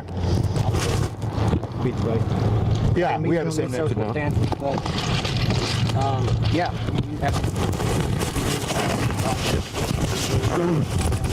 it. What the hell?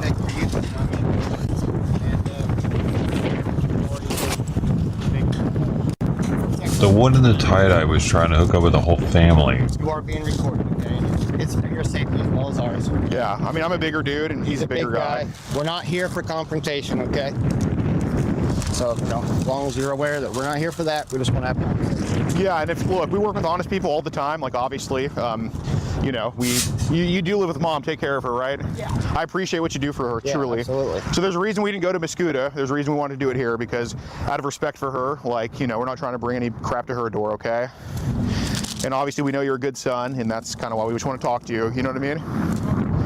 So, obviously we don't need to rehash. We don't need to rehash a lot of things, but I think, because what was said, but I kind of, I look at you, man, I'm just talking to you for the past 30 minutes. Like, I don't think you need any trouble. I think we need to get you some help. What do you think about that? Yeah. Okay. I'm in therapy right now, and it's kind of working. My anxiety, Fuck. Right now, Yeah. and I just fell back, and I lost God. I had God, and I lost him. Did you used to go to church? Yeah, I lost God when I started had alcohol, and I don't know if he would necessarily rather be with the kid or not, but it seems like it because that's what he's got all this porn of. Because it says he thought he was meeting for family fun.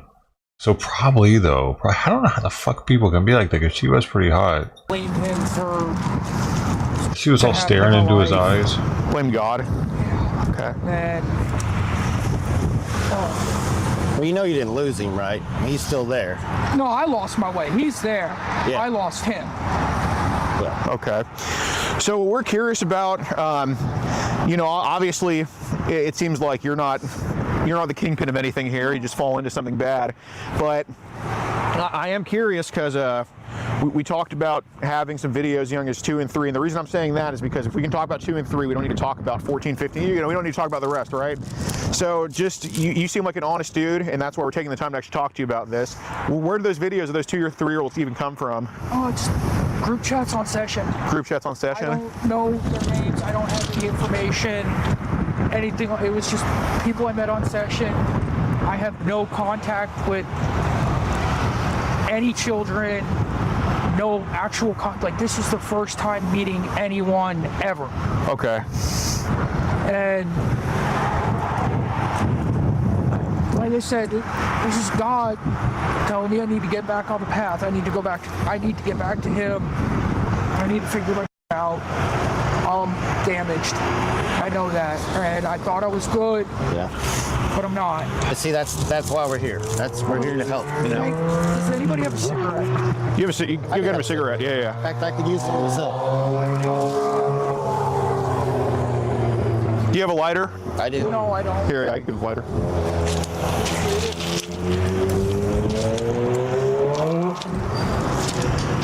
So, obviously, you can be part of the solution here, man, and we wouldn't talk to you if we thought if we're writing you off, right? Because, so, in those videos of the 2 and 3-year-olds, like, what's typically happening in those? Like, From who? usually an adult. A lot of times it looks like family member.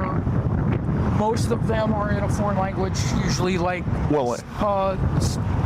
Hispanic-ish or Eastern European. Okay, so it's like white and Hispanic? Yeah. Okay. It's because it's illegal there or something? And like I have a couple that I've got from people on Kick and Tumblr. Okay.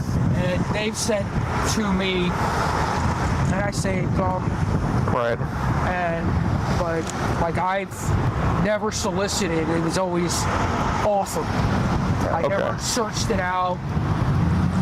That was the one thing I never, like, I went into the groups because it was just like, okay, you know, I just talk.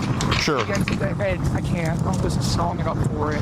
So it's just moments of weakness that take over? Okay. And it's anxiety about my mom, my dad. So that gastro thing's true then? Huh? The gastro thing's true? Yeah. Okay. She She's on dialysis. I give her home dialysis 4 times a week. The jail thing was real. My sister doesn't even talk to me anymore. Like, I'm dead to her, and because my parents are cool, they're trying to help me through this. They lost all contact with my sister, and it's been getting worse, especially since the holidays are coming around, and I have 3 nieces. Never done anything bad, like nothing. I've never touched a child. Okay. So that begs the question, and you know, I'll take your word for it because you seem like nothing but an honest guy. What made you want to kind of? Later again. Sorry. You're good. No problem. So I've been like the guy in Texas that I was telling you about. Yeah. I've been chatting with him, and it's conversations I've had with him and talking with him that I kept trying to put, like, I don't have anything of his saved or anything. Sure.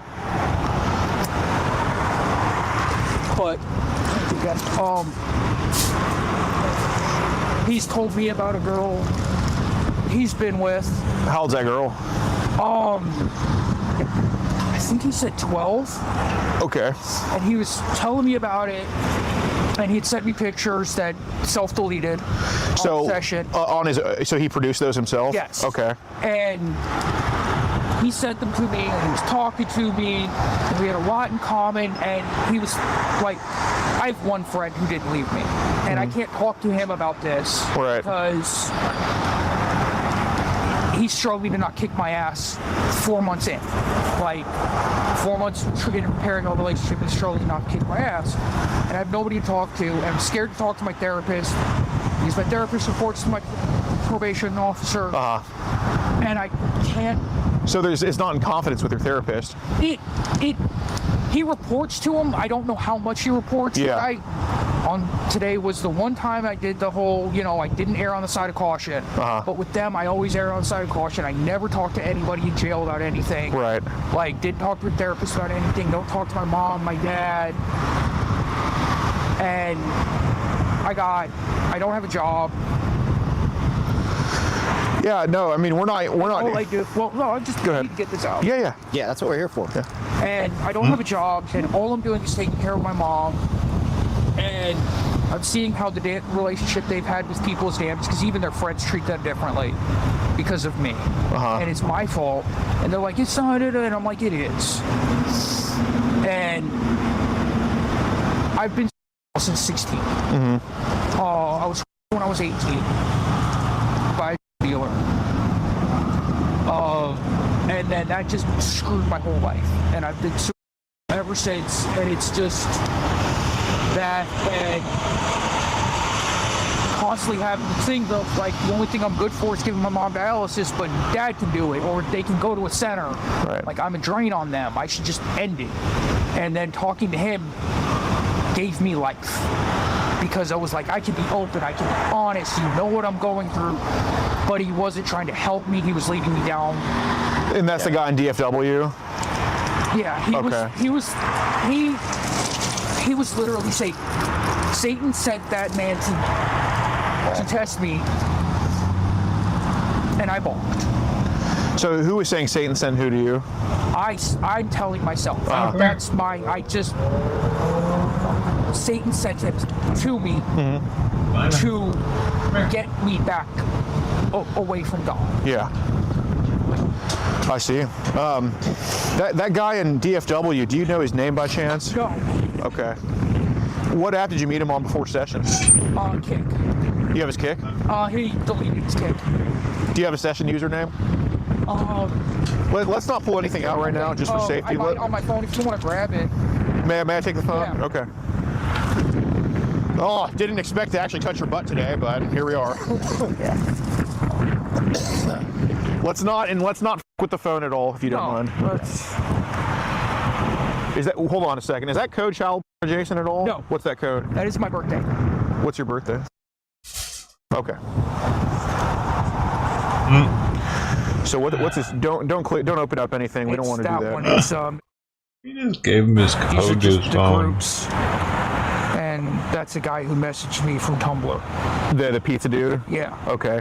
Let's put that phone back up if you don't mind. I don't want anything. May I see it? Thank you.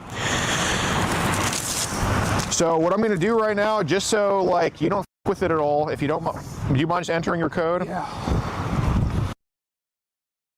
Yeah, he doesn't have any clue what's going on. So what I'm going to do right now, and you're a witness Put to in this. airplane I'm putting this in mode. airplane mode, so your friend doesn't try to f with you. So your friend doesn't send you anything else while we're talking to you, okay? And I'm gonna, if you don't mind, I'm going to leave it right here. At any time, you can change your mind and take it, but I'm here to help you, all right? Yeah. I appreciate this. Got him. Absolutely, dude. He's so absolutely. fucked, dude. And I think part of And he's been in there for pedo shit before, so he's sometimes God definitely uses fucked. his soldiers, his flawed soldiers, to do his work, right? Yeah. Like Trump has had 3 ex-wives. He's cheated on them, but I mean, thank God he's winning, right? God gives the hardest battles to his strongest soldiers. Absolutely. And I just had that conversation with my mom the other day. Sounds like an outlaw. God giving his hardest battles to his strongest soldiers. Right. And I'm just like, I'm tired of being a strong soldier. But you can't be. You gotta be. Soldier for God. All of this kicked off. It was God saying, no, you need to go. Like, you need to get back. Right. So maybe that's what we are here for. Absolutely, yeah. That's what I believe. Yeah, 100%.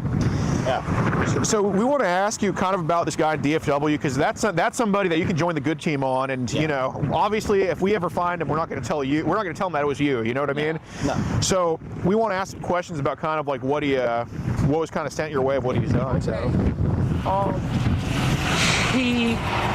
We just first She's chatted, so and it was fast. experiences like that experience, like what I told you with the first experience with him was what he told me. So I don't know how true it is, but I know he said he's been arrested for at least 3 times. Because we just had the conversation about joking about how we reform, because he was just telling me about, I hope he's joking, but he said he had a girl.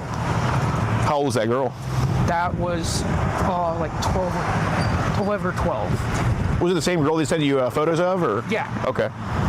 And did he send you videos or photos of her, or both? He sent me a video of it, and then that deleted. What was he doing in that video? He was having a with this 12-year-old girl? Yes. Okay. And her pants were bound, so I don't know if it was consensual or What do you mean by bound? They were tied up. Tied up. Okay. And was this supposedly his daughter, or did he say? Just a video girl we saw. Okay, and he had just told me today that Saw how? Like, was this an online meetup, or did he just see her in person? He drove around and saw this girl and decided that was the girl. So he was like physically, for lack of a better term, preying on children. Okay. And then he told me, like, he was the guy I messaged when I was like, hey, yeah, I'm here. Okay, and he had said he was out cruising parks. That's the guy in DFW. Yeah. Okay. Like a child abductor? And I don't know if he saw anybody, met anybody, because I messaged him. I was like, hey, they're real. I'm here. It's good. I'll talk to you afterwards. Yeah. And then, like, the only time I checked my phone was because it was vibrating. I wanted to make sure it wasn't my dad. Yeah. So, yeah, that's it. So whose car did you come in today? Mine. Okay. How much do you owe on that car? Like, is it paid off? Yes. Or? Oh, okay, that's good. That's good.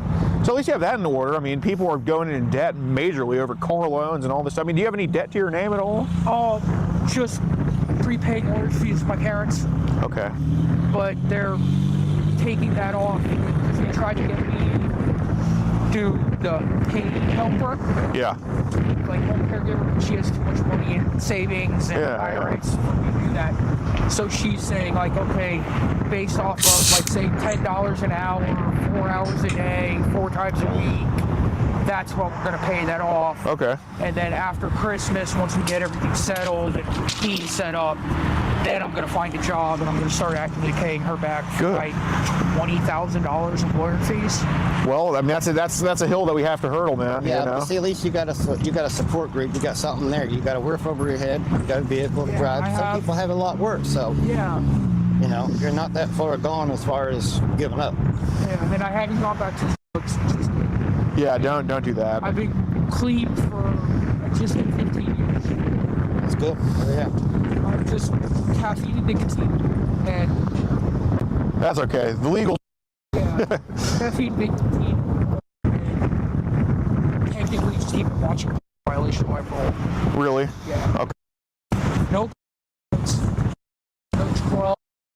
no adult seen anything. What about having a social media? That's a gray area with them. Okay. Like they haven't said it's dating sites. They never said no social media. I see. So maybe having like an Instagram would, you know. I haven't. Like my thing was I was like YouTube, like yeah, because everybody's got a YouTube. Yeah, of course. I was like, and then TikTok. I have a TikTok. I don't message anybody. Right. I don't follow anybody. I don't even like videos. Yeah. So I'm just like, I want no trace of me on TikTok other than my account where I watch videos.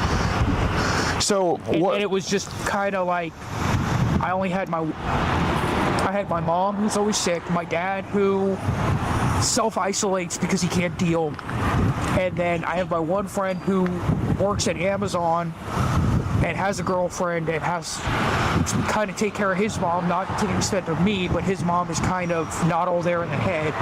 So he has to make sure I don't want to disrupt him. Plus, it took us a while to get to a point where we're laughing and joking and kind of going back to what y'all were. What we were. And it's like all we're doing is we're going to Walmart and walking around Walmart, chilling in Walmart. We're driving to St. Louis to get cigarettes. Right. We're driving around. We're not hanging out at the house watching TV or anything like that. Yeah. So I don't have, all I have is my Xbox, and I'm not, like, the thing with my Xbox, I was allowed to keep my Xbox and my PlayStation. Everything else was destroyed. I was arrested. And I asked them, I was like, hey, can I get my Xbox back? And they were like, yes. Don't add any friends. Don't message anybody on Xbox. Right. Yeah. Like, you can play multiplayer online games. Yeah. But you can't chat, you can't talk, no call log, no log, no nothing. So when did you get released from jail? I got released in May of this year? May of this year. I was sentenced in July and was sentenced to 36 months probation. On monthly probation meetings, and living with, like, my stipulations were like live with my parents, register, go to therapy, and then like no adult clubs, no authorized or no unsupervised contact. So how long after you got back out of jail did you kind of relapse and get back into child? Thanksgiving, right around the holidays, when everything went with my sister. Really? Okay. So what do you think, and I understand watching it to an extent, like people just kind of fall into dark paths, but what do you think compels you to kind of trade it with people and exchange images and videos like that? I have a problem with collection.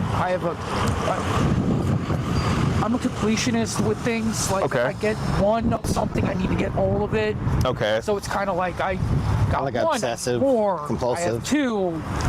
It's my. Sounds like it collects dumb Why shit. have two when you can have 10? Why have 10 when you can have 100? So how many images and videos of child porn do you think you've accumulated on that phone? We're talking about porn. Somewhere over 100. Okay. But he has a bunch of dumb shit like Royce Miller. You know what I'm saying? Gotta have more plastic stuff. Look at this plastic thing. I'm gonna keep it in a box forever and put it on the shelf. Look at it. You know, it happens because it's a snowball effect, essentially, is what it is. And I gotta watch out for those people. I see it. So I'm just going to ask this straight up. Like, so do you think, you're kind of talking about the guy in DFW, do you think he's the one that kind of put it into your mind to want to also have with like this They alleged might be today? pedos. Because he was talking it up. Okay. And he was just like, it's the greatest thing ever, blah, blah, blah. And with my problems and everything like that, it's just like I have felt pleasure. Even when I was before, like I spiraled down this path, it was not fun. Right. It was like even it's just dog. Whoa, like I got no pleasure on it. Right. And then the first time I saw child, it's just like a thrill. Yeah. Because it was like it was more that I shouldn't have it. That's illegal. Yeah. So it was like I don't want to get or like this is cool because I'm like doing something where I'm not supposed to be doing. It was the same thing with underage drinking is fun. Like, yeah. It's fun. Yeah, It's yeah. like I'm not supposed to do this. This is wrong. I can get in trouble with it. I'm getting away with it. This is awesome. So, and then when I got out of jail, I was on the right, and then I got kind of back into it, and just the image is lost. Like it was that thrill was gone. And then we started talking about the experience, and I was just like, okay, well, I chased the dragon, just a different one. So I do want to ask kind of about, because you mentioned in the chat like that you're sick but not a monster. So we talked about, basically she was going to do it on you, you were going to do it on her. Like, were there any plans to make it forced, or was it going to be truly like consensual? I was never forced. It was going to be at her pace. Okay. Her guys, everything like that. Okay, so you said that if she's comfortable with it, yes. basically. Okay, so that was true. Yeah. Okay. So you. Yeah, you say I'm sick, but I'm not a monster. Yeah, I wouldn't let her hurt. The other person says they wouldn't let you hurt her. And you said they asked what you up to and what you be open to, and say, okay, well, I would definitely want to with her, and I would want her to. Yes. So that's kind of exactly. So basically, that was literal. There wasn't any like you didn't have any nefarious other things in mind. No. Okay, so what you said is what you wanted. Yes. Okay, that's good to know. We appreciate your honesty. Yeah.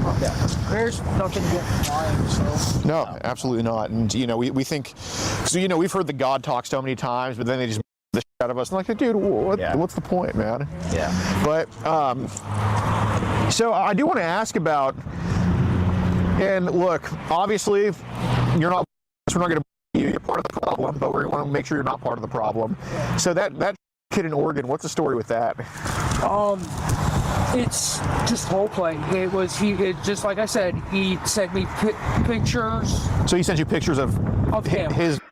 Yes, I didn't save them. They left and. Wait, what app did he send you those pictures on?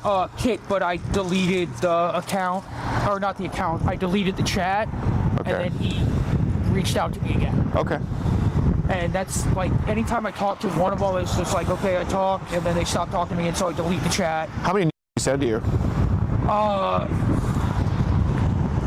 He sent me 3, and then he sent 2 to the group that I was in. To the AAM group? Yeah. Okay. So I do want to ask. You are in some groups on Kick, obviously, and I don't want anything with the phone getting with.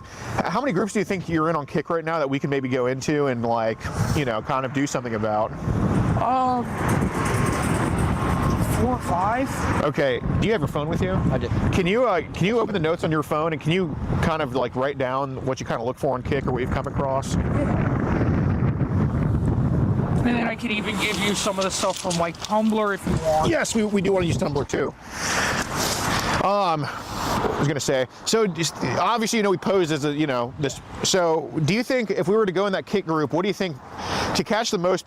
What do you think we should pose as in that Kick group? Honestly, they're pretty self-governing, like I said, with ages. Okay. Pretty much anything under 13, you'll get auto banned. Okay. But do you think we should pose like a father or a kid or? A kid. Pose as a kid? Okay. Specifically a girl. Okay. They get the most interactions. It's mostly guys. Okay. There are a couple girls. There's one chat I'm in. I don't know where she's from, and it was just something she had said, and she hadn't really talked much about how she had a 7-year-old daughter. Okay. And she wouldn't mind grooming her. Is grooming a hashtag they use? They do. On Tumblr, they put, You have the notes open? I can't get my notes open on it. Here, actually, what we'll do, I'll, yeah. About to die. No problem. Hey, can one of y'all bring me my phone, please?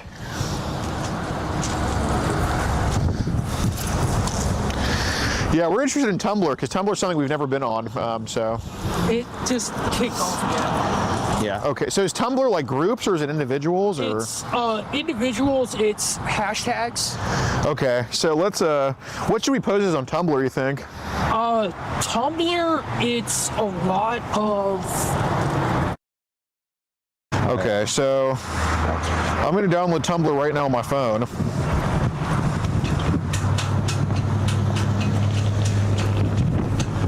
Just a Tumblr app, right? Yeah. Okay. So I'm going to open up a note here. Tumblr tags. Can you write down any hashtag that's Jason on Tumblr you've seen, please?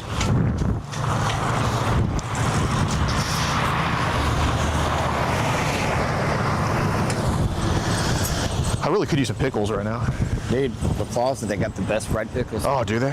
Yep.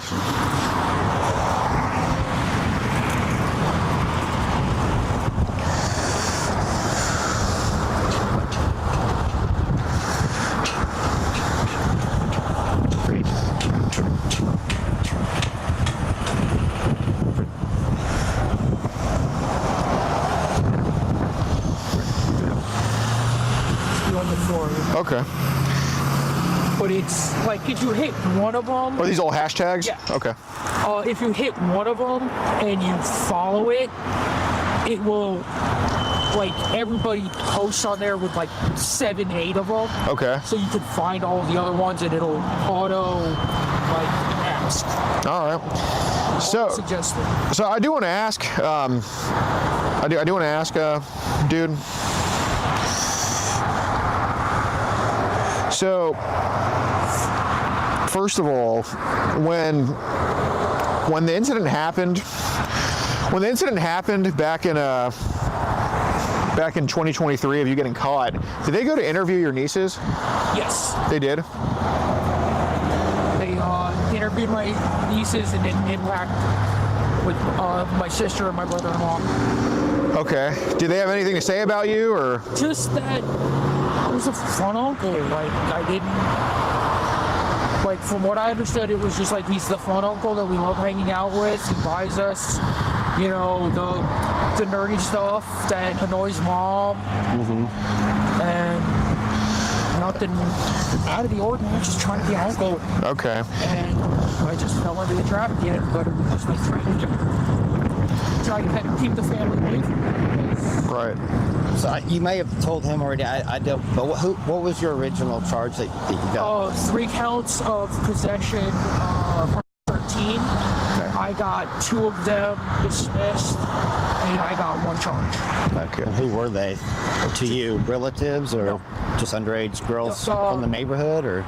No, it was it was stuff that was sent to me on TikTok. And another app that got shut down called Wall Claimer. Wait, what app's that called? It was called Wall Claimer, but Wall it got Claimer? Shut down, I believe. Okay. Where the whole thing was is you add people and then they can just change your wallpaper to whatever. I see. And that's what started it. I was just like, oh, this is fun. Mm-hmm. And then it started off as like funny, goofy memes and pictures, and then it was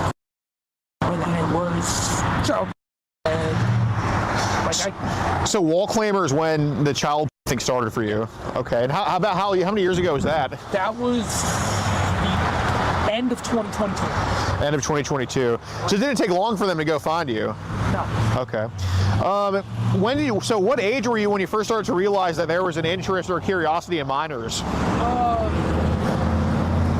15. 15, 16, it was kind of like I was attracted to girls my own age, and then as I grew up, my attraction to everything like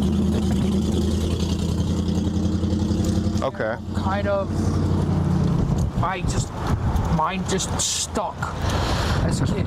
Okay. And no,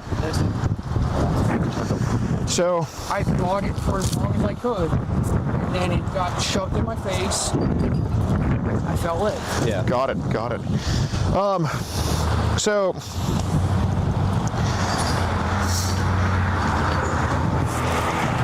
look, you're just gonna be honest with them like you were with us, okay? Yeah. How's it going, ma'am? Hey, how are you? Hi, good. Basically, you have some child on your phone we got to get rid of, right? Yes. Okay, and you came here to meet an 11-year-old girl for pretty much? Okay. And you're a sex offender on probation or parole? Probation. Probation, okay. And we have everything recorded and saved for y'all and everything. Hey, do you have an ID on you? Yes, I do. Go ahead and stand up. Step down here. This was like I'm like, what you want to say? Yeah.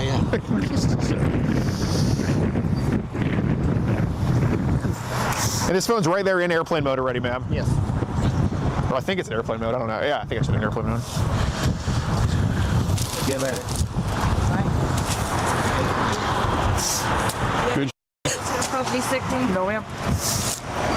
Bro, when I handed my phone to Priscilla, I was like, yeah, man, play on let's play on my phone. She's like, I was like, dude, I have the camera app. What? One sec. I had the camera app like right in the middle, and she just started filming him the whole time. Yes. Here, I'm gonna send Where are you from? Scooter. All right. Hold on, we're doing the video together. All right, ready? Yes. What's up, y'all? So we just caught up with Valentina as my mom, and with our decoy here as the daughter. Thank you. Yes, and Caught up from the sky, actually, guys. And going to jail. He's been in jail multiple times.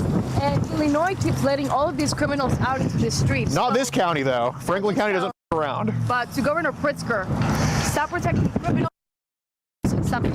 Yes, and Patrick, a sex offender from Mascota, Illinois, is going back to jail for child and traveling to meet a minor. Hey, yo. Good guys. You're warm. Yeah, I don't get cold. Officer, thank you. There's his phone. It is in airplane mode. Yeah, that's his phone. And Thank you very much. Thank you. Yes. These kind of pedophiles don't work here. Thank you so much. We'll go to the station, dump everything for y'all. Yeah. All right. Yeah, we'll follow y'all. We're just right down there. Okay, sounds good. Yeah, I'll see you a little outro. We'll be at the station in a few, ma'am. I like that. All right. Well, big shout out to our decoy Priscilla and to Valentina and to Pete Illinois right here, Aaron. Soon to be. Yeah, we'll take a picture. Shout out to Priscilla or to Valentina for playing as the. Oh, they don't ever let anybody shout out to Priscilla go. for playing as the daughter. Shout out to Aaron. Sometimes for the playing as cops don't Alex, arrest them, and, though. Yeah. Off the streets. Join locals in the pinned comment. Over 100 videos early and uncensored. That's how we get nationwide, and that's how we get locked up everywhere we go. So. Absolutely. And guys, I've never asked for anything. No money, no donations, absolutely nothing. All right, we're going to keep that streak alive. I do ask for one thing. For you to support my friend Alex Rosen and subscribe to his channel, to his profile on X. He's doing God's work. Yeah. He's protecting children. He's doing more than all of these politicians in Washington, D.C. combined. And when we get to Congress, we're going to make upgrade again. Absolutely. This is awesome. Get it, guys. Very cool. You guys did awesome. Absolutely. If you want to support the predator poachers catching there's her Cash App, near I and far, guess. go to the pinned comment. If you're on Rumble, press the red join button to see over 30 videos early and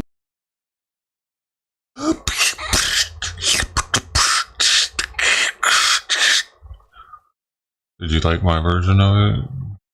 Which one was better? Hey.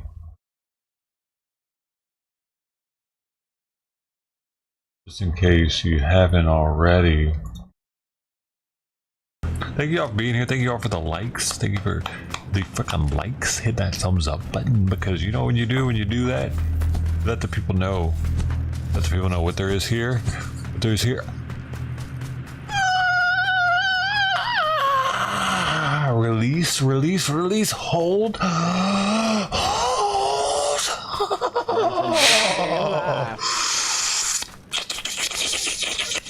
Why does that part get me every time?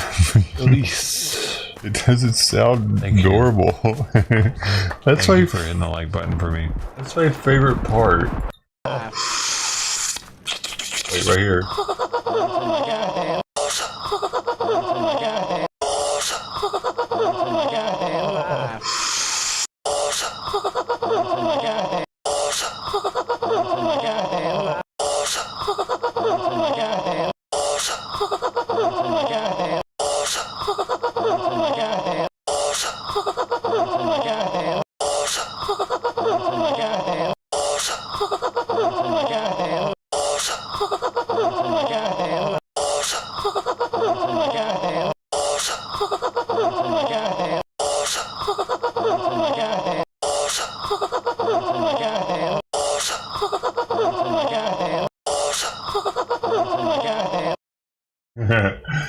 You know what I'm saying? It doesn't sound natural, but at the same time it does. The guy talking in the background adds to it too. The running sound. Alright, for anybody who hasn't seen this, I might as well let you see it. Otherwise it might be kind of... Thank you all for being here. Thank you all for the likes. Thank you for the freaking likes. Hit that thumbs up button, because you know when you do that, let the people know. Let the people know what there is here. What there is here. See, I can keep a straight face for all this. Release, release, release, hold. Easily. I'm not even gonna laugh. See, we're good. We're good. Oh. Release. Thank you. Thank you for hitting the like button for me. That's what you do when you do that.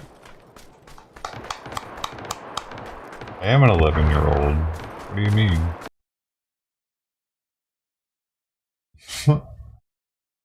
What do you do other times? Can you imagine me as a 40? I'm in my 40s. Huh?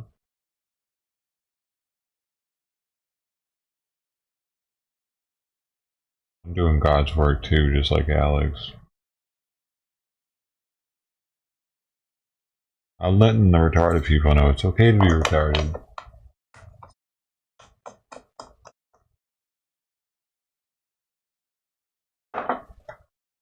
Oh, me when I was actually 11 years old? Oh, man. It was probably more like this. Sound like I was slouching.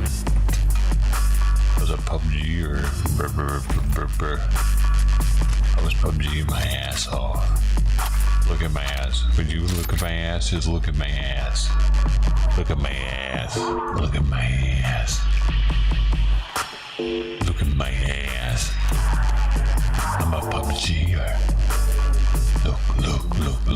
Look at my ass. Look. I'm a, look at my ass. Look, I'm a PUBGer. Ha! That was clippable. The cat even came out of the blinds right now. Witness it. That's a pretty decent song, I think. It goes well with it. A PUBGer. And I'm my biggest critic, you know. Student loan protections are ending, subject to credit reporting. Uh-oh. New warning signs for our economy as more Americans fall deeper into debt. Credit card defaults are skyrocketing, reportedly jumping to the highest level since the Great Recession. What is that gonna do? Lenders writing off more than $46 billion in credit card loans in the first 9 months of this year. They That need is to an fucking increase reduce of more my than rating, 50% my rate then, from 'cause I 2023. pay on And those are not time. the only debts worrying Americans. As we're saying goodbye to 2024 and farewell to the last COVID-era protections for student loan borrowers. So that could impact millions of Americans. The current federal loan debt sits at about $1.6 trillion. That debt is spread out across nearly 43 million federal student loan borrowers, and close to 7 million Americans are in default. And those defaulted federal loans could be hitting millions of credit reports in the next year, tanking credit scores. Hey, that's that could awesome. have major financial consequences for Help me years get a house, to damn it. come. Yeah. So let's bring in The credit's Betsy gonna Mayotte, suck. the Mine's gonna be president and good. founder It's of gonna the be amazing Institute for of Student me. Loan Advisors, who has helped thousands navigate Sweet. the student loan process. Betsy, thank you so much for your time on this. So we have seen these numerous extensions against penalties for these Look at my student loan ass. borrowers, but why do people really need to pay attention now? Yeah, so it's been almost 5 years since borrowers with federal student loans that were in default have had really no collection activity or consequences to those defaulted loans. But that is ending as soon as tomorrow. For these people. Oh. That means affecting their credit score, administrative wage garnishment, having their tax refund garnished, even their Social Security potentially garnished. So what could some of these people see when it comes to consequences if they do go into default? Because I think people hear kind of some of the things you said and they think, oh, well, I have time, or it's not really going to happen to me. Yeah, well, we're not quite sure how quickly the Trump administration will start active collections and credit reporting on defaulted student loans. But, the Department of Education up to now has said it could be as early as January. That means adding up to 24% or 25% in collection costs to the loans, garnishing up to 15% of the borrower's gross wages. As I mentioned, garnishing Social Security and garnishing a tax refund. So what are some of the options for these borrowers who want to avoid being dinged? Is it a matter of, paying what you can, paying something, trying to call up the loan company and figure out some type of resolution? Thankfully for federal student loans, there are options for defaulted borrowers to get out of default and even remove the default line from their credit report in some cases. The two primary ways are a process called loan rehabilitation, where you make 9 consecutive on-time payments of an amount based on your income, and then your loan's back in good standing. You're eligible for lower payment options, such as income-based repayment, and they remove the default line from your credit report like it was never there. A quicker way is consolidation. Consolidation is you just consolidate your defaulted loans. That can take between 60 and 90 days on average, and then your loan is again back in good standing. All right, so Betsy, how often do borrowers actually face litigation, which is an option? How often are they actually, though, facing litigation when it comes to having loans in default? Yeah, so I've been working in student loans since the earth cooled. I will say it is a lot more common for a private student loan lender to litigate against a borrower who hasn't paid than it is for the federal government to do so. And that's because the federal government has these tools like wage garnishment and tax refund offset and Social Security offset. They will sue, but it's not as common as it is for private student loans. Okay, but they will make sure that they're going to get their money somehow here.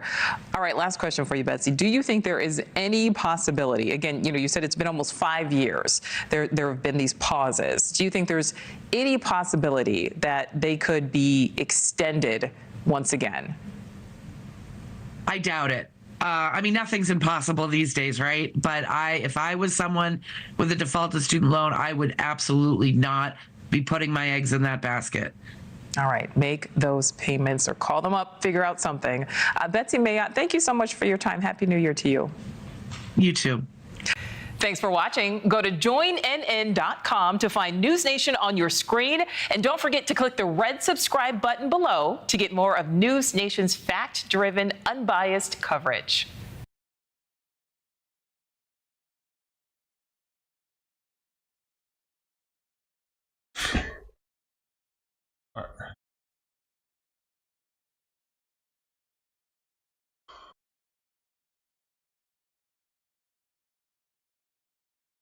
and we start this hour in California, where Governor Gavin Newsom is under fire for misleading claims about the state's homelessness crisis.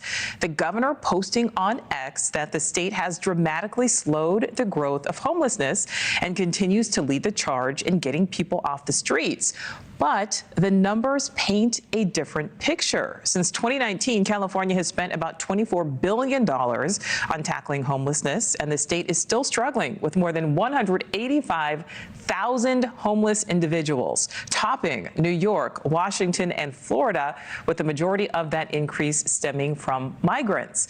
And this all comes as Chicago is implementing a new program in just days where the mayor plans to combine services for migrants and those experiencing homelessness in hopes of saving money. So News Nation's Nancy Liu is live in Los Angeles following all of this. So Nancy, you're there in California. Did the governor get handed wrong data? Is there a bigger issue here? Why the backlash? Well, Nicole, the governor's post on X hit the same day as the major homelessness report by the Department of Housing and Urban Development, which churned headlines of a nationwide increase of over 18%.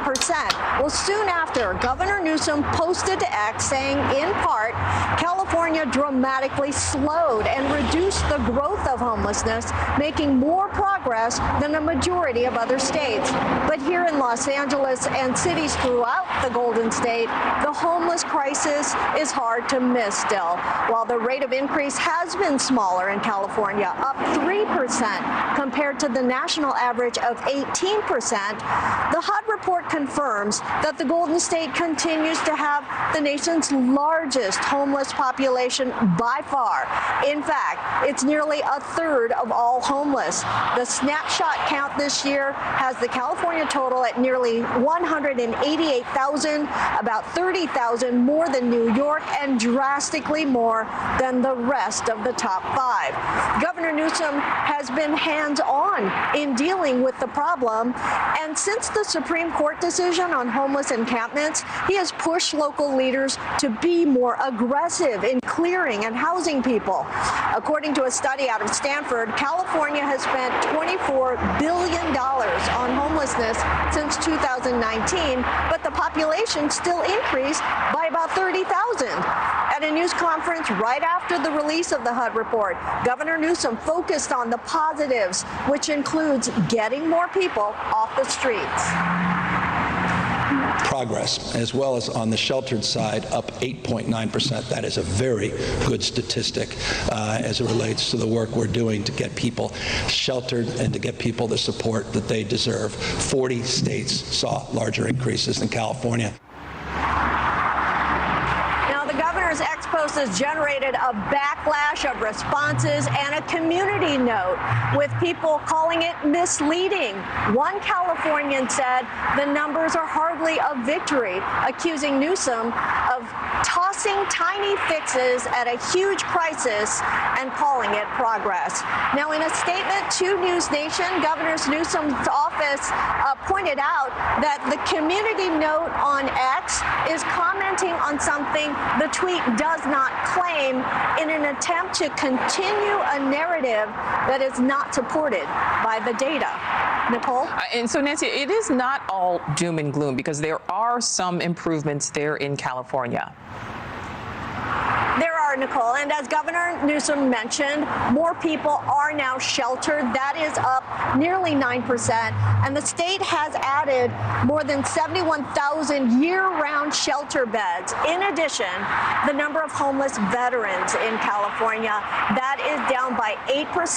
That is the biggest decrease of all states. However, the population remains the largest of the U.S., with about 33,000 veterans experiencing homelessness in California.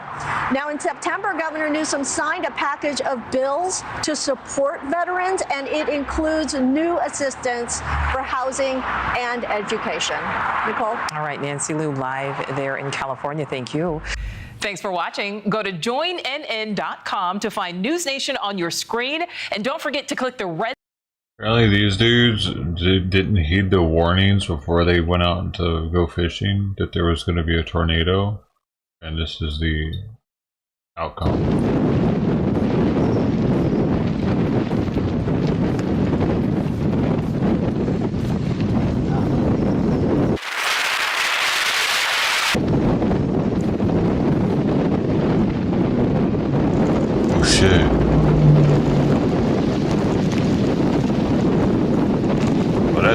quickly.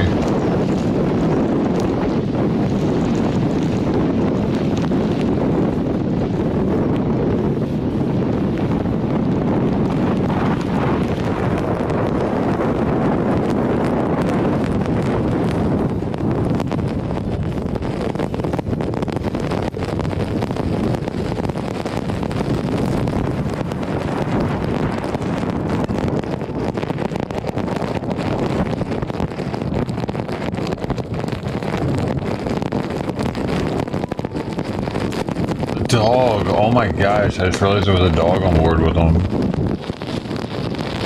This dude ain't letting that hat go. My lucky hat, boy.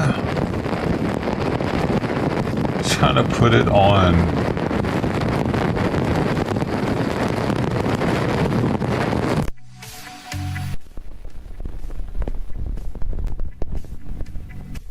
The music is wrong.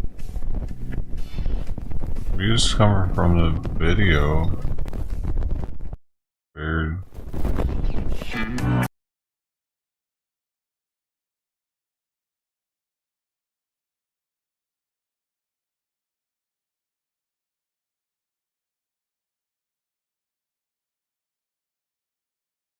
Boom, boom, boom, boom, boom, boom. Yeah, that'll probably be on the news tonight.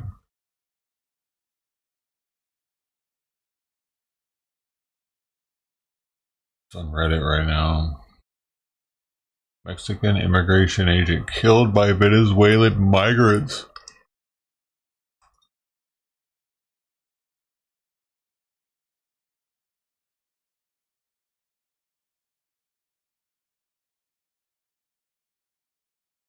Maybe now Mexico will start having a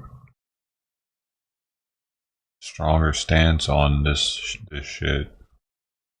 Now Venezuela's starting to fuck with them.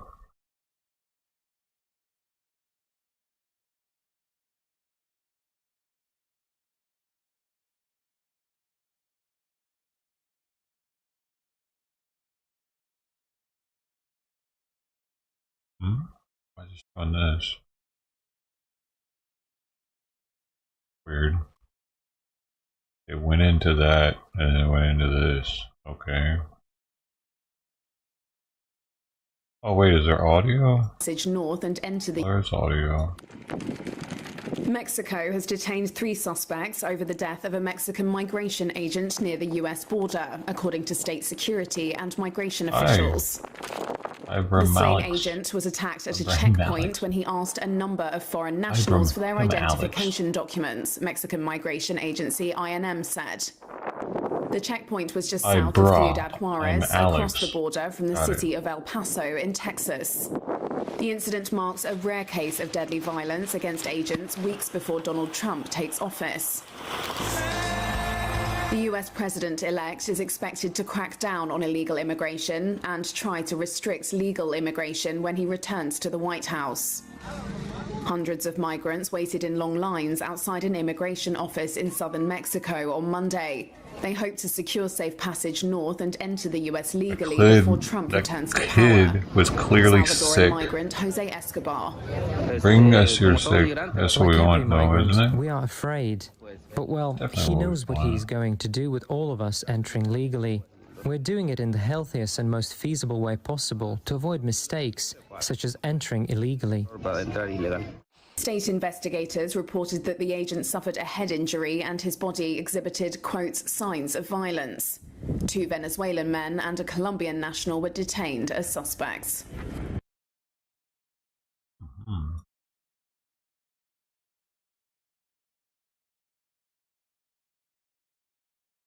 El Salvador.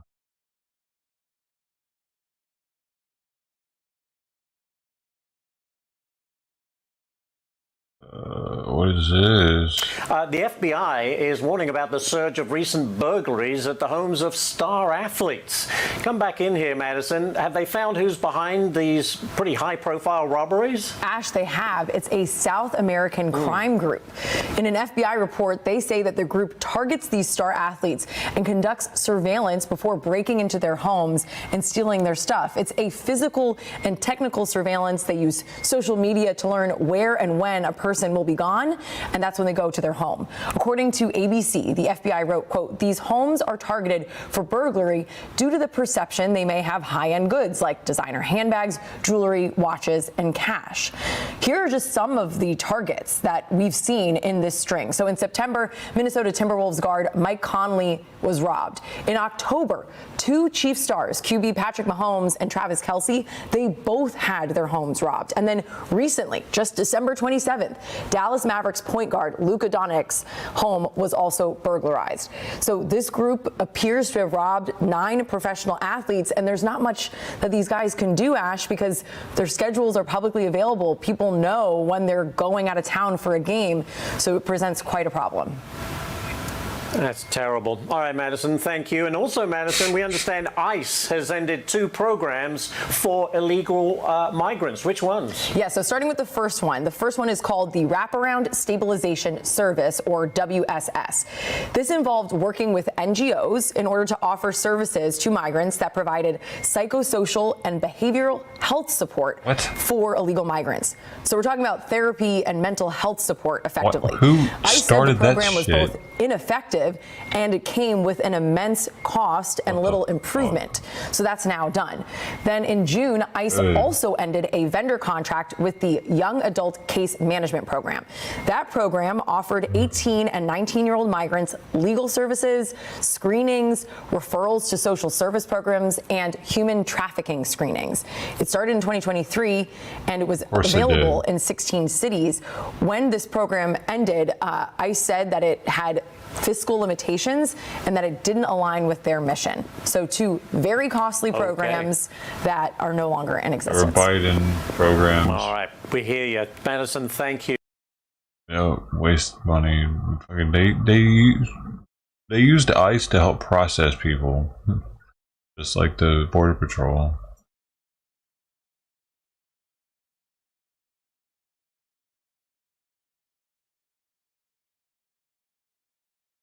Cold weather is putting migrants at risk. For migrants.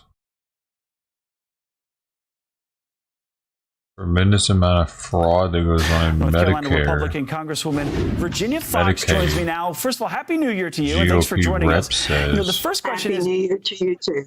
Yeah, the first question is, do you support Mike Johnson to keep his job? I wholeheartedly support Mike Johnson, and I agree wholeheartedly with what President Trump has said about him. He is a good, hardworking, religious man, and he's just the right person for the job at this pivotal moment in our country. And everyone needs to get behind Speaker Johnson and reelect him on Friday, our first day back officially. We need to do that so we can hit the deck, not just running, Edward, but sprinting, because we have a lot of work to do. And if we want to implement President Trump's agenda, which the American people have given us a mandate to do, then we need to get going on the very first day and elect elect Speaker Johnson. So, Representative, you're on the House Oversight Committee that investigates, exposes waste, fraud, and abuse. Now, we all know the DOJ duo are looking for about $2 trillion in government waste. It's one thing to identify the waste. It's another to actually cut it. Do you think Congress will actually make cuts this year? It's going to be very difficult to persuade members of Congress who have sometimes vested interest. When we met with DOJ, when they met with the conference, I told them, let's eliminate the whole Department of Education and give all those responsibilities back to the states. I could go through and probably save $2 trillion on my own, Edwards. But what happens is a member of Congress Congress will have a program that seems to be doing well in his or her district. And so they say, oh, well, you can't cut that. But we've got to have a stiff spine. Every one of us has to have a stiff spine, and we have to go in and cut this waste, fraud, and abuse. There's a tremendous amount of fraud that goes on, particularly in Medicare and Medicaid. That can be cut out. But we can't afford what do they do with Medicare, Medicaid? So that we can do this. And yes, we can cut out this funding. Fraud? We're going to have to bring reforms to lots of programs, and some of those that are on automatic pilot, like Social Security and Medicare and Medicaid. There are lots of programs that are going to have to be adjusted, but we can definitely cut spending. Yeah, and you were on or you used to chair, or you chaired the Education Committee. So you're not talking about ending the funding for states. The money would still go to states. You're just talking about eliminating the bureaucracy. Is that what you're talking about? Well, but I think we should never take the money out of the states. Let the states decide what programs they want. You know, the word education is not in the Constitution. It is not a constitutionally mandated effort of the federal government. It was never meant to be that way. And the 10th Amendment says if it's not mentioned in the Constitution as a mandated responsibility, then it's left up to the states and the people. So yes, education should be done at the state and local level. I've always advocated that, even as chair of the committee. I wanted to devolve the programs back to the states. Let them choose what to do. If they do that, Mississippi will get way dumber. Programs all the time that the states that may not want to have. So, Congressman, we only have about 45 seconds left. Let me ask you about the priorities for President-elect Trump. He wants a border bill to secure the border, and he also wants a tax bill to solidify those tax cuts. Should it be one big bill? If not, what goes first? Well, maybe you take care of all the fraud. I support all of President Trump's efforts. I think and the American people support him too. So I want us to do all of those things. I want us to keep the tax cuts that were passed in 2017 under President Trump, and I want us to have a border bill. One of the bills that did not get passed in the last session was my College Cost Reduction Act, which gives up about $185 billion that we can use in doing reconciliation. I hope we can do reconciliation in one bill. It would be difficult to do, but I think we need to do it either in two bills or one bill. We need to do reconciliation. That's the main thing, and we need to cut spending. I want to do everything I can to support the Trump agenda. Representative Virginia Foxx from North Carolina. I'm going to have to leave it there. Avery County, hopefully they are recovering still from that the hurricane still disaster tough, they had. Very tough, Edward. Fighting hard for that. I know you are, Representative. I appreciate it. Thank you. North Carolina Republican Congresswoman Virginia Foxx joins me now. First of all, Happy New Year. Virginia Foxx.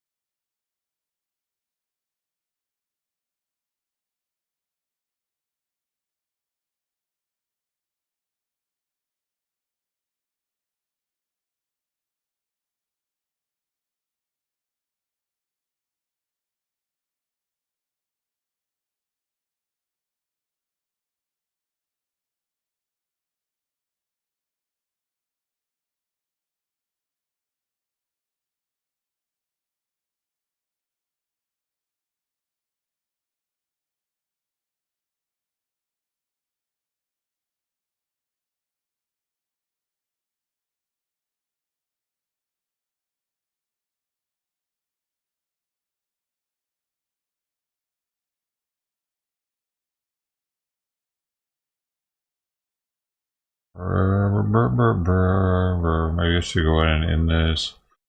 I'll get ready for New Year's. New Year's, man.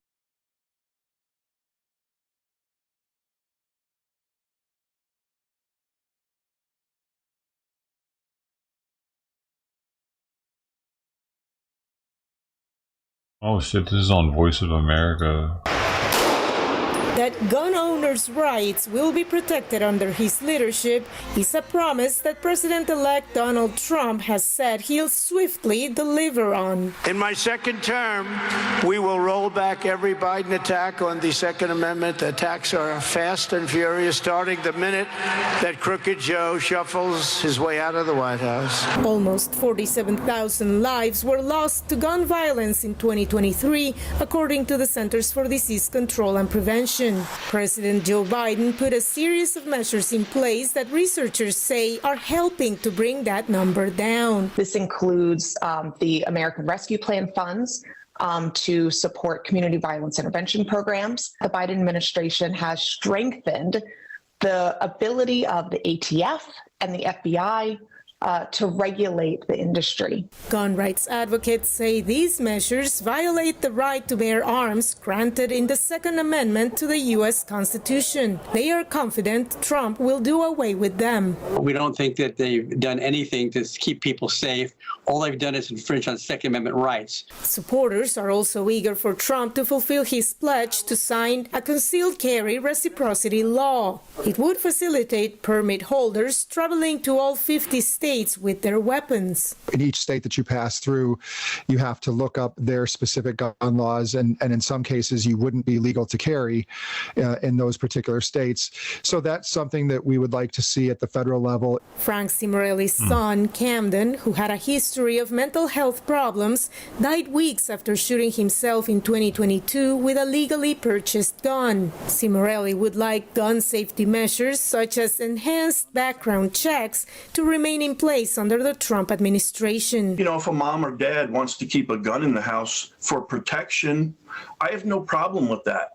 The problem I have is, why does your right to have a gun overshadow my right to keep a gun out of my house? Pew Research surveys show there's broad bipartisan support among the public for preventing people with mental illness from purchasing guns. But Americans remain deeply divided on most gun policy proposals. Veronica Valderas Iglesias, VOA News, I don't know, man. Washington. It doesn't say anything in the Constitution about mental illness.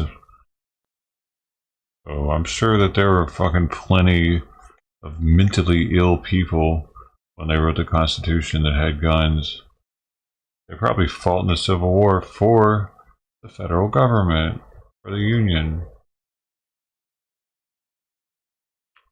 Interesting.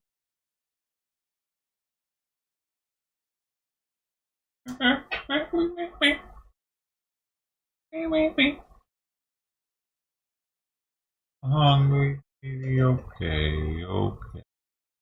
You want some more food? You want some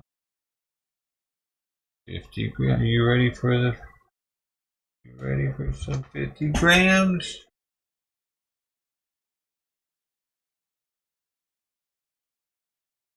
50 grams for you, and another can for you, coming right up. Alright. But I'm gonna end this now, y'all, so I can get them lunch and stuff. And maybe see you on the next one tonight. Other channels. Thanks for hanging. Caribbean Wrestler. Mr. Wild Bill, Sister T.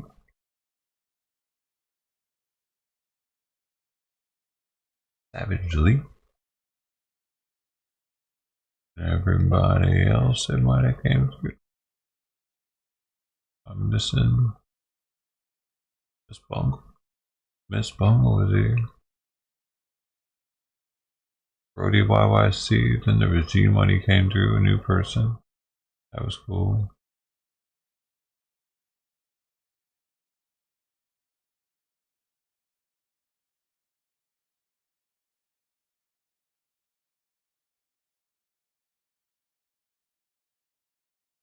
The bridge, Trout was here.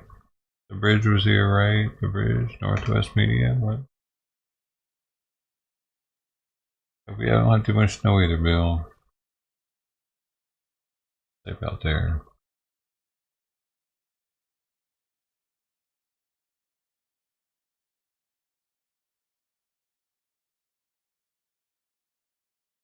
Take her easy, man. Happy New Year, everybody.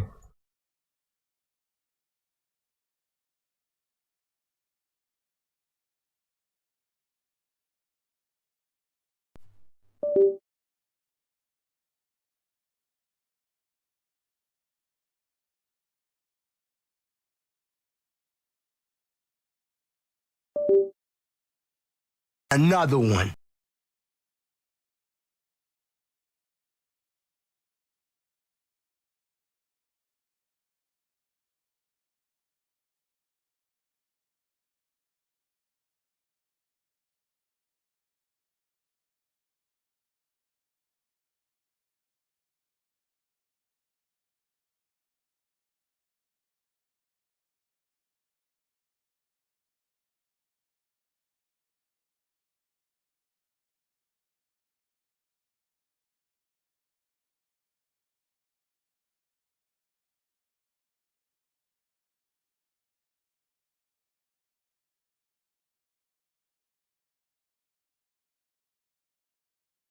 Meow, meow, meow, meow, meow, meow.